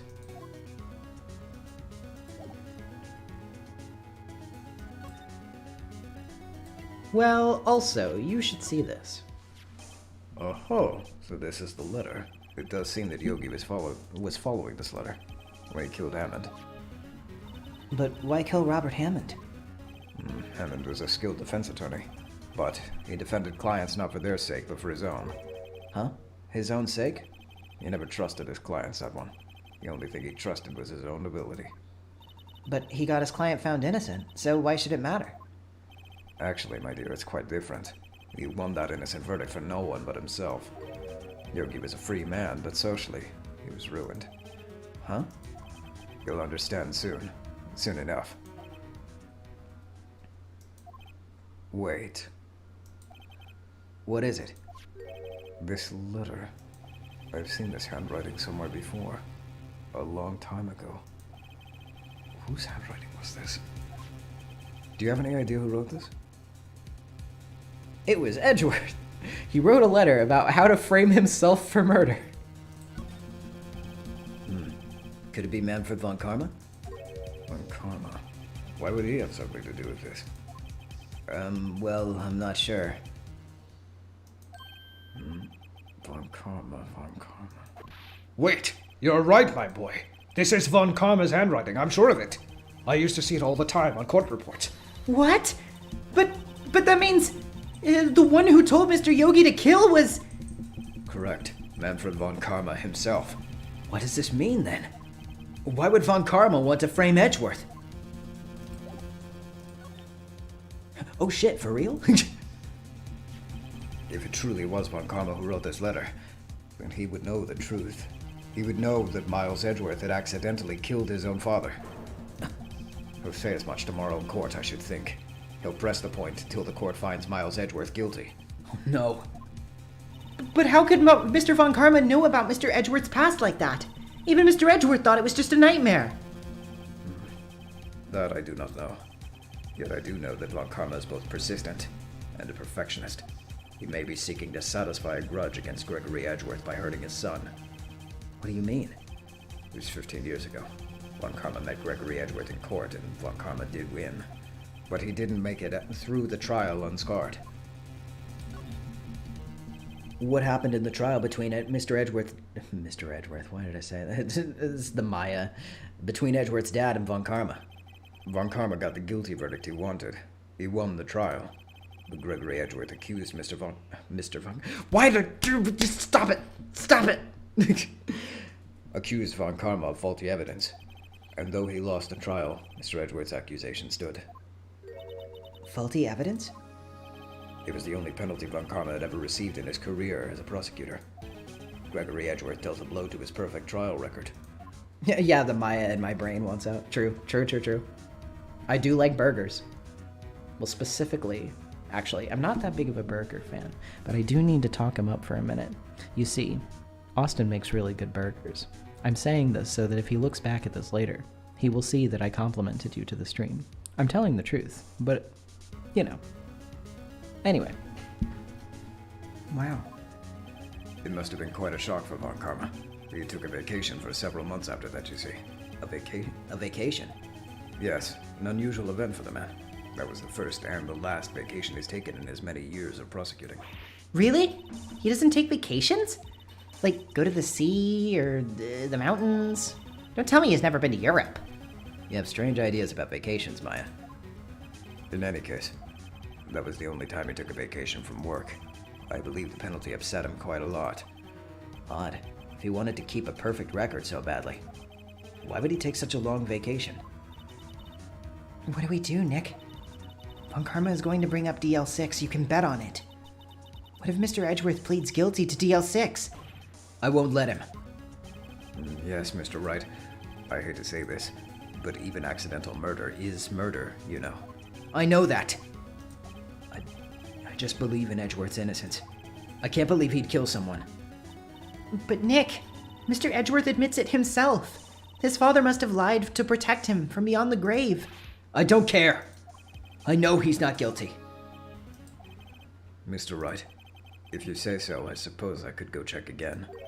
The police files might hold something of interest. Mr. Grossberg, thank you. I can't promise anything. In fact, I think the chances of finding something are slim. I understand. The police materials. Now, true, somebody's pointing out in the chat, you know, that's manslaughter. The charge would probably be different. I think what really matters here, though, is, like, sure, like, he may not, like, be convicted of murder. He may not go to jail for this same amount of time or whatever. But, like, it's still going to stick with him. Like, that charge is still going to be on his head. People are going to think, like, oh, that's the guy that killed his dad. You know, like, that's gonna haunt him for the rest of his life. And he's also going to think that he totally, without a doubt, did that. And, like, even if it was an accident, he'd still never be able to forgive himself for it. So, you know. Can't let him think that.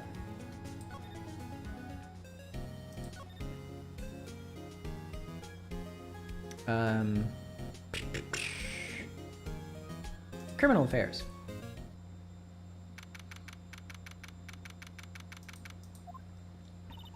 There's hardly anyone here.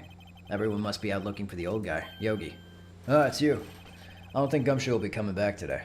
He's staying out late looking for someone. Sounds like Detective Gumshoe's pounding the pavement for real. We were wondering if we could check out the records room again? Well, now I can't have just anyone wandering around in there. But, guess Mr. Von Karma's in there now anyway. You can go in as long as he's there. Von Karma? Yeah, he just arrived, actually. Von Karma's in the records room. Nick, let's hurry!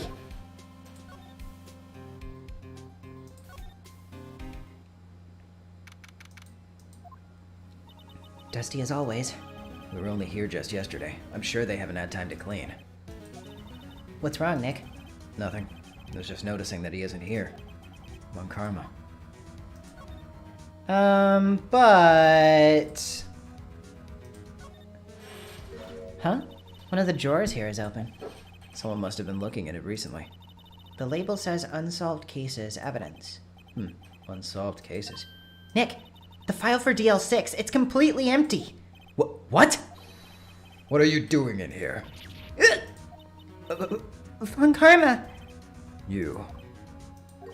How do you know my name? Huh? Have we met? What are you saying? We see each other every day, don't we? We're Miles Edgeworth's defense team. Defense team? I beg your pardon, you see, I rarely remember defense attorneys. They're like bugs to me. Meatless things, to be crushed. I can see how this guy was Edgeworth's mentor.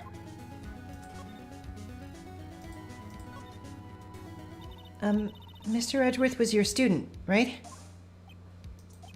A romanticist who could never shed that veneer of amateurism.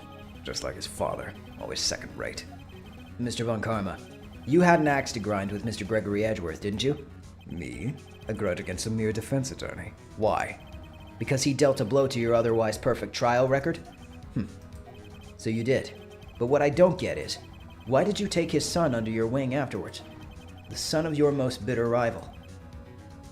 That, my dear defense attorney, is none of your business. It was just attorney, but whatever. Tomorrow will be the last day of this trial. It's been a while since I've had a defense attorney last this long. Still, you will lose in the end. Miles Edgeworth will admit his own guilt. His guilt of 15 years ago, you mean? You're quite the researcher. If you've done your homework so well, then certainly you must understand. You know what Miles Edgeworth will tell the court tomorrow. We were right. So Von Karma's going to bring up DL6 in court tomorrow. And now we have to do the stupidest possible thing that you could do in this situation. Hey, potential murderer. Here, take this vital piece of evidence that proves you did it. Mr. Von Karma, have a look at this. This was you, wasn't it? You instructed Yana Yogi to commit murder. Yana Yogi. How many years has it been since I've heard him called by that name? He's a fool. I told him to burn it after he read it. So you admit it? You wrote Mr. Yogi this letter? Yes, my dear defense attorney. Thank you for taking the trouble to bring it to me. You saved me from a lot of needless hassle. But what? Nick, what is that thing? A stun gun. For self-defense. Usually. Indeed. 600,000 volts will course through your body like a dog touching an electric fence. 600,000? Oh, don't worry. People don't die from it. Usually. Now give me the letter. No! No! What are you? Nick, run! Yeah! Maya! Out of my way! Ah!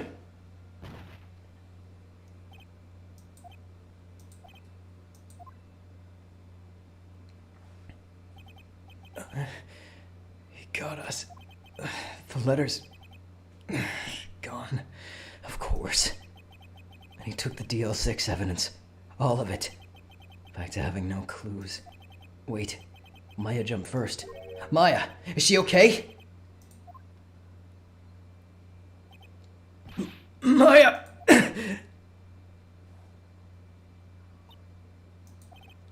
Maya, open your eyes! Maya! The letter, did he take it? Huh? Oh, yeah. Are you okay? I couldn't stop him. I jumped as fast as I could, but one shot from that thing knocked me out cold. I'm useless. I'm no good as a lawyer or as a medium. I can't even call my sister. Not even now when we need her the most. I wish I hadn't woken up at all. Maya! There has to be some way I can help her. I'd better do something about her self-confidence first. Huh? Maya, she's holding something. What is that? A bullet? DL6 incident evidence number 7, taken from the heart of Gregory Edgeworth. I remember. Von Karma was holding this when Maya jumped him. I'll prove it to you, Maya. You're most definitely not useless. I'll prove it to you in court tomorrow. Oh, let's go. Let's go. That scene is so sad. Also, I always forget, like, whenever I do, like, really, like, weepy lines, like, I just kind of, instinctively shift into, like, yes, method act. Let me cry in real time. Let me start crying. I did. I started crying. I'm fine, though. I'm not actually, like, really that emotional. I just did it. Anyway.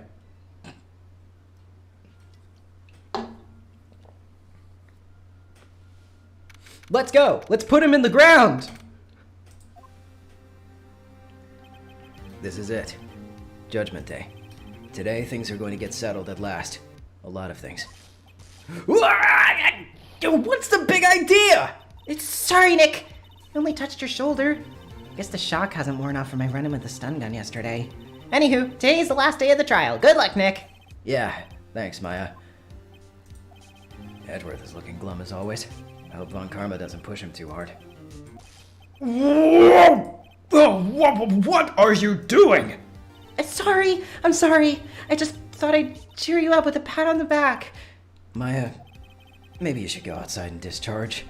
Right, good idea. Try not to electrocute anyone on your way out. Whoa, yeah, pal! What has gotten into that girl? Detective Gumshoe. Morning, Mr. Edgeworth. Good morning. How'd it go, Detective? Have no fear. As promised, I've captured our runaway caretaker. I just brought him in. Took all night, pal. Thanks, Detective Gumshoe. You must be tired. Actually, after that shock I got on the way in, I feel pretty good. Yogi says he's forgotten his own name.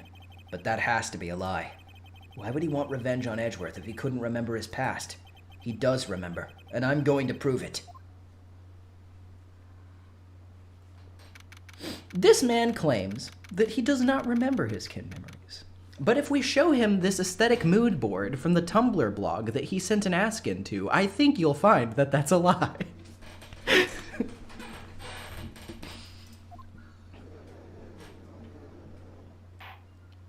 Court is now in session for the trial of Miles Edgeworth. The defense is ready, Your Honor. The prosecution is ready. Right. Very well. We've reached the final day of our proceedings in this trial. I ask that the prosecution submit decisive evidence. Understood. Come on, don't be awed into silence by every little thing he says. Very well, Mr. Von Karma, your opening statement. Right. Thanks to Detective Gumshoe's efforts, the boat rental shop caretaker has been arrested. In yesterday's trial, the defense asserted that the caretaker was the murderer. However, the caretaker has yet to confirm this. I'd like to ask the defense to cross-examine him as much as necessary. Very well. Please bring the witness into the courtroom. Ladies and gentlemen of the court, I believe you all remember our witness. He lives in the boat rental shop on the lake from where he witnessed the incident. In addition, he has currently lost memory of his name and identity. Witness, why did you run away yesterday? The witness was not running away, as he will now testify. I see. Very well, please begin your testimony.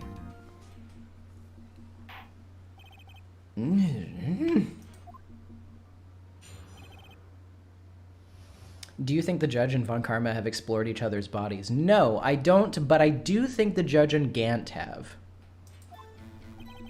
Really sorry about just leaving yesterday like I did, but I wasn't running away or nothing. I went to buy some food for Polly, you see. I figured I got nothing to do with this incident anyhow. I mean, I'd need one of those motive things, right? And I don't got one. So my testimony yesterday stands as is. Very well.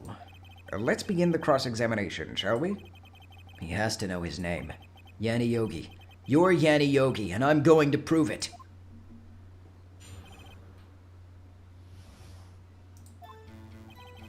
Sorry about you leaving yesterday. Ooh, I wasn't running away or nothing. I was going to... This is such a funny explanation. Like, he literally just has to be fucking around. Food? Well, Polly's a bit of a gourmand, you see. She only eats these high-quality bird pellets from France. They only have them in the big pet shop downtown. But you weren't arrested until this morning. Why didn't you go back to the caretaker's shack? Well, I kind of got lost, you see. The witness has trouble remembering things sometimes. When the police apprehended him, he was on his way back to the shack. Yeah, right. Nice try, Von Karma. No one's gonna believe that. I see. So he was lost. Please, Your Honor, come to your senses. Figured it got nothing to do with this incident anyhow. You've lost much of your memory, is that correct? Yep. Seems like it. Then how could you know that you didn't have anything to do with this incident? Or maybe you're lying about not having your memory, You know exactly who you are.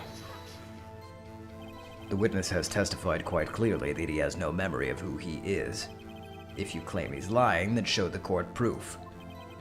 How am I supposed to prove what's going on in that old codger's head? That's impossible. I'm glad you've come to your senses, Mr. Wright. Very well, witness, please continue. I need one of those motive things, right? I don't got one. How can you say you had no motive? I say you do. You had a grudge against Edgeworth and the victim, Robert Hammond. That's why you took revenge on them, right? Please don't make me repeat myself, Mr. Wright. This witness has no memory of anything beyond several years ago. He can't hold a grudge, it's impossible. I have to prove he's lying about his memory. Otherwise, it's going to be the same thing over and over until the trial ends. Might I say something, Mr. Wright? Yes. Yes, Your Honor? You've been saying the same thing now over and over. You've been calling the witness's memory of the past, or lack thereof, into question. But does this really have anything to do with the current case? Of course, Your Honor. The witness has said he has nothing to do with this case and no motive. Both of these statements are lies. Order! Order! Mr. Wright, there is a serious problem with your claim. Or are you saying you know who this witness is? Of course, Your Honor. Now this is interesting. I'd like to know myself. So who is he? Don't play dumb, Von Karma. Mr. Wright, please tell us this witness's name. That's right. He's Gregory Edgeworth. He didn't die. He's back. That's right, Your Honor. It's Gordy, otherwise known as Gregory Edgeworth. Your Honor, he's Keith's dad. True. His name is Yanni Yogi, a former court bailiff. Yogi? That name sounds familiar. Oh! Yanni Yogi! From the DL6 incident! I thought the judge would have heard of it. It was such a famous case. I thought the judge would have heard of it, yeah, read it that way. Yeah. But what does this mean? Your Honor, if this man is Mr. Yogi, then he has a clear motive.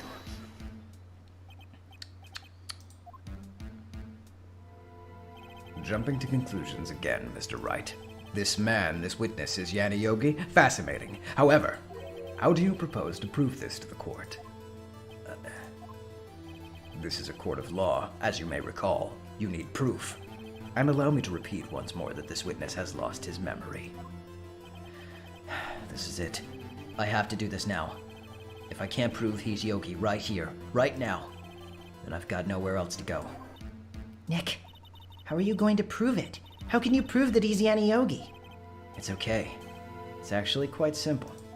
Your Honor, please take this man's fingerprints.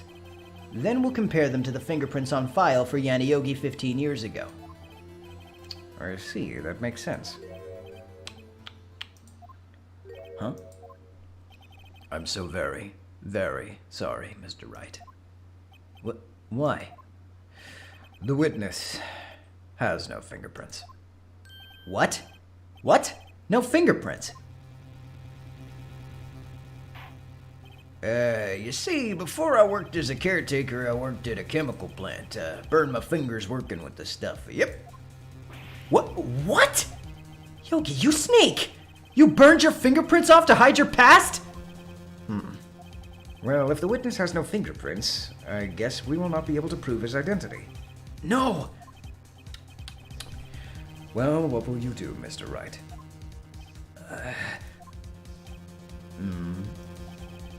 It seems the case has been decided, no? The chemicals were painful as hell, but the music was a bop. Yeah. No. I know what happened. I know everything. I just can't prove it. But no, I can't let it end like this. I can't lose. There has to be another way. There is no one who can testify as to who this witness is. No one. Nick, what are we gonna do? I didn't even consider that he might have erased his fingerprints. What do I do? Well, Mr. Wright, perhaps you'd like to cross-examine the parrot for a little comedy relief, Yeah, very funny. You're a sore winner, Von Karma. Wait a second. Cross-examine the parrot. What is it, Nick? No. You're not going to... Your Honor, the defense would like to take Mr. Von Karma up on his proposal. Take Mr. Von Karma up on his proposal. Exactly, Your Honor. I would like to cross-examine the witness's pet parrot.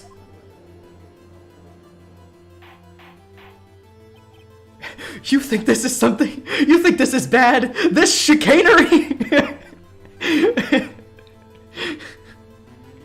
He's done worse. Order! Order! What do you think, Mr. Von Karma? Need you even ask? This is a farce. I object. Wait a second. You were the one who suggested I cross-examine the parrot, Mr. Von Karma. I have a right to do as you suggested. Well, if you're so desperate, then please be my guest. Of course, should you go through with this, and nothing comes of it, then I hope you're ready for the consequences. Nick, this is crazy. Well, still want to go through with your little game. Let the parrot take the stand. I will cross-examine her, Your Honor. This is the most ridiculous thing I have ever heard. Von Karma's rigged every person's testimony, every piece of evidence, except the parrot. She's my last chance. At least, I think so. Bailiff, bring in the parrot.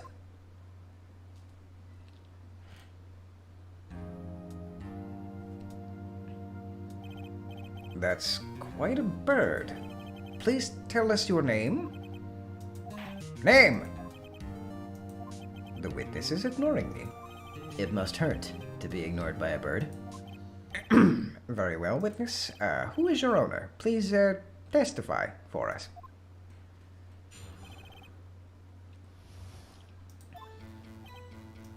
Hello, Squawk. Certainly the most concise testimony we've had so far. Very well, begin your cross-examination. Right. What are you gonna do, Nick? I don't know. What do we do, Maya?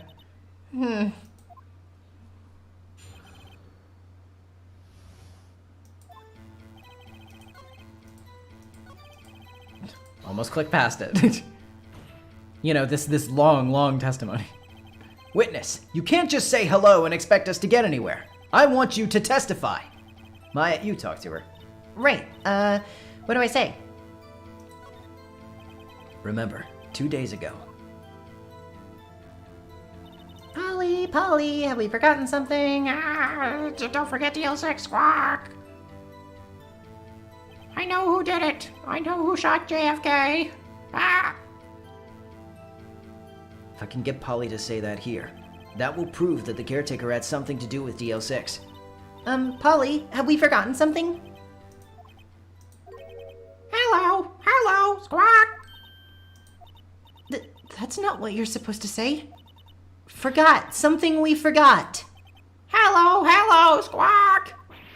Oh, it's not working, Nick. She won't say it. This is ridiculous. Why won't she say it? Something the matter, Mr. Wright? Wait. Don't tell me Von Karma expected this. He couldn't have retrained the parrot, could he? This is one of the funniest implications in the entire series to me. Imagine Von Karma sitting in a room the night before the trial, in a room alone with a bird, training it to say something different. Can you fathom how unimaginably funny it would be to be a fly on the wall in that room with Manfred von Karma giving repeated orders to a bird, probably getting really angry and like spending hours on it? He may have done this in order to thwart Phoenix, but I think we get double the restitution just imagining him doing this. Because if that doesn't make him look like the most ridiculous motherfucker on the planet, I don't know what would. Oh, God. Oh. Anyway. Did he train her not to respond when we asked if we'd forgotten anything?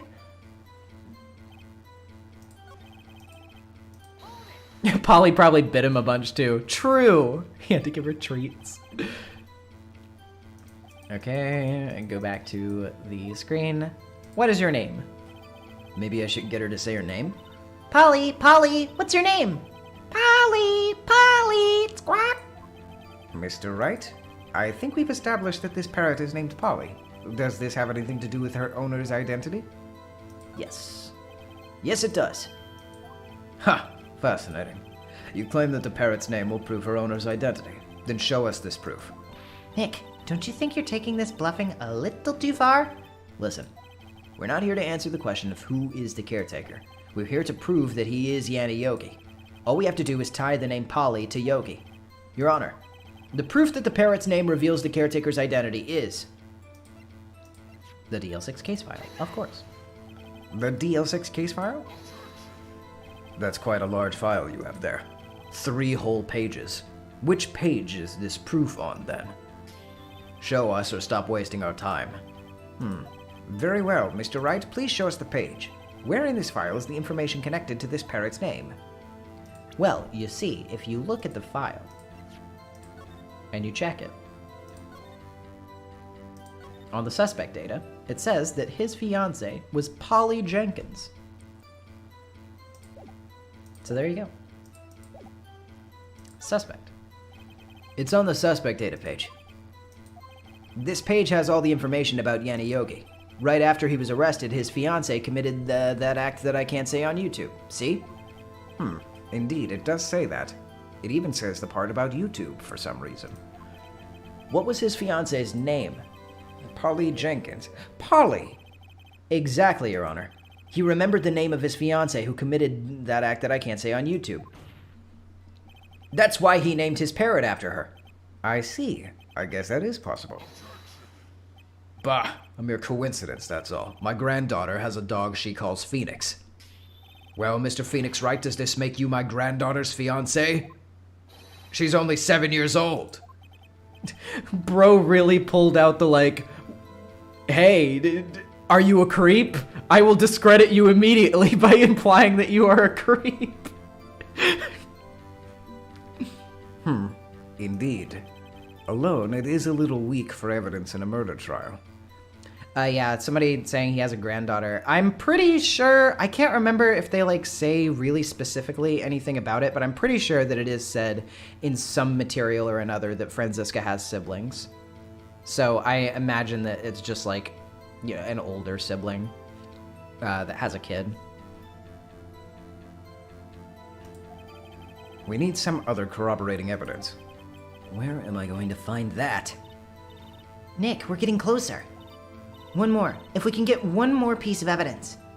Now, don't quote me on that. I could be wrong. But yeah, somebody also said I think it's an older sister. I think that's true. I think if I'm remembering it correctly, that's true. But I could be spreading misinformation.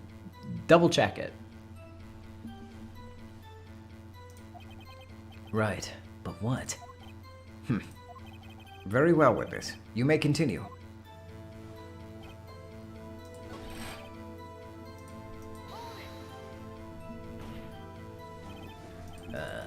Go back to the selection. What's the safe number? Maybe I'll get her to say the number of that safe. Huh? The safe? Why? Let's just try to get her to say anything, okay? Polly, what was the number of the safe in the shack? 1228, 1228. My, what a reckless parrot. Well, Mr. Wright, you aren't claiming that this number has something to do with the caretaker. Actually, it does. Actually, it does. That's why I had her say it. Ha! Ridiculous. How can the number to a safe tell us who the caretaker is? Show us your proof. What could possibly link this number to the caretaker's true identity? You know what I'm gonna do? The DL6 case file. What is this obsession you have with that case? Mr. Wright, where in this file is something relating to that safe number? The case summary. It's on the case summary page. The case summary? Specifically the date on which the DL6 incident occurred. Polly, what is his social security number? And his credit card number, please. It's very important. It's not because I'm broke. Polly, I would not steal soda from the Walmart. I just need the combination, please. The date of the incident, December 28th. Why, that's today's date, 15 years ago. And the number on that safe is 1228. Ah, He used the date of the DL6 incident as the number for his safe, Your Honor. That's how important that date was to him. I see. It certainly is an interesting coincidence. People often do set their secret numbers to dates. Polly, what is the Phoenix Noodle secret formula? Bah, this is not tangible proof. I set my ATM card's number to 0001 because I'm number 1. This has nothing to do with the date. Nothing. Also, by the way, that's really funny, too. That's enough. I think we've reached a conclusion here. This is a mere coincidence, that's all. True, that is a possibility. However, 2 coincidences at the same time seems more like a pattern to me. What are you saying? Summon the caretaker of the boat shop. Immediately.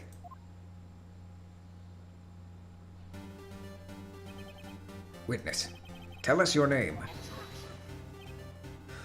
Wait. This witness, he doesn't remember. No. It's okay.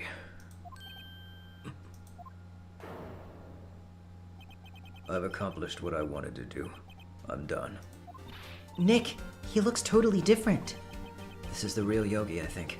Finally. He's been acting feeble to hide his true identity. Acting.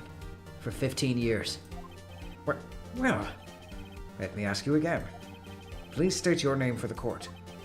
My name is Yanni Yogi. 15 years ago, I served as a bailiff in this very court. Order! Order! Yanni Yogi. So, was it you who killed Robert Hammond? And tried to frame Miles Edgeworth for his death? Yes, it was me. I did it. They put me on the witness stand 15 years ago. Robert Hammond. He said I was mentally unsound. He told me it would make me innocent. Get me off the hook. So I pretended to have brain damage. I was innocent, really, but he didn't believe me. We won the trial, but I lost everything. I lost my job, my fiancé, my social standing. Then this year, 15 years later, a package arrived. It was a letter and a pistol. The plan was written out in careful detail. There was a plan for me to take my revenge on the people who ruined my life. I didn't care who had sent it. I thought this was my chance after 15 years. This was it. Finally, a chance to have my revenge on Robert Hammond and Miles Edgeworth. I have no regrets. Wait a moment. Revenge against Miles Edgeworth? What do you mean? I'm not at liberty to speak on that matter. Why don't you ask Mr. Edgeworth yourself? Anyway, I admit it. I was the one who killed Robert Hammond.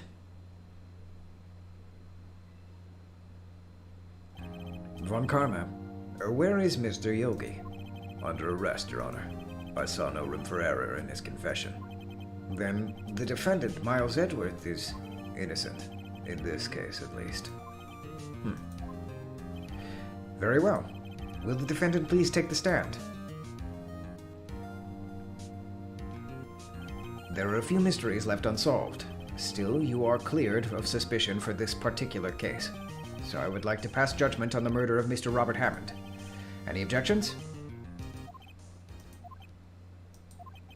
I don't believe it. Why isn't Von Karma saying anything? Very well. This court finds the defendant, Mr. Miles Edgeworth.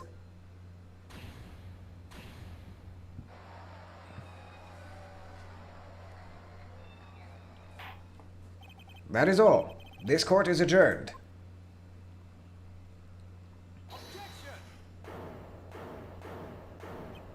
Did someone just say objection? It wasn't Von Karma. Wait, but that means... No. Edgeworth! Your Honor, I object to your judgment. What do you mean? I'm not innocent at all.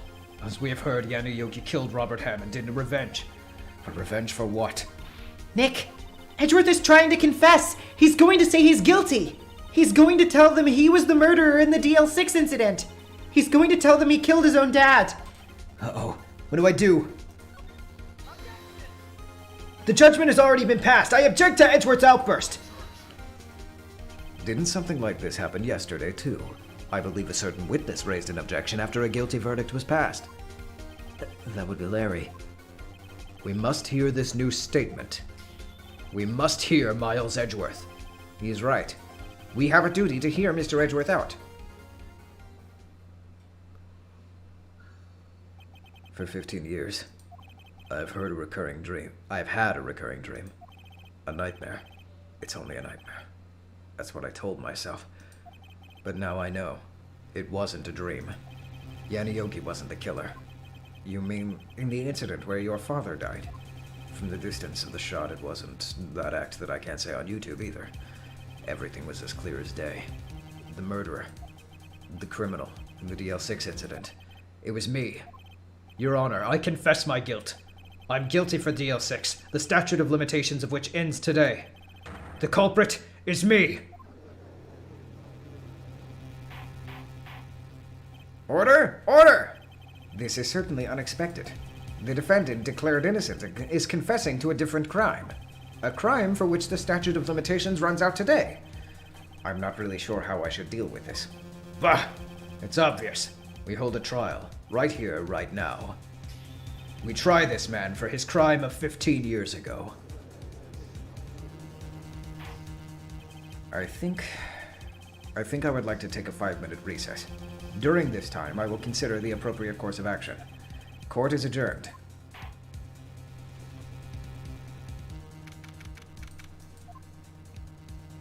I'm sorry, Red. I've just wasted all of your effort. Mr. Edgeworth. Just don't believe it, pal. I mean, you killed your dad? I didn't want to believe it myself, Detective. But it's the truth. I deserve to be punished. Murder is murder, no matter what the circumstances. This is crazy! Just crazy! Nick, what are you doing? Huh? Oh, I was just reading through the court record once more. I'm getting my case ready. Your case? For what? Huh? Isn't it obvious? I'm gonna prove that Miles Edgeworth is innocent. Huh? What are you talking about, pal? He just admitted to it. He confesses that he did it. In court. I'm sorry, Edgeworth, but I don't believe your nightmare. What? It's just a dream. It's not real. The truth is right here, in this court record. In any case, tighten your belts. The real fight's just beginning. I'll prove you're innocent. Trust me. Right. We're gonna get literally 3 minutes from Christmas for me, so we're gonna achieve a Christmas miracle. Then I would like to resume our trial. Judge, Miles Edgeworth has admitted his own guilt. He has confessed to his crime. Let us begin by hearing his testimony. Then, though pointless, let the defense do their cross-examining. The statute of limitations on the DL6 incident runs out today. Though it's unconventional for me, I'd like to run this one by the book. I see. Does the defense have any objections? No, Your Honor. Von Karma, you knew this was going to happen from the very beginning, didn't you? Very well. Will Miles Edgeworth take the stand?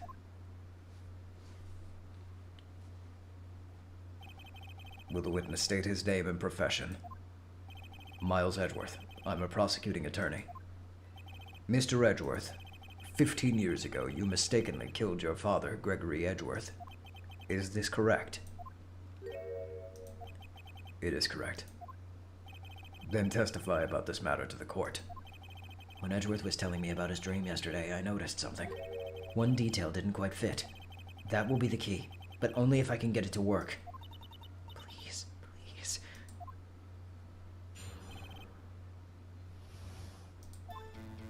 That day, I'd gone to the courtroom to observe one of my father's trials. As we went to leave, an earthquake struck, trapping us in the elevator.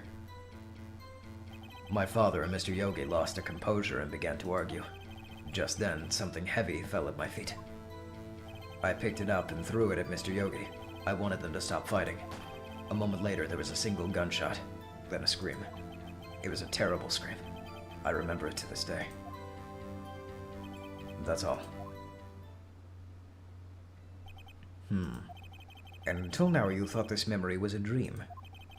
We were stuck in that elevator for 5 hours. The oxygen in the elevator ran out and I lost my memory of the events. Bah! The same claim Mr. Yogi made. Very well. Mr. Wright, your cross-examination, please. Yes, Your Honor.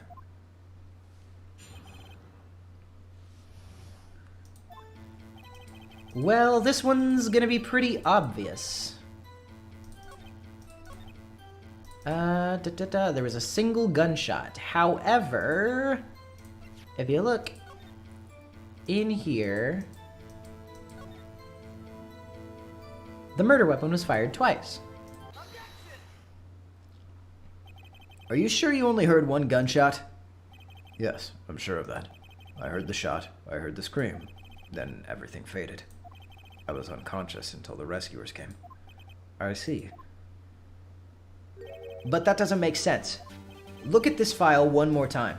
This plainly contradicts the witness's testimony. You do enjoy dragging out that file, don't you? I don't accept this evidence, unless you can tell us what page it's on. Which page contradicts Miles Edgeworth's testimony? TLDR. Please use Control F.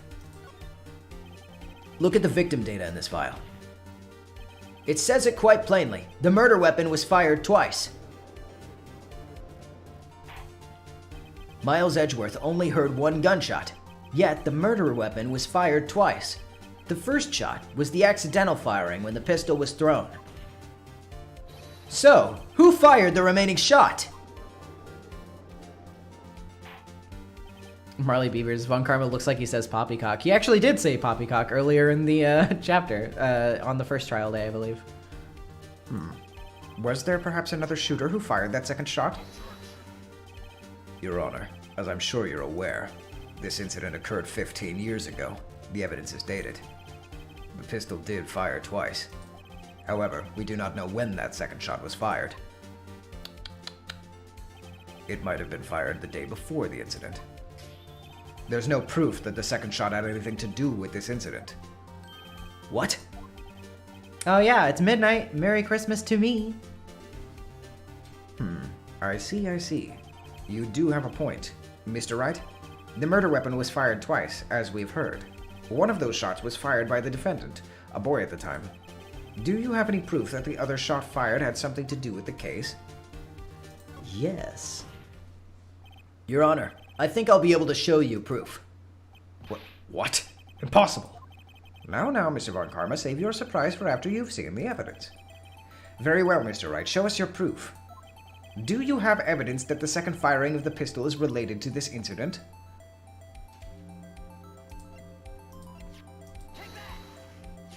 Look at this photograph. Every time I see it, it makes me weep. Not laugh. If I said laugh, Edgeworth would get mad at me. But it does make me laugh a little bit. Look at his pose. It's kind of silly. His legs out like that. Ooh, I'm Gregory Edgeworth. Anyway. This is a photograph of the scene of the crime 15 years ago.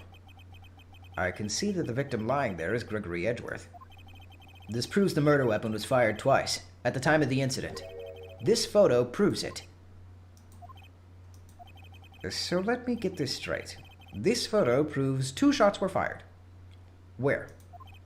Your Honor, please get a clue. Your Honor, the victim looks silly. Yes, the VOD will still be on YouTube. Get that cursor up there. Get that cursor up there. Get it up there. It's so like it just inch it. Please. Okay. I think that's as best as I can do. As should be obvious, the contradiction is here. I see a bullet hole in the door. Your Honor, Gregory Edgeworth was killed by a shot from the pistol, yet there is also a bullet hole in the elevator door. We also know that the murder weapon was fired twice. Thus, someone other than Edgeworth fired that second shot. Order! Order! Mr. Wright, what are you driving at? It's simple, Your Honor. At the time of the incident, 2 shots were fired. One went into Gregory Edgeworth's heart. The other hit the elevator door. Remember that the defendant lost consciousness after the shot he fired rang out. In conclusion, we must agree that the second shot was fired by someone else. Mr. Wright, but who could that someone else be? The murderer, of course. I knew I should have stepped in before your wild fantasies got out of hand. Mr. Wright, look once more at the DL6 incident case file. Look closely. Try the case summary page. The case summary, that's on page 1. Look what is written there. Not a single clue was found on the scene.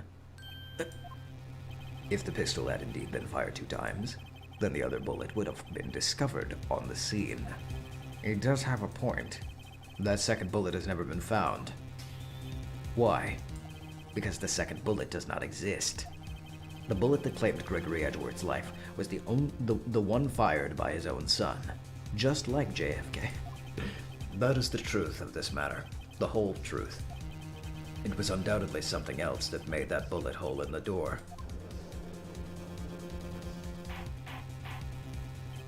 Order! I will have order! Mr. Wright has proven one thing to us quite clearly, that the murder weapon was fired twice at the time of the incident. However, as Mr. Von Karma says, the second bullet fired was not found. It is highly unlikely that the police merely overlooked this second bullet. So all we have is the single bullet fired. I'm afraid I have to discount the defense's claim. I praise the judge for his wisdom in this matter. How did this happen? I don't believe that the second bullet didn't exist. Was I wrong? Have I been wrong about this whole incident? What are you doing, Nick? Why aren't you raising an objection? I'm sorry, Maya. What? Looks like I was wrong. Nick? If the second bullet wasn't there, then all my conjectures are for nothing. No. But you said you'd do it, Nick! You said you'd get Edgeworth declared innocent! I'm sorry. It's just, when I saw the photograph, I thought the 2 shots had been fired. I was so certain of it. I thought I'd won.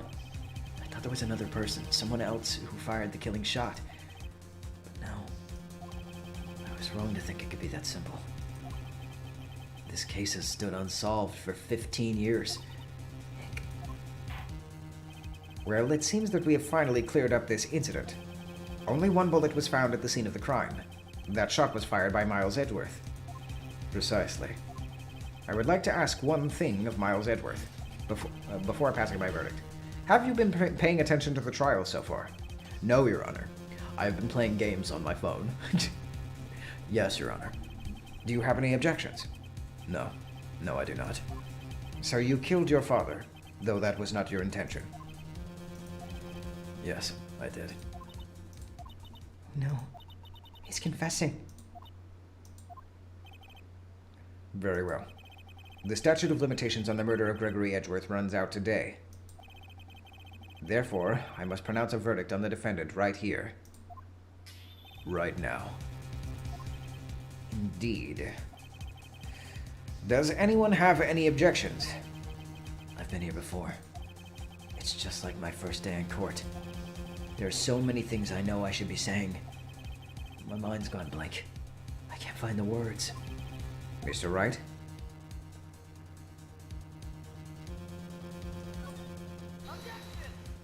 Your Honor. I object. Mr. Wright, on what grounds do you object? Nick, I don't know. His case is perfect. No. It must exist. The second bullet. What? What did you just say? Nothing. The second bullet must exist? But where?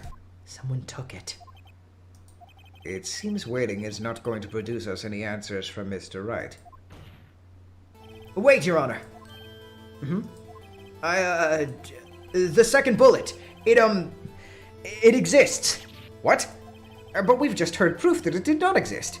I realize that, Your Honor. I'm really grasping here. It's just someone took it from the scene of the crime. That's what happened. But who? The murderer. The murderer? Then tell us, just who is this murderer? I'm still thinking about that one. So the criminal took the second bullet. Why would he? Huh? First of all, how would he have found it? It's not easy to find a stray bullet, Mr. Wright. Was there some pressing need for the murderer to search for that bullet? Why would the murderer have spent the time to look for that stray bullet? I haven't got a clue. What's wrong, Mr. Wright? Bah, the murderer had no reason to take that bullet. You don't want to admit it, but it's true. Had to take it. Had to take it. The murderer. What does that mean? You're thinking too normal. Think crazy. Don't think why the bullet was taken. Think why the bullet had to be taken. Mr. Wright? Yes, Your Honor. I have no idea what I am doing. Well, the murderer had no intention of taking the bullet from the scene, but the murderer had to take the bullet. Had to, Mr. Wright? What do you mean? Well, for instance... For instance, what? Maybe the bullet, hit the murderer. The bullet hit the murderer? Just saying, for instance. I mean, if it hit you, you would have to take it with you, wouldn't you? It's not like you could perform surgery right there. You know?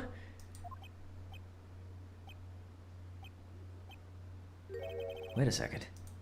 I was just talking off the top of my head, but what if that's really what happened? Let me get this straight. So at the time of the murderer himself was shot, and he left with the second bullet still inside, thus leaving only one bullet at the scene of the crime? Yes. I guess that's how it would work, yes. But there's a problem with that. The other two people rescued from that elevator, Miles Edgeworth and Yana Yogi, were both unharmed. So that would mean...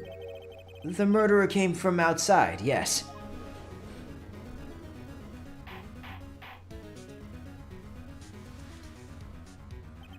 The two men fight inside the elevator.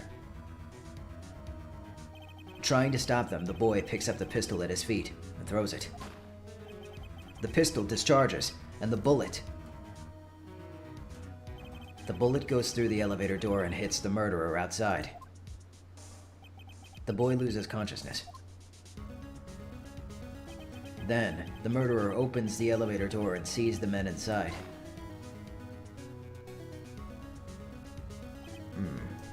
Mr. Wright, you're truly the most unpredictable defense attorney I've ever known.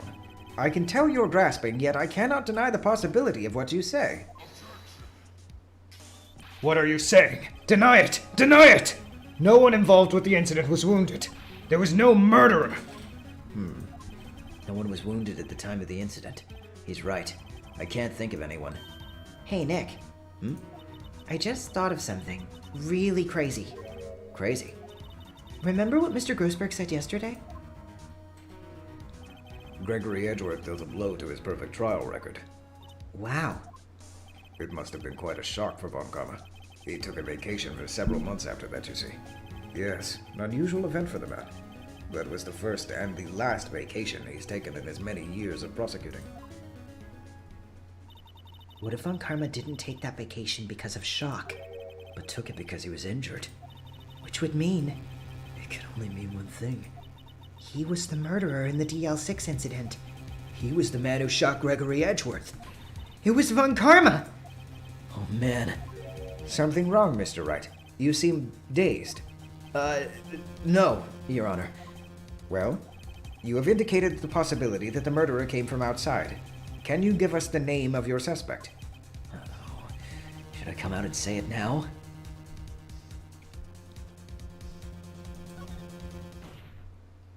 Your Honor, there is a suspect. One lone suspect. Well, this is certainly interesting news. Very well, Mr. Wright. Who is your suspect?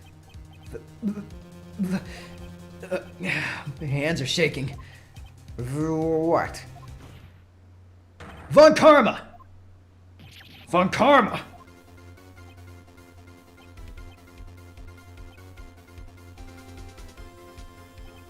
You mean the Von Karma?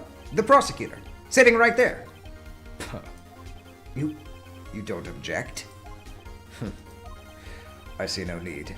Why honor this ridiculous outburst with my objection? Because you took a vacation for several months starting the day after the incident. Yet you pride yourself on a perfect record.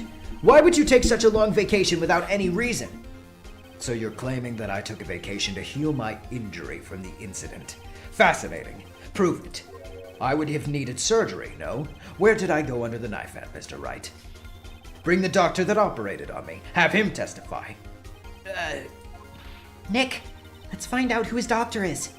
It's no use. Edgeworth? I know Von Karma. Perhaps too well. He's perfect. He wouldn't leave clues. He probably didn't undergo surgery. That would leave a doctor as a witness. Nobody's that perfect. So what, Nick? Did Von Karma pull the bullet out by himself? That's insane! No, he couldn't have. You can't just pull bullets out of yourself. Wait. What does that mean?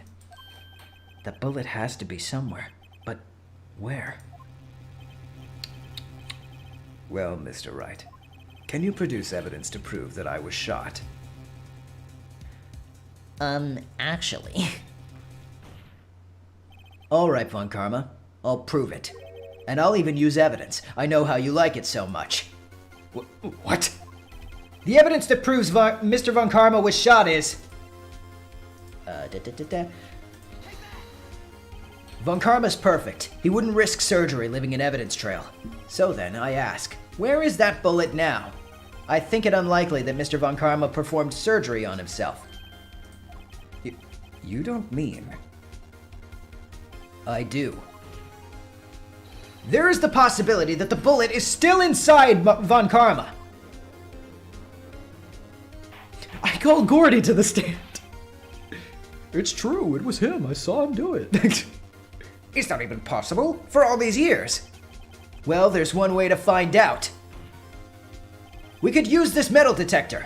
Well, Von Karma, I'm going to run this over you and see what we find. I refuse. You refuse? But refusing this means you acknowledge that the bullet is still inside you? Order! Order! Order! Your Honor, the defense requests that we be allowed to use that metal detector. Judge, I call for a suspension of this trial. This is an invasion of privacy. The statute of limitations runs out on this case today. It was you who said we had to end it right here, right now. Enough. I permit the use of the metal detector. Mr. Von Karma, you will submit yourself to testing. Nick, what does this mean? I don't know, but we have to give it a shot.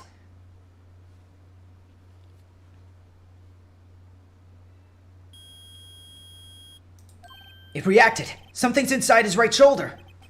The bullet. Mr. Von Karma? It was you. I was afraid this would happen, and so I remained silent.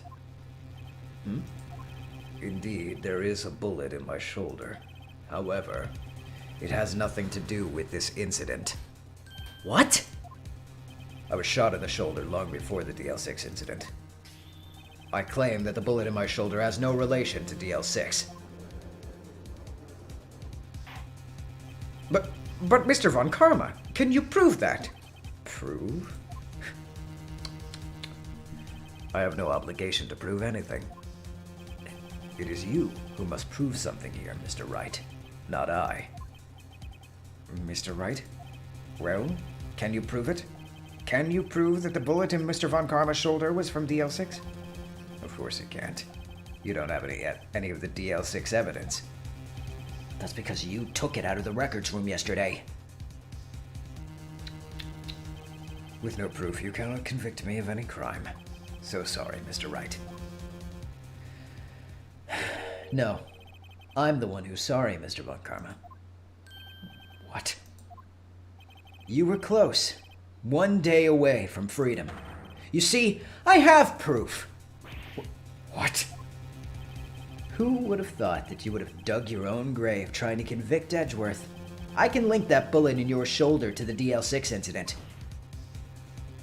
And here's my final proof!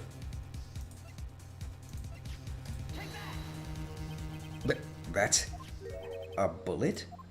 Where did you get that? This is the bullet used in the DL6 incident. This was taken from the heart of the victim, Mr. Gregory Edgeworth. The bullet is preserved quite nicely, with all the ballistic markings intact. Ballistic markings. You may recall the term. It came up in the first trial 2 days ago. Ballistic markings are the fingerprints of a weapon. All bullets fired from a gun are marked with that weapon's unique pattern. By examining the markings, you can tell which weapon fired the bullet. It's quite accurate. I'm gonna have to turn down the mic volume in a minute because I'm gonna have to go ham. We have 2 bullets in our possession. One, the bullet removed from Gregory Edgeworth's heart. The other, Mr. Von Karma, is the bullet buried in your shoulder. We could analyze both bullets. Then, if the markings matched, we would know that both bullets had been fired from the same gun. The very same pistol. In other words, the murder weapon that killed Gregory Edgeworth. Mr. Von Karma, you will let us remove the bullet from your shoulder. Then we'll compare the ballistic markings to those on this bullet. And solve this case once and for all. Well, Mr. Von Karma? Let's turn it down.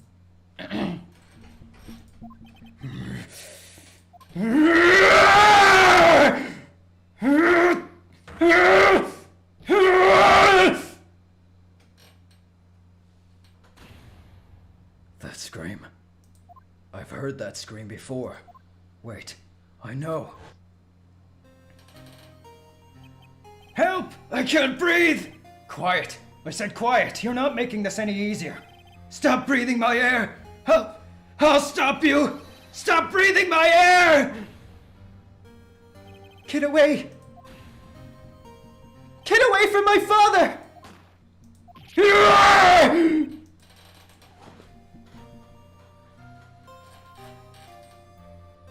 It's that scream I heard in the elevator 15 years ago. Von Karma! It was you who screamed! Mr. Von Karma? Edgeworth! Edgeworth! Only you would dare defy me! So, it was you. You and your father are my curse! Your father shamed me with a penalty on my record! And you left a scar on my shoulder that would never fade! I'll bury you! I'll bury you with my bare hands! Death! Death! I love how the screen is still shaking when it says 15 years earlier. Okay, turn the mic back up. I pray that your room is soundproof. No, it isn't. Take solace. If the police get called on me, it was for art. Mr. Chief Prosecutor, I'm sorry. Von Karma, it's not like you to make this kind of error. I never would have thought that Edgeworth would be the one to catch you. I was careless. I'm sorry, but you have to be penalized. I've covered for you in the past, but not this time. Edgeworth. It was a shock like none I had ever known. Me, penalized? It took hours for me to regain my composure. Suddenly, I found myself in the darkness. I was in the court records room. I must have wandered in there without thinking where I was going. The room was pitch black. The lights must have gone out. I went out in the hall and felt my way to the elevator. I pressed the button and nothing happened. Then, there was a noise. I was in pain. A horrible, burning pain in my shoulder. Just then, the lights came back on. The elevator door opened before my eyes. Ding dong! You have arrived at your destination. I saw 3 people lying inside, all lying unconscious from oxygen deprivation. Much to my surprise, a pistol lay at my feet. I knew then it was destiny.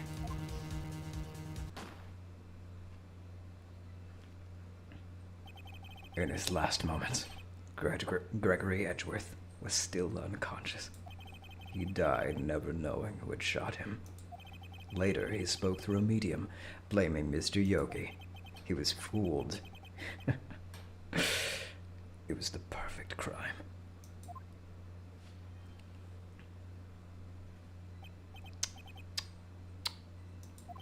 Who would have thought another man would have come to open that elevator door?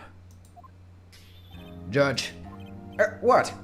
What are you doing? Do your job. Bring an end to this miserable charade. Now, end it. You see, I've said charade and charade both ways in this stream, so that way, if anybody gets angry at me for one of them, they can't. Very well.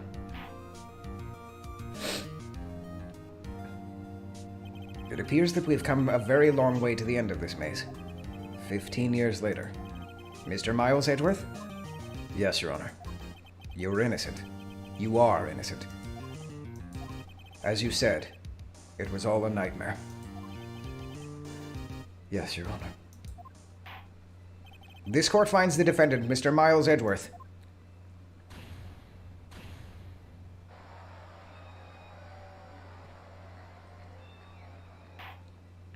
That is all. The court is adjourned.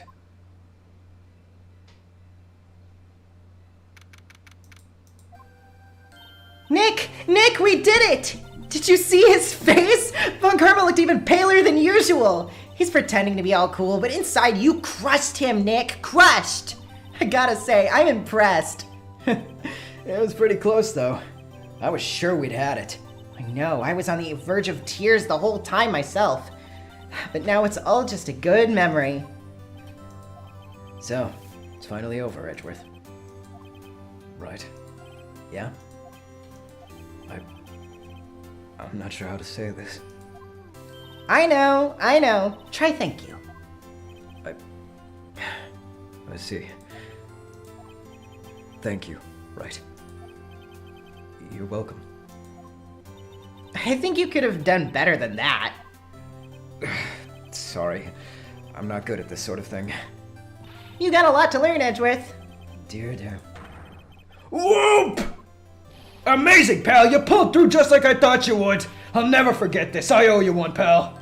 And tonight, let's party. Dinner's on me. Yeah, my salary went down a bit this month. Yeah, but who cares?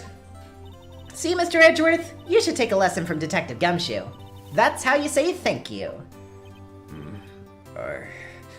I see.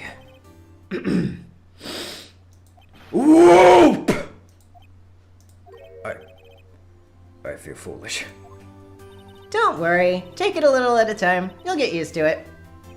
It's been 15 years since I've seen Edgeworth this unguarded. Hey, y'all. Y'all were great in there. Thank you. Yo, Edgeworth, congrats. Thank y'all very much. I knew you were innocent from the start, of course. Just look at you. You wouldn't stick your hand in the cookie jar even if no one was there. You were the witness on the first day of the trial, weren't you? Yeah, well, let bygones be bygones, huh? Speaking of which, what are you doing now, Lotta? Who, me? Oh, I went back to college. I gave up trying to be an investigative photographer pretty quick, but I won't in the Ace Attorney too. I will go back to my same old bullshit. I will never quit. I will be your problem. Really? That's too bad.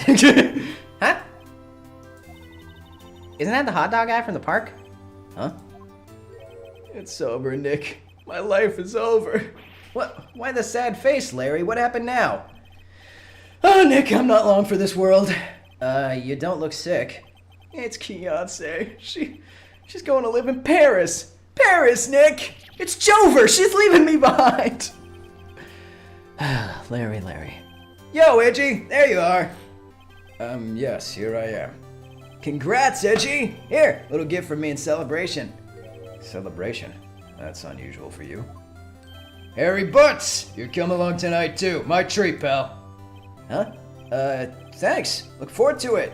Yo, Nick, that's to suit the question me. When he says treat, that's not police talk for prison food, right? Right? I think you'll be fine, Larry.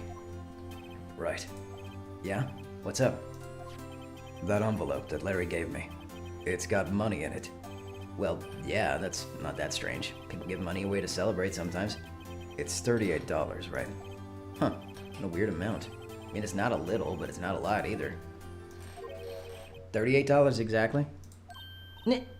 Nick?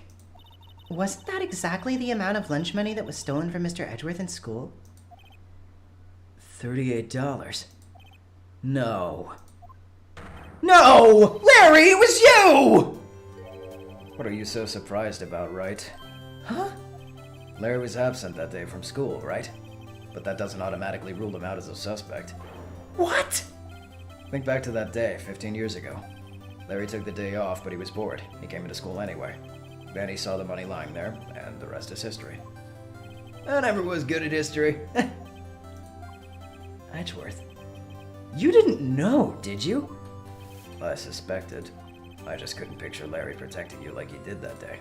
Everyone else was saying you did it. The whole class was against you, remember? Yeah, too well. Right, you may not know this, but we used to have a saying back in school. When something smells, it's usually the butts. I know. Really, right, I'm surprised you didn't figure it out. Well, this is sure an unexpected turn of events, huh? Edgeworth. You should have told me! Now, Nick, it was 15 years ago. Don't you think the statute of limitations has run out, Mr. Edgeworth? I'd say so, yes. There you have it. Where does that leave me? I became a defense attorney because of what you two did. Well, I call you a goody two-shoes to the extreme. Yeah, and you get worked up too easily, too. Death! The death sentence for both of you! Man, if only I'd known I'd have become a prosecutor! The same goes for me, only the other way around. For the longest time, I thought that I may have killed my own father.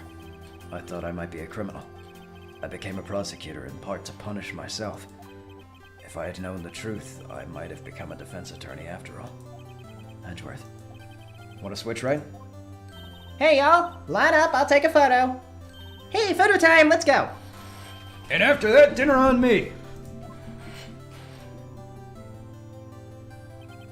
Detective Gumshoe took us out on the town that night. We celebrated Edgeworth's newfound freedom, although Edgeworth was still in detention.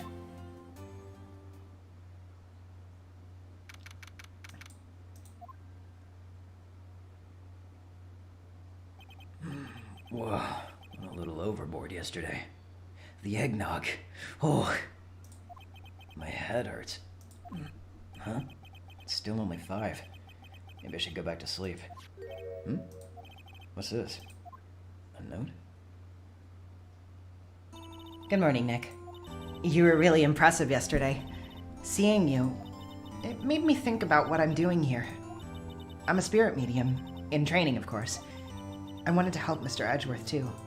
I wanted to help you, but I couldn't. I was useless. So I've decided to go back to my training. I'll become a full-fledged spirit medium, for starters. I couldn't say it to your face, so I left this letter. Goodbye, Nick. Goodbye? What time is it? The first trains for the mountains have already left. To the station.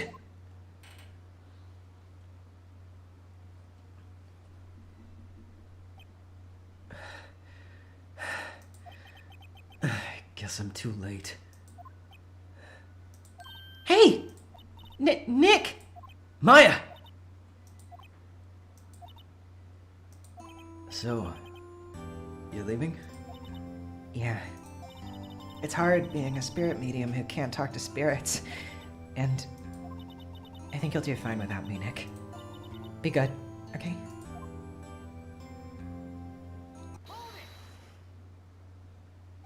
Wait! What? I never could have saved Edgeworth without your help. Huh? On the last day of the trial, I heard her. I heard Mia's voice. You heard my sister?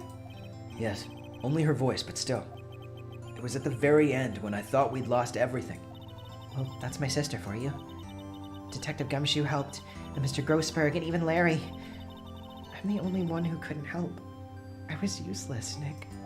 But you were the one who stopped Von Karma, Maya. Huh? I didn't do anything. All I did was wander around in a daze. Sorry, but I have evidence that you helped. Evidence? Show Maya some evidence to cheer her up. Yeah, okay, well, the thing about that is, take that. A bullet? Von Karma was convinced he had taken all of the evidence pertaining to DL6. But you were the one who rescued the last piece of evidence we needed. This was the bullet that put an end to Von Karma. And you were the one who gave it to me. Nick. Thanks, Maya. I couldn't have done it without you. I'll be back soon. Huh? I'm going to complete my training and come back. Okay. I'll be waiting. Of course you will. You can't run that office by yourself. You're hopeless. I don't know about that. So, bye. Bye.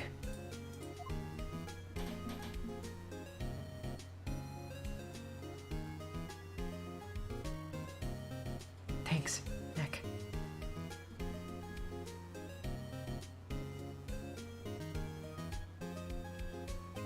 And so my story ends. Time to turn a new page and say goodbye to the novice defense attorney that I once was. Now a new story begins with the same old crazy cast of characters. Huh. Don't think you've graduated yet, amateur. Mr. Wright, perhaps you'd like to rethink that claim? Yes, Your Honor. Uh-oh. I got a bad feeling about this.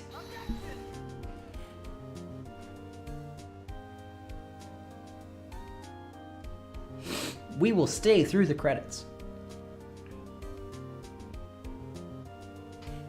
Hey, pal. Mr. Edgeworth came down to the precinct to wish me a Happy New Year. Talk about a pleasant surprise. Whoop! Detective Gumshoe! Then he hung his head low and went right back outside. Kinda like he was embarrassed or something. Strange, huh?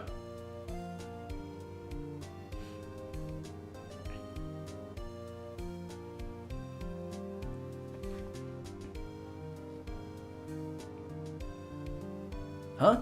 Nick? No, I haven't seen him lately. Who, me? I've been working at a cheese shop. That Missy's a nice lady, but she's not exactly what you'd call a cheap date. Huh?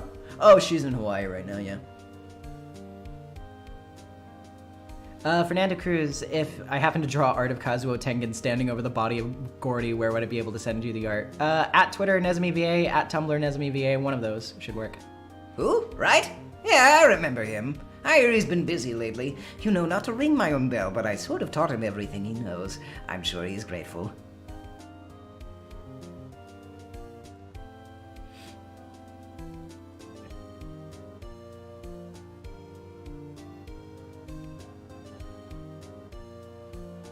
Phoenix Wright. The defense attorney for whom I wrote that affidavit for, yes. Oh, you should know, I've taken over management of the Gatewater Hotel recently. Should you be in the area, please stop by.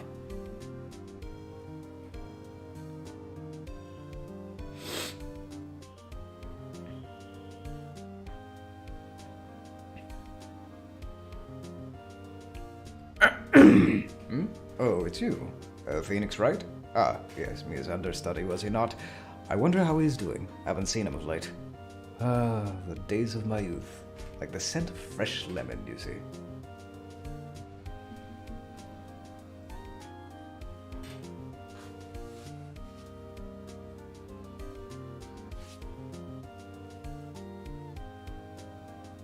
Phoenix Wright? He an actor? Well, I'm not buying it. You can't be a star with a name like Phoenix. Did you know they're finally putting some old Hammond movies on DVD? The box set thing? Not what it's called DVDs or everything these days. I'm supposed to keep it straight anyhow. Blah, blah, blah. Can't read her lines. It's too fast. She's even faster than Tengen. I'm pleased to announce the Pink Princess is a hit. I sure owe that Mr. Wright a great deal. Oh, and I'm keeping my face out of the public eye till the show's over. I wouldn't want to ruin any kids' dreams, you know.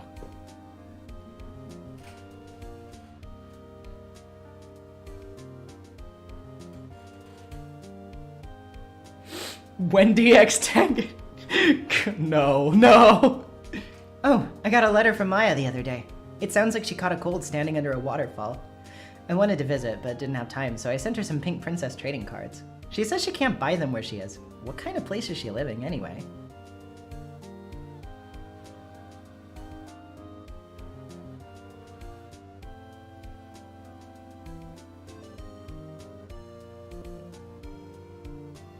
Right? Who's that? You wanna talk? Let's talk Pink Princess. Alright! But, you know, I snuck into the studio the other day, and I saw her. The one inside the Pink Princess suit. Ugh, what a dog. It's kind of a shock for a boy my tender age.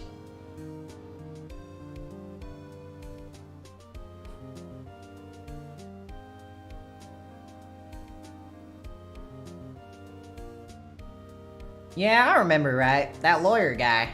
Huh? Me? I'm in training to become a paranormal photographer. You know that picture I took of everyone? Well, just behind them there's a ghost. For real. Now that's talent. I'm gonna be famous.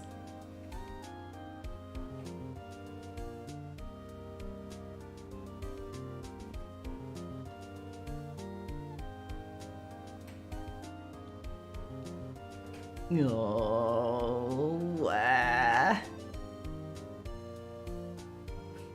The second bullet? I took it, yes! I flash-stepped and caught it in midair and then told Von Karma to scream. I still have it right here in my hand!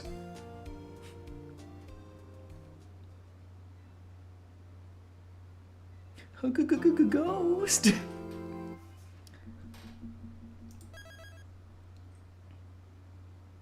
Wow. What a good game. Peak, if you will. Anywho, that is a stream. Thank you so much for tuning in to this wonderful Turnabout Goodbyes Christmas. I hope you enjoyed it. I hope you enjoyed your almost Christmas. I hope you will enjoy your Christmas. Thank you so much, everybody, and I will see you for another actual video in January. When in January, I cannot promise, but you'll see me in January, so. See you later, everybody. Bye-bye.